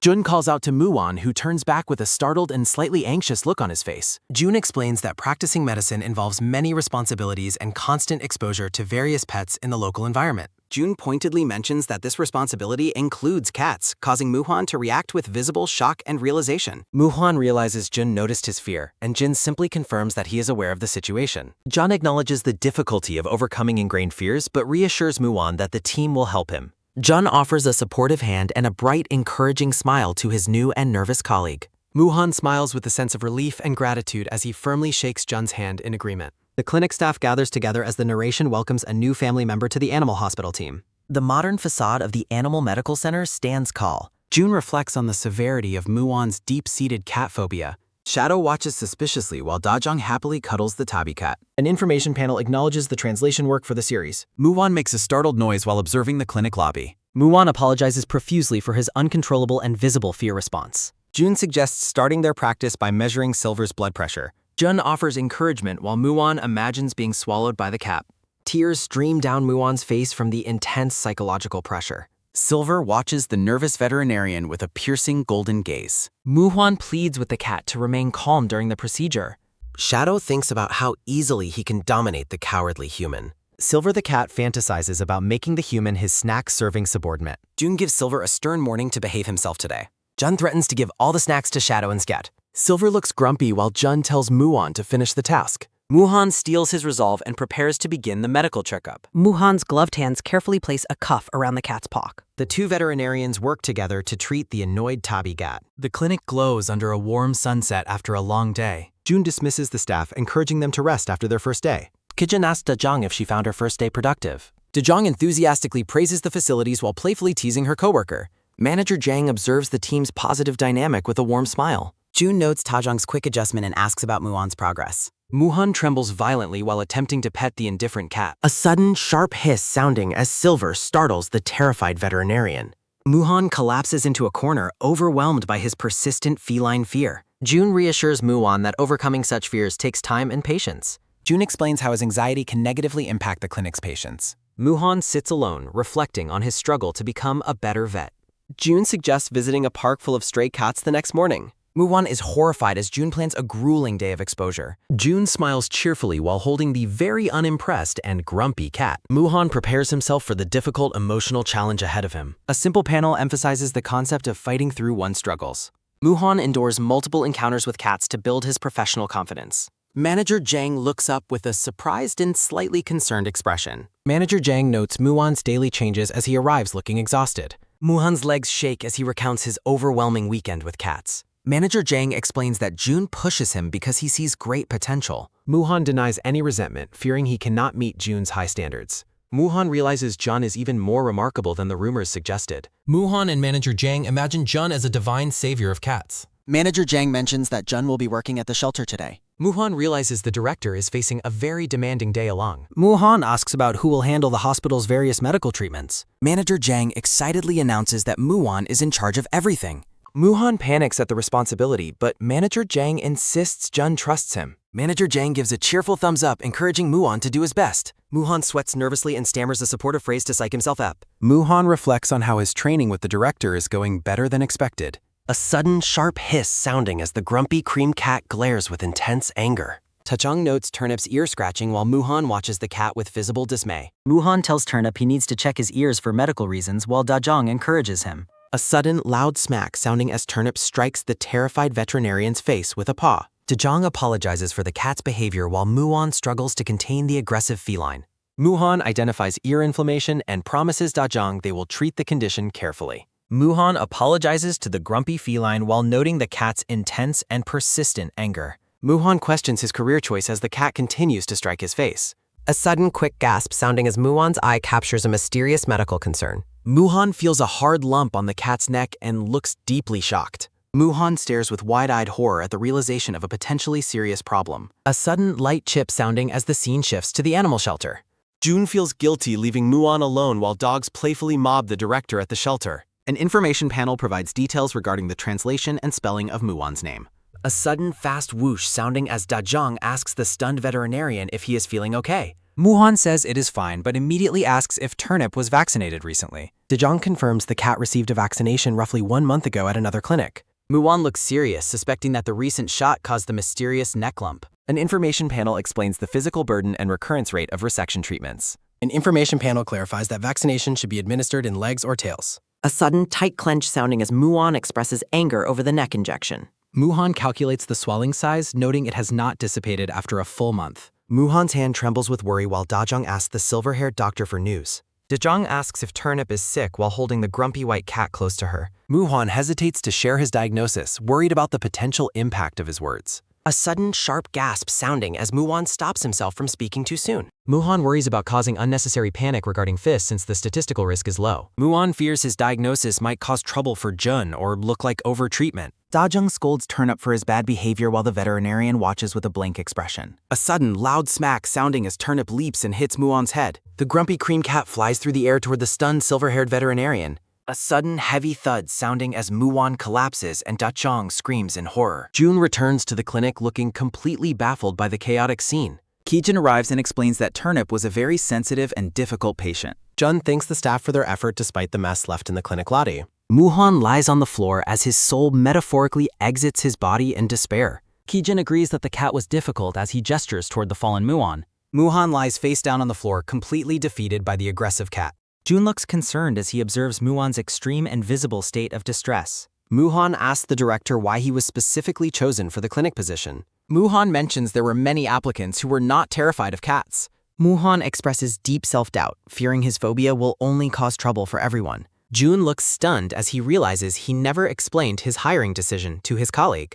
Jun prepares to explain the reason he specifically chose Muhan for the team. Jun starts to explain while various animal barks fill his speech bubbles. Jin continues his explanation with a series of loud barking and yapping sounds. Manager Jang and Kijin observe Jun from a distance during the strange conversation. Jun finishes his point and asked Muhan if the explanation was understood. The brown-haired director smiles brightly as he asks for confirmation from the anxious silver-haired veterinarian. A sudden loud yell sounding as Muhan explains he could not hear over the barking dogs and asks Jun to repeat himself. Kijin holds up a phone with a startled expression, asking Jun if he remembers his appointment with the CEO. Kijin panics while showing an urgent text message from the CEO, causing Muhan to shout in shock at the bottom of the panel. Jun looks at his phone with a confused and worried expression, stating that he did not receive any calls that day. Jun realizes his phone was on silent mode as he reads a stern message from the CEO regarding a missed dinner appointment. Jun dashes away while Kijin yells about the frustration of the silent phone, leaving the exhausted staff members behind. A sudden, rhythmic potting sounding as the clinic staff consoles the defeated silver-haired veterinarian. 1 week later, Muhan looks down in tears and calls himself a loser while the Animal Medical Center stands tall in the sunlight. A veterinarian carefully applies medicinal drops into the ear of a white and cream cat. Jun smiles with relief as he announces that the cat's ear inflammation has been completely healed. Jun happily pats the white cat named Radish, praising the feline for behaving well during the treatment. Jun notes that Radish is happy because his guardian brushes him daily, while Tajong awkwardly agrees with the observation. Muhan stands gloomily behind Jun while the pink-haired owner watches with a nervous and sweating expression. Dajong looks concerned, remembering Muon's previous failure and wondering if it is safe for him to be near her cat. Muon reflects on his lack of trustworthiness and his inability to make a proper diagnosis before being attacked by the cat. The silver-haired veterinarian's eyes widen as he suddenly notices something important about the feline patient. Muhan urgently asks the director to let him examine Radish again for a brief moment.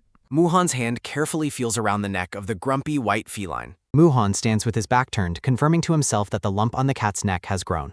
Muhan breaks into a cold sweat as he suspects the cat might be suffering from a serious condition called FIS. The veterinarian clenches his jaw in regret, wishing he had informed the owner about the lump during their first meeting. In a moment of deep self-loathing, Muhan tells himself that he is pathetic for his hesitation. Muhan closes his eyes with resolve, deciding that it is not too late to take action. The silver-haired doctor stammers nervously as he prepares to speak to the concerned cat owner. A sudden sharp snap sounding, followed by a sudden loud yell as Muhan startles everyone in the room with his intensity. Muhan blushes and apologizes to the pink-haired woman before delivering his serious medical update. Muhan steels his resolve with a clenched fist, ready to address the medical concern head-on. Manager Jang handles the grumpy cat with chaotic speed and efficiency, declaring the difficult mission complete. Dajong asks about her cat's condition, and Muhan confirms that the feline received a recent vaccination. Muhan asks if she noticed the lump at the injection site, but Dajong assumes it is just a normal reaction to the shot.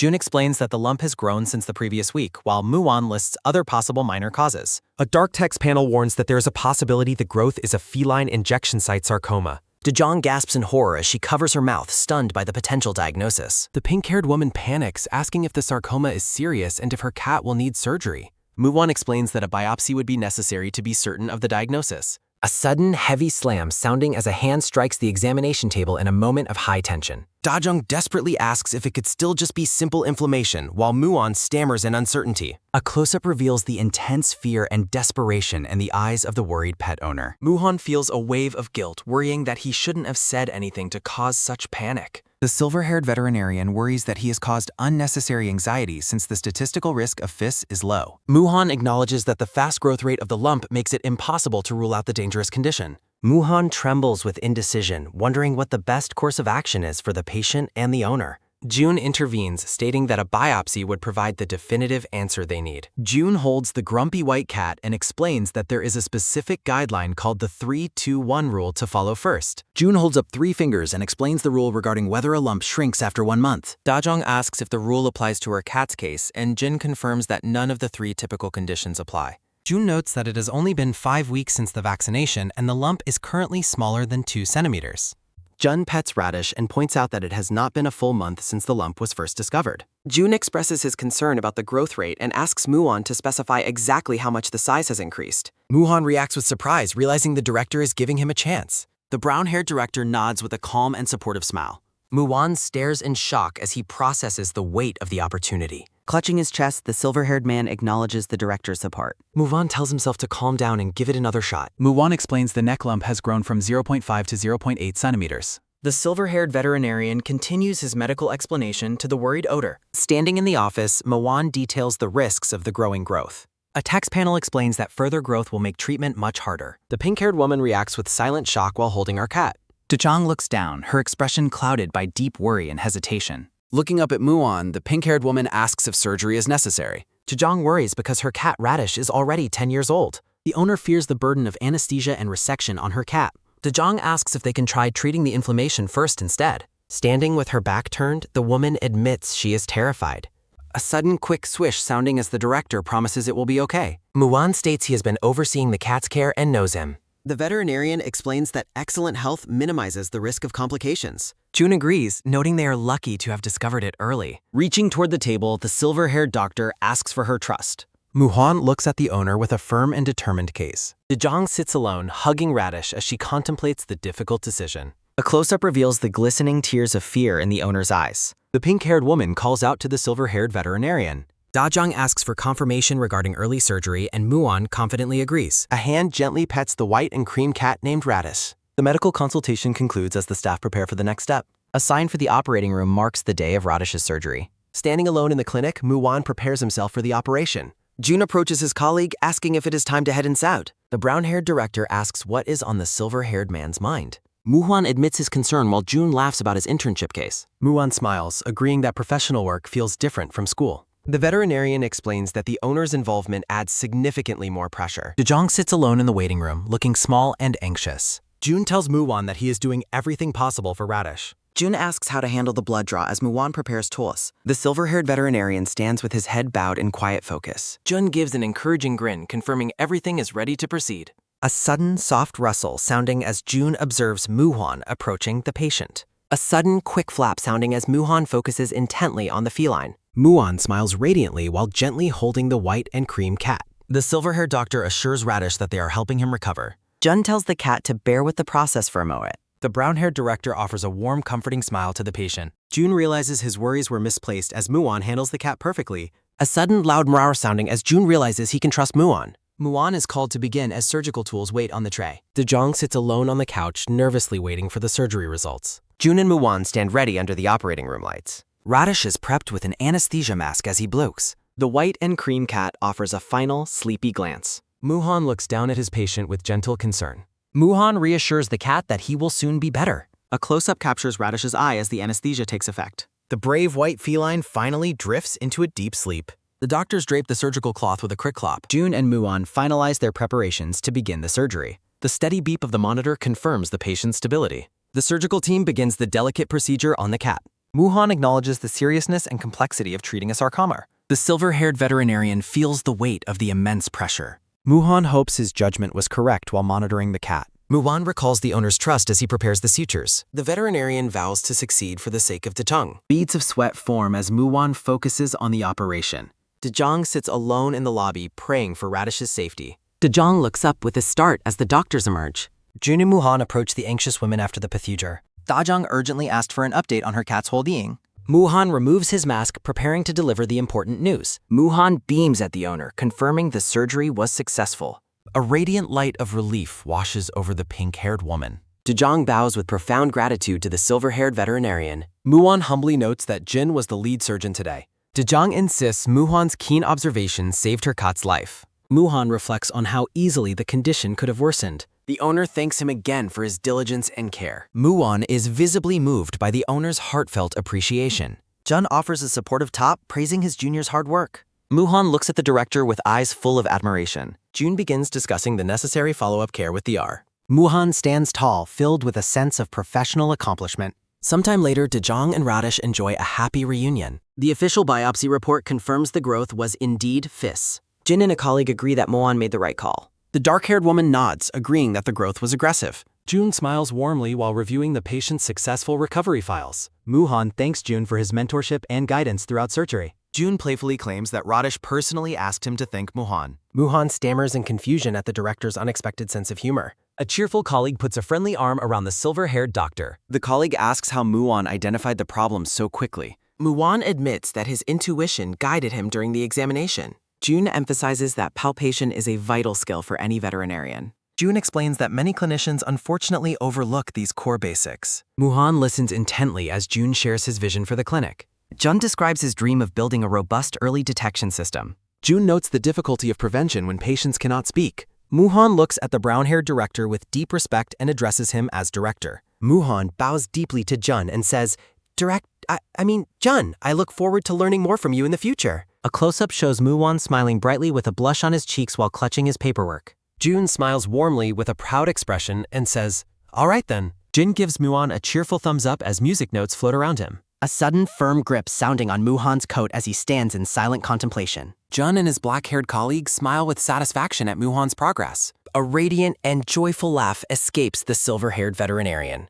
The three medical professionals stand together in the clinic, sharing a moment of camaraderie. A sudden quick dash sounding as someone hurries through the hospital hallway. A close-up focuses on the dark nose of a white, shaggy-haired dog. The dog lies quietly on a cushion with a protective bandage on its front leg. Looking out a large window, the dog stares at the sun-drenched yard and says, "Yes." In a flashback of a bright sky, a voice calls out, "Smarty, wait." A sudden light whip sounding as the shaggy dog sits perfectly still before a treat.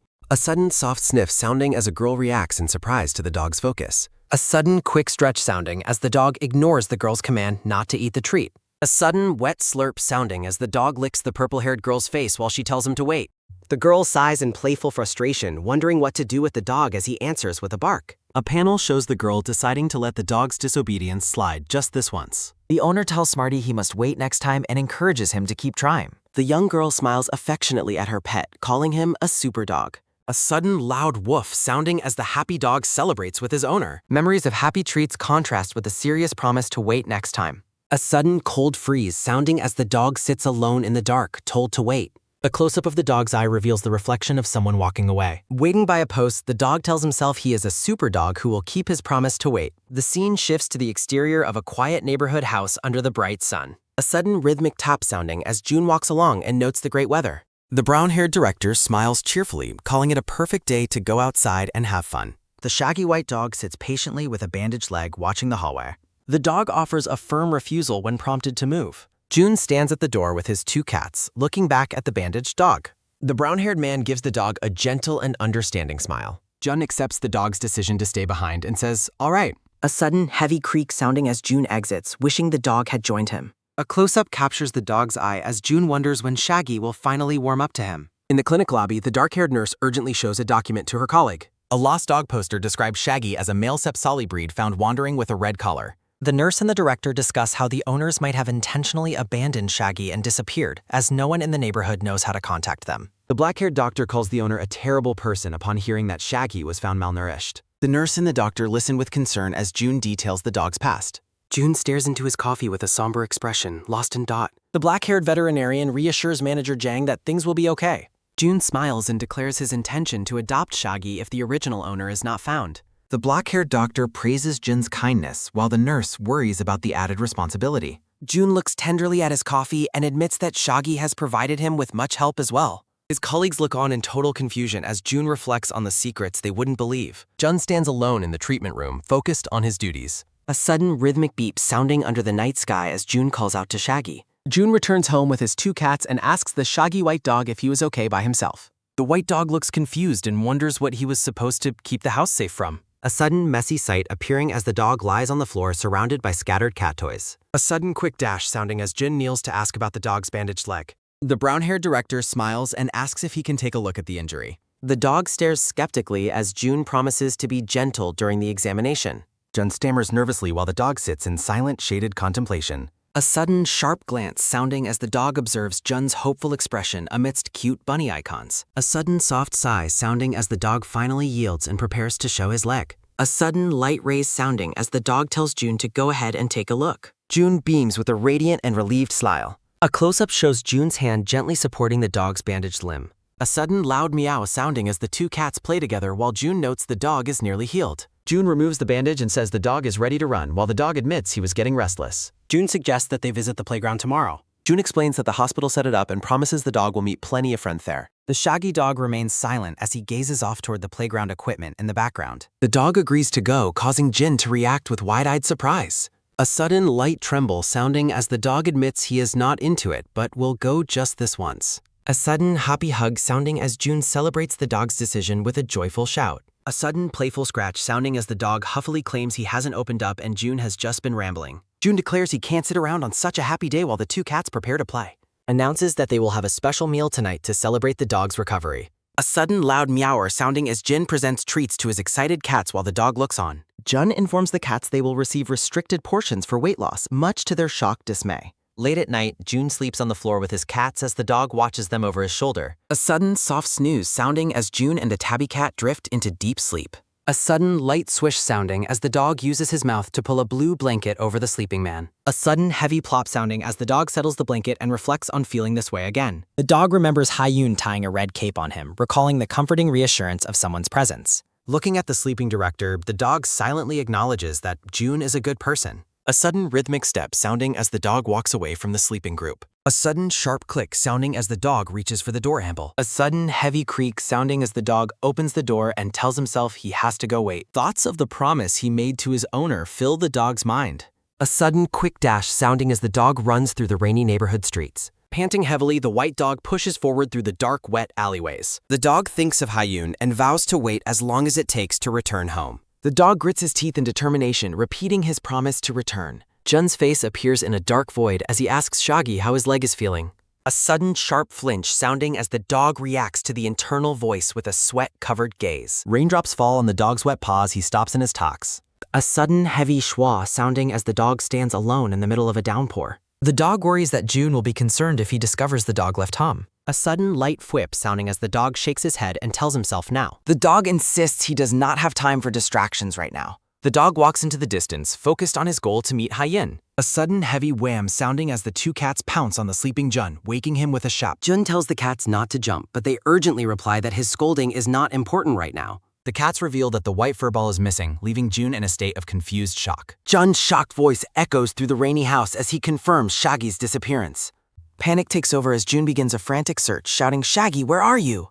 A sudden quick rustle sounding as Jun checks every corner for the gob. A sudden light raise sounding as June searches the bathroom, crying out, "Shaggy?" June's voice calls out to the empty rooms, asking, "Are you in here?" A sudden heavy burst sounding as June flings open doors, and Manager Jang asks what he's thinking. The tabby cat notes they already searched the whole house, but June shouts that there's no way. June stares in disbelief, certain that he had locked every door before sleeping. A sudden sharp flinch sounding as a chilling realization crosses June's mind. The front door stands open to the rain, confirming Shaggy has escaped. June looks at the open door with dread, wondering if the dog actually left. June realizes Shaggy learned to operate the handle by watching him countless times. A sudden soft sigh sounding as June leans his head against his hand. June laments that he hasn't yet earned the dog's full trust. Worry deepens as June thinks about the harsh, heavy rain falling outside. Terror grips June as he imagines something terrible happening to the dog. Panic turns to action as June prepares to go out and search. A sudden wet splash sounding as a bicycle tire cuts through the puddles. A sudden loud ring sounding as Nahyuk Sunbae calls Jin's smartphone. Jun cycles desperately through the rain, answering the phone with an urgent shout. Nahyuk asks why June is calling so late, and June begs for Shaggy's rescue location. Nahyuk asks if he means right now, and Jun shouts back that he was. A sudden sharp beep sounding as Nahyuk realizes Jun is already outside. Rain and sweat pour down Jin's face as he calls out for Shabby. A silent plea for the dog's safety echoes through Jun's panic box. A sudden heavy huff sounding as the wet dog stops in an alleyway. A sudden soft ha sounding as the dog arrives at his ultan. A sudden quick glance sounding as Shaggy wonders if his owner already left. A sudden soft sniff sounding as Shaggy searches for Hyun's lingering scent. The white dog looks around the empty yard, hoping for a sign. A sudden light peek sounding as the dog peers through the darkened windows.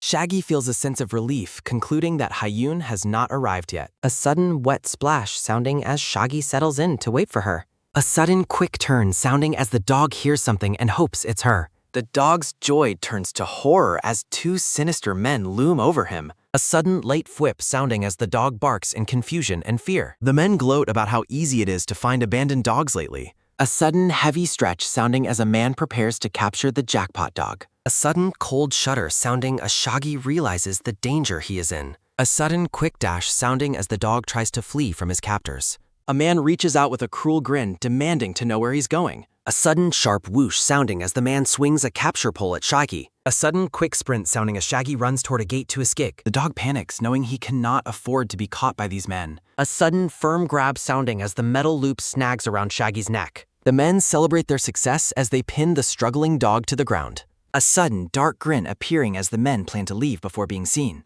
A sudden heavy struggle sounding as the men prepare to tie up their prize. A sudden firm press sounding as Shaggy is pinned while the minority. Desperate and terrified, Shaggy cries out for Hyun to save him from this nightmare. A sudden wet splash sounding as a bicycle wheel turns through deep puddles. A sudden sharp shout sounding as June's voice calls out for Shaggy through the rain. A sudden loud screech sounding as June arrives on his bicycle to confront the two men. Jun's expression turns fierce as he orders the men to get their hands off the dog immediately. The men realize they have been discovered, but doubt that June is actually the dog's owner. A sudden heavy clang sounding as Jun's red bicycle falls to the wet ground. A sudden quick dash sounding as June rushes forward and tells the men to move. A sudden firm grab sounding as June seizes the man's pole and questions his right to hurt an animal. The man demands to know why June is interfering while Shaggy looks on in silent shock. Shaggy watches Jin's intense focus and wonders if the man is actually here to save him. One of the men dismisses June as weak, claiming he barely felt the push that knocked him down. Shaggy reflects on Jin's apparent lack of strength during the rainy confrontation. A sudden sharp spit sounding as the man expresses his deep irritation with the interference. The men decide to ignore Jun and prepare to take Shaggy away through the rain. A sudden sharp flinch sounding as Shaggy hears the men's plan to sell him off since there are no cameras. A sudden firm grasp sounding as the man's gloved hand seizes Shaggy dark. Shaggy struggles and barks while the man tells him to shut up and stay still. A sudden heavy wham sounding as Shaggy is thrown toward a cold metal cage. A sudden loud creak sounding as the men prepare to lock Shaggy away, ignoring his desperate barks. A sudden sharp chomp sounding as Shaggy bites the man's red-gloved hand in a final struggle. June shouts for the dog while Shaggy barks back in distress from the cage. Rage fills the man's face as he reacts to the pain of the dog's bite. A sudden heavy thwack sounding as the man kicks the whimpering Shaggy while swearing at him. The man berates the dog for biting a person while holding his blade hand. A sudden quick reach sounding as the man picks up a wooden plank to retaliate. A sudden sharp whoosh sounding as the man prepares to strike the dog, telling him to brace himself. A sudden quick swing sounding as the man's cruel smile widens mid-attack. A sudden firm halt sounding as Kijin arrives and June's voice orders the man to stop. A sudden heavy stomp sounding as Kijin charges forward with the energy of a raging bull. The attacker looks back in terror as the massive man approaches him. A sudden heavy wham sounding as Kijin punches the man and orders him to release Shaggy. The other thief panics, realizing June has brought powerful backup to the rescue. A sudden quick dash sounding as the second thief tries to escape from the alleyway. A sudden heavy thud sounding as the thief crashes into the stationary Nahyuk Sunbae. A sudden loud crash sounding as the thief falls to the ground before his new captor. Nahyuk Sunbae adjusts his glasses while Kijin identifies the men as dog thieves. June looks up in relief as he recognizes his senior colleagues helping him in the rain. Shaggy stares at Jun and identifies him as the veterinarian human who came to help.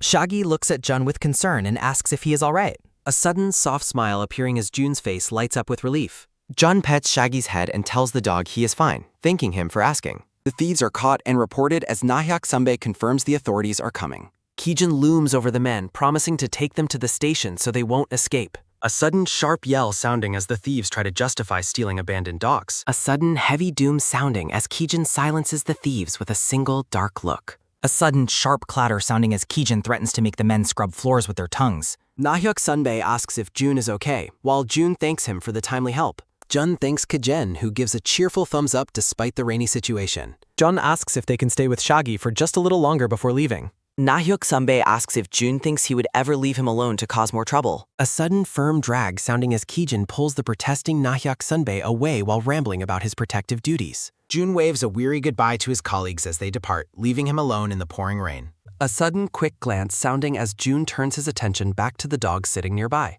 Shaggy looks up at the man, his white coat completely soaked and matted from the storm. Jun sits on the whetstone steps and suggests that he and the dog should head home as well.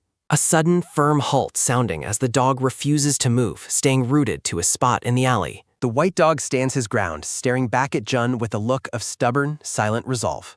Jun watches the animal in silence, recognizing the deep pain and determination in the dog's eyes. Jun asks if the dog truly intends to keep waiting here in the cold and rain indefinitely. A sudden, wet splash sounding as Jun walks over, acknowledging that he understands the weight of the dog's feelings. Jun hesitates before gently explaining that the people who once lived in the house have already moved on. A sudden, loud shout sounding as Shaggy barks a fierce denial, refusing to accept Jun's explanation. Shaggy insists that his owner never intended to leave him and warns Jun not to speak of her that way. The dog reveals the heart-wrenching truth that it was the parents who abandoned him, not the little girl. Jun's expression turns to one of pure shock as he listens to the dog's desperate telepathic explanation. The scene shifts back in time as a cat-themed clock marks the beginning of a painful memory. In a flashback, Hayoon's mother argues passionately with her husband about the fate of their family pet. Young Hayoon in blue pajamas clutches her dog while her father explains that their new apartment forbids large animals. The heated argument continues as the mother questions how they can possibly handle the situation differently. The father looks away in frustration, demanding to know what his wife expects him to do about the dog. A narrative bubble confirms the parents' cold plan to simply replace the old dog with a smaller, more convenient pet. A sudden tight squeeze sounding as Hayoon hugs the dog while her father claims she will eventually forget him. In the present day, Jun is horrified by the callous reasoning behind the dog's abandonment. Shaggy reflects on how Hayoon was nothing like her parents and always stood firmly by his side. The memory shows young Hayoon screaming at the top of her lungs, protesting against leaving her best friend behind. Crying and desperate, the little girl demands to be left behind as well if they are going to abandon her dog. The mother looks down in frustration while the father sighs, exhausted by their daughter's emotional outburst. A sudden, firm halt sounding as Shaggy stops in the hallway, sensing the adults have made their final choice. A sudden, cold glare sounding as the parents look down at the dog with looks of pure irritation and contempt. Shaggy looks up at them with a sense of impending dread, realizing he is no longer wanted in their home.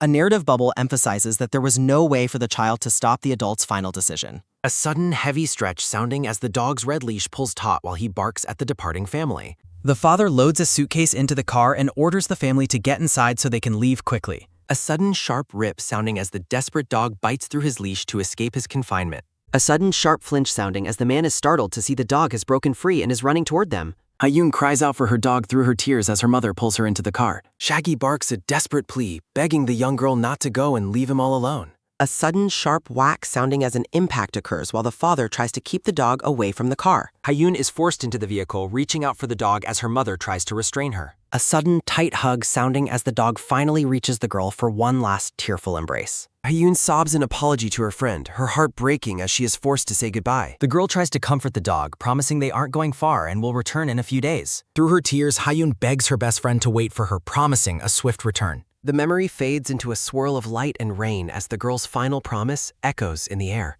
Shaggy sits alone in the quiet yard, the silence of abandonment settling over him for the first time. As the car drives away, Hayoon looks out the window and promises that she will be waiting for him too. A sudden, sharp clack sounding as the car moves further away, seen through the reflection of the side mirror. The yard stands empty and desolate, with only a piece of the broken red leash left behind on the ground. Shaggy's inner thoughts question how much longer he must endure the weight of this endless wait. Back in the present, Jun looks at the dog with profound sorrow, finally understanding the source of his loyalty. Shaggy reflects on how Yoon's promised that she would eventually return. The dog fears that his owner will be sad without him. In the heavy rain, Shaggy decides he cannot stop waiting. June gazes at the dog and suggests that he go home. The brown-haired man looks down, moved by the animal's stubbornness. A sudden, wet splash sounding as the dog remains firmly seated. A sudden, soft plop sounding as June sits beside the back. Surprised by the gesture, the dog looks up at the man. June tells the dog he will wait with him prior. The dog listens as June promises to wait by his side. June notes the pouring rain while looking off into the distance.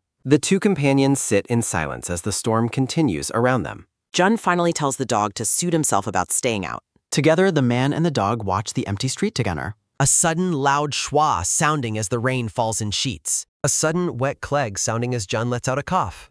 Jun coughs again while the dog looks at him with concern. The white dog stares intently at the shivering man beside him. A narrative thought questions if the little girl will actually return. Shaggy looks toward the sky and admits he knows the turf. The dog acknowledges that Hayun might never actually come back. Shaggy realizes Hayun is too young to search for him alone. He imagines her with a new puppy, just as her father planned. A painful realization suggests that the girl might have forgotten him. Shaggy asks the veterinarian how much longer he is meant to wait. The dog asks June if he believes the girl will return. Shaggy tells Jun that humans always seem to know everything. June looks at the dog with a sad, gentle expression. June explains that the choice to wait belongs only to Shaggy. A sudden, heavy droop sounding as the dog's head falls forward. Shaggy admits he missed her too much to give up hope.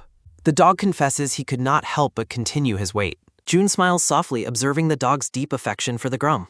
The white dog closes his eyes, lost in his painful memories. Shaggy sits on the steps and confirms he loved her. A memory shows Shaggy playing with Hayun in a sunny garden. Young Hayun laughs happily while playing with her best friend. A sudden bright beam appearing as Hayun smiles with the frisbee. In the present, Shaggy looks up with tears in his eyes. A sudden soft drip sounding as a tear hits the ground. The dog finally decides it is time to return home. Jin looks at the dog in surprise at the sudden decision. June tells the dog not to get too excited about leaving. Shaggy insists he is only leaving because June looks quite sick. June smiles warmly at the dog's attempt to hide his concern. A sudden wet lick sounding as Shaggy thanks John for helping. A sudden warm hug sounding as June embraces the loyal animal. The storm passes and sunshine returns to the quiet suburban house. A sudden quick swish sounding as fur falls onto a newspaper. Jun finishes trimming Shaggy's fur and asks for his opinion. June shows off Shaggy's new bowl cut alongside a sphinx scratching. The cats laugh at the haircut and Shaggy's hilarious expression. A sudden loud thud sounding as Shaggy sees his reflection. Shaggy's head hangs low while June tries to get his attention. Jun thinks the cat is cute, but the gray cat disagrees. The tabby insists that a cat's fur is their entire identity. The black-scarred cat critiques the dog's fur management and poor attitude. He claims the dog's shabby fur prevents him from finding love. A sudden sharp grit sounding as the cat worries about Shaggy's future. A sudden heavy wham sounding as the black cat strikes the tabby. Jun begs them to stop as the two cats exchange insults. Overwhelmed by the noise, Jun tells the bickering animals to hush. Jun apologizes to Shaggy and promises to fix him at work. The brown-haired man asks if the dog understands the plan. A memory surfaces of young Hayun holding a pair of scissors.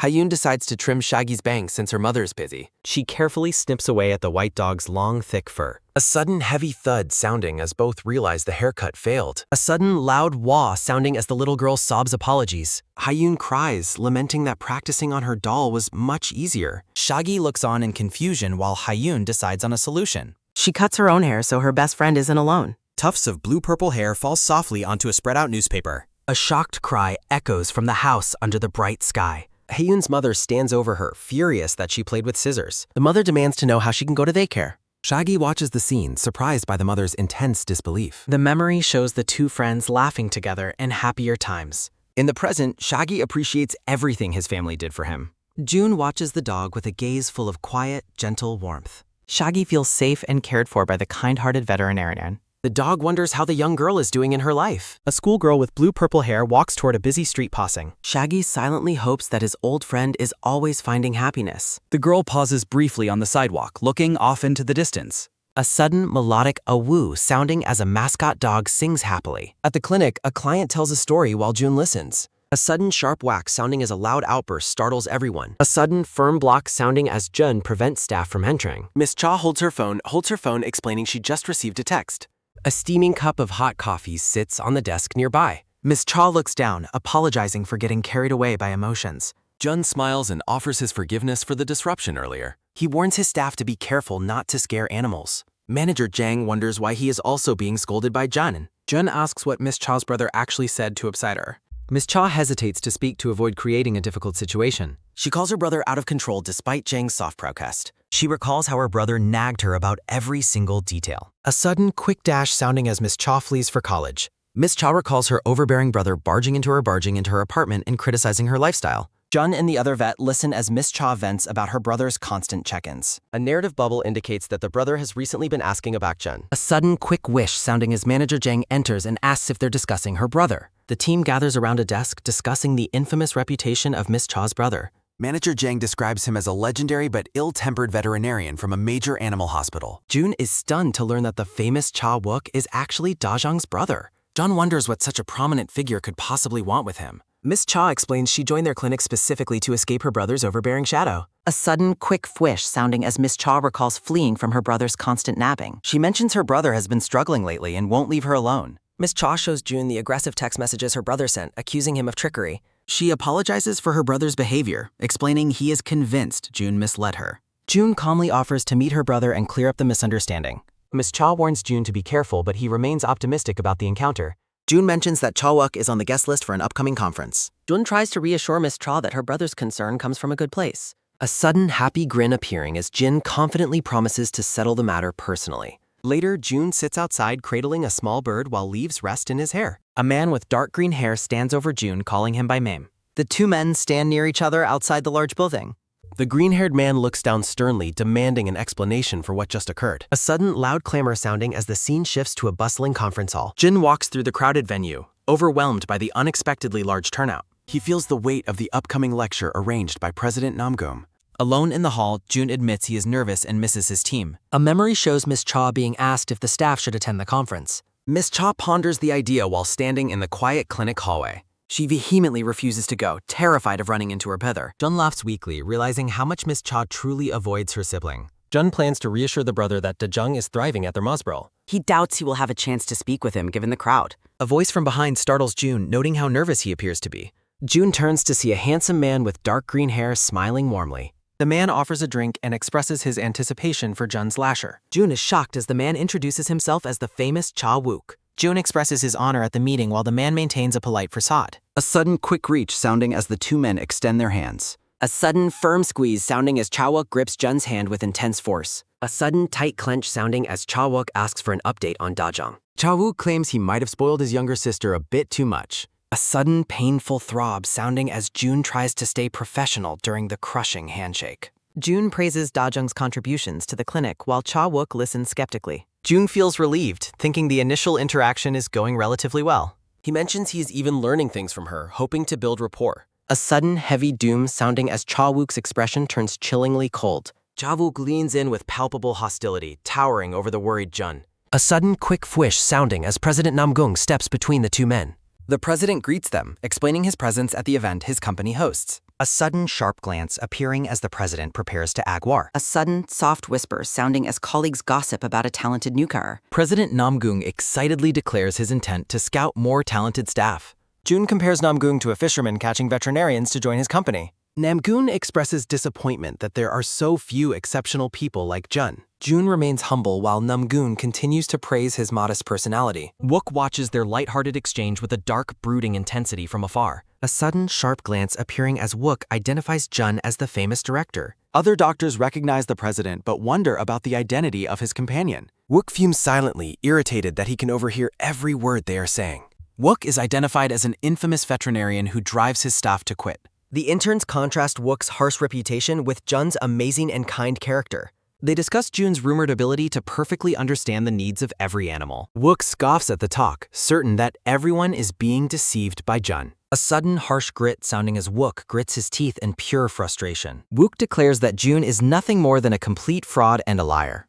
A memory shows a younger Wook studying hard while his sister interrupts him. Wook recalls his sister showing him a video of Jun being interviewed. In reality, she was scolding him for making new recruits cry at work. The video shows Jun explaining the vital importance of connecting with animal patients. Wook dismisses Jun's words, believing that only those without skills talk about connections. He insists that objective data is the only thing that matters in veterinary medicine. Wook labels Jun as an extraordinary fraud who manipulates others with his words. He remembers his interns wishing they could work for Jun instead of him. Even his senior colleagues and company chairman were captivated by Jun's legendary reputation. Wook remembers how his sister used to happily run to greet him.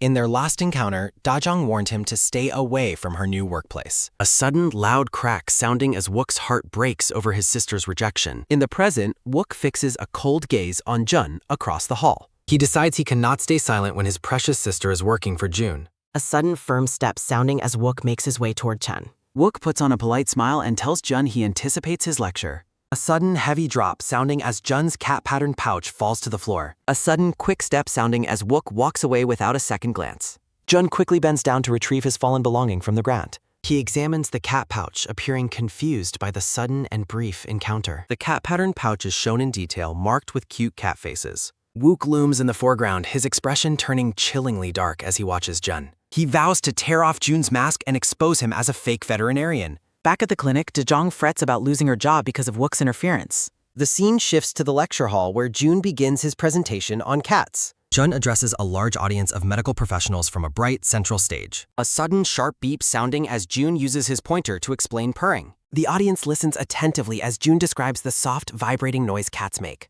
Jun explains that cats also purr when they are experiencing pain or discomfort. A sudden soft purr sounding as an injured cat purrs for its own healing. Jun shares a lighthearted joke about his own health being tied to his pet. A sudden quick rattle sounding as Jun prepares to move to the mixed side. Wook suddenly stands up and announces that he has a question for the lecturer. Wook challenges Jun's claim, asking why all sick cats don't exhibit purring behavior. Wook states that he has rarely observed such behavior in his own professional practice. In the lecture hall, Cha-wook challenges Jun, suggesting he might be over-interpreting and assigning false meaning to a cat's simple, natural behaviors. Jun responds with a confident smile that radiates professional calm. Jun acknowledges Wook's point, but argues that assigning meaning is sometimes necessary to truly understand animals, causing the green-haired man to flinch. He explains that while animals do not speak human languages, they are constantly communicating through a vast array of signals. Jun raises his pointer to the screen and asks the audience why stray cats do not purr. He explains that the difference lies within their specific environments. Jun notes that cats living on the streets avoid showing signs of pain because displaying weakness in the wild is a survival risk.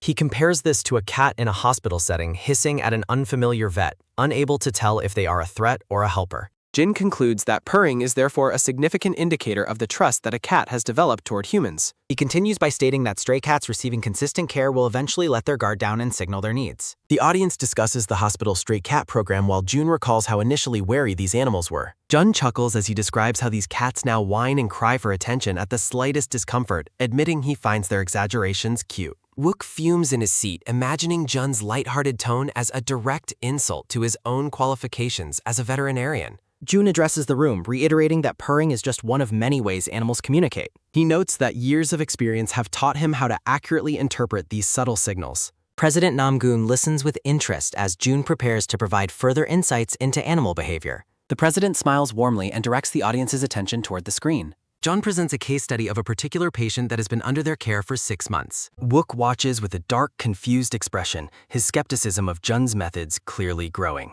President Namgong appears surprised by a sudden turn in the presentation. Jun continues the lecture by asking if the audience has an issue with a specific individual named Mr. Lee. A peaceful view of lush green leaves swaying in the soft light. Later, Jun stretches outside, reflecting on the tough encounter and how fastidious Dajong's brother truly is. He recalls Wook raising constant objections throughout the entire presentation, but feels glad he came prepared. As he walks, Jin considers that Wook's questions weren't actually that unusual for a professional. Jun walks past a large cat, thinking that while he is confident because he can talk to animals, other veterinarians would find that hard to accept. He ponders how to share his beneficial knowledge with others without being labeled a fraud for his unique ability. His thoughts are interrupted by a sudden soft flutter sounding as a faint voice calls out for help. John stops and looks around, wondering if he just heard someone speaking.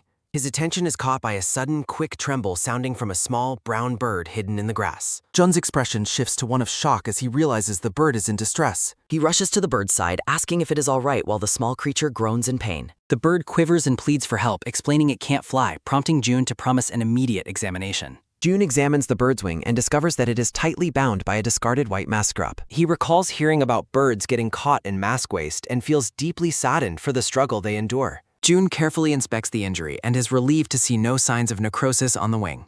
He notes that it is fortunate he carries his tools and begins to carefully cut away the restrictive strap. After the procedure, June asks the bird if it feels better, and it responds that it still cannot fly. Jin gives the bird a sudden soft pat, sounding as he reassures it that its wings just need some rest. He points out the bird's younger siblings in a nearby nest, warning them to be careful not to fall as well. Jun asks the bird how its wing got caught in the first braids. The bird explains that it noticed something on its wing while still in the nest with its siblings. A narrative bubble indicates the bird unsuccessfully asked its siblings for help in removing the object. It recalls how they tried to pull it off, but eventually gave up since it could still fly at the time. Jun realizes that a discarded mask must have been used as nesting material, leading to the accident. The bird looks at June with wide eyes, amazed that a human can be so kind. June looks away sadly, feeling that he should be the one apologizing for the human actions that harmed the bird. The bird admits its mother's negative teachings about humans might be wrong, while Jun insists that those in white coats should always be kind. June smiles warmly and offers to perform more thorough tests at his hospital if the bird continues to struggle with flying. Suddenly, Cha-wook looms behind Jun with a dark expression, demanding to know who he is talking to. Cha-wook looms over Jun, questioning what the director is doing there. A detailed view of Wook's shoe on the ground. Wook demands to know what the other man is doing. Jun looks up with leaves in his hair, startled by the intrusion. Jun explains he was helping a bird caught in a strap. Wook narrows his eyes, asking if June was speaking to the animal. Wook leans in closer, asking if June can actually understand animals. Jun remains on the ground while Wook repeats his pointed question. June realizes the situation is becoming dangerously complicated for a secret. Jun panics internally as he realizes Wook might have discovered his ability. Jun worries about the consequences if his secret ability is exposed. Jun falls silent, struggling to find a believable excuse. June decides to act brazen, laughing off the suggestion as ridiculous. Jin deflects by asking if Wook doesn't talk to hospital patients. Wook points accusingly, insisting Jun's response to the bird was too natural. Wook continues his lecture while June listens with a calm expression. June begins to chuckle at the intensity of Wook's interrogation. A sudden, light rise sounding as Jin stands while Wook remains flustered. Jun admits he is laughing at Wook's intimidating face during the talk. June thinks Wook is being snarky while the bird glares. June considers Wook's professional background while observing the bird's calm demeanor. Jin thinks that Wook must have learned to speak kindly to animals. June imagines Wook as a kind vet who deeply loves animals. June recalls seeing the cute cat pattern on Wook's lost handkerchiefs. A sudden, sharp dun sounding as June remembers the item in his pocket. A sudden, quick fumble sounding as June searches for the fallen handkerchief. June smiles while holding the handkerchief just as President Namgung arrives. President Namgung greets them, mentioning he had been trying to reach June.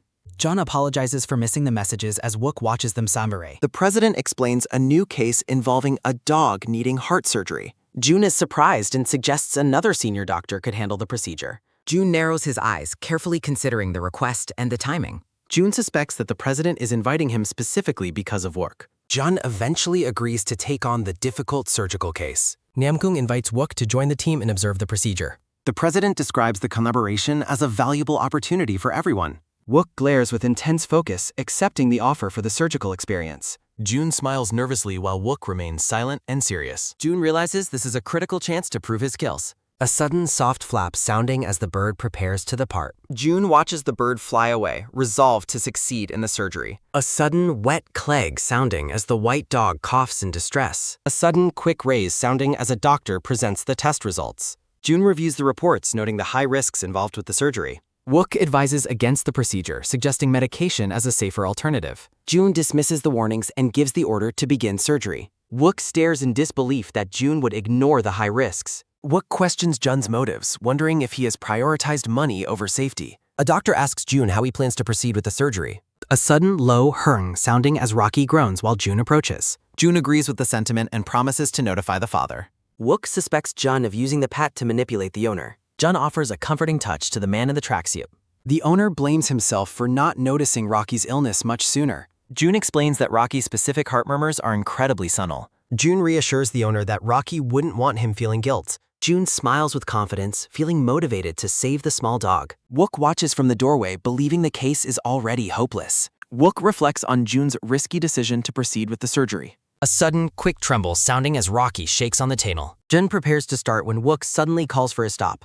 Wook shouts for the surgery to be halted immediately. Wook warns that the dog's blood pressure is dangerously high. Jun smiles calmly and promises to handle the potential complications. June announces they will perform the less invasive ACDO procedure instead. Wook is completely stunned by Jun's unexpected and sophisticated surgical choice. Wook pleads with Jun to reconsider because of the dog size. Jun gives Wook a confident wink before starting the operation. Wook fumes in frustration, feeling insulted by Jun's arrogant demeanor. Wook calls Jun a fraud while the surgery light stays on. Wook observes from outside, surprised by the speed of Jun's movements. Wook notes that Jun is completing the procedure exceptionally quickly. Wook begrudgingly admits Jun's skill while being addressed as Mr. Cha. President Namgung approaches, mentioning he has been wondering about something. Namgung asks Wook if he has a personal grudge against Jun. Wook reacts with a sudden look of shock at the question.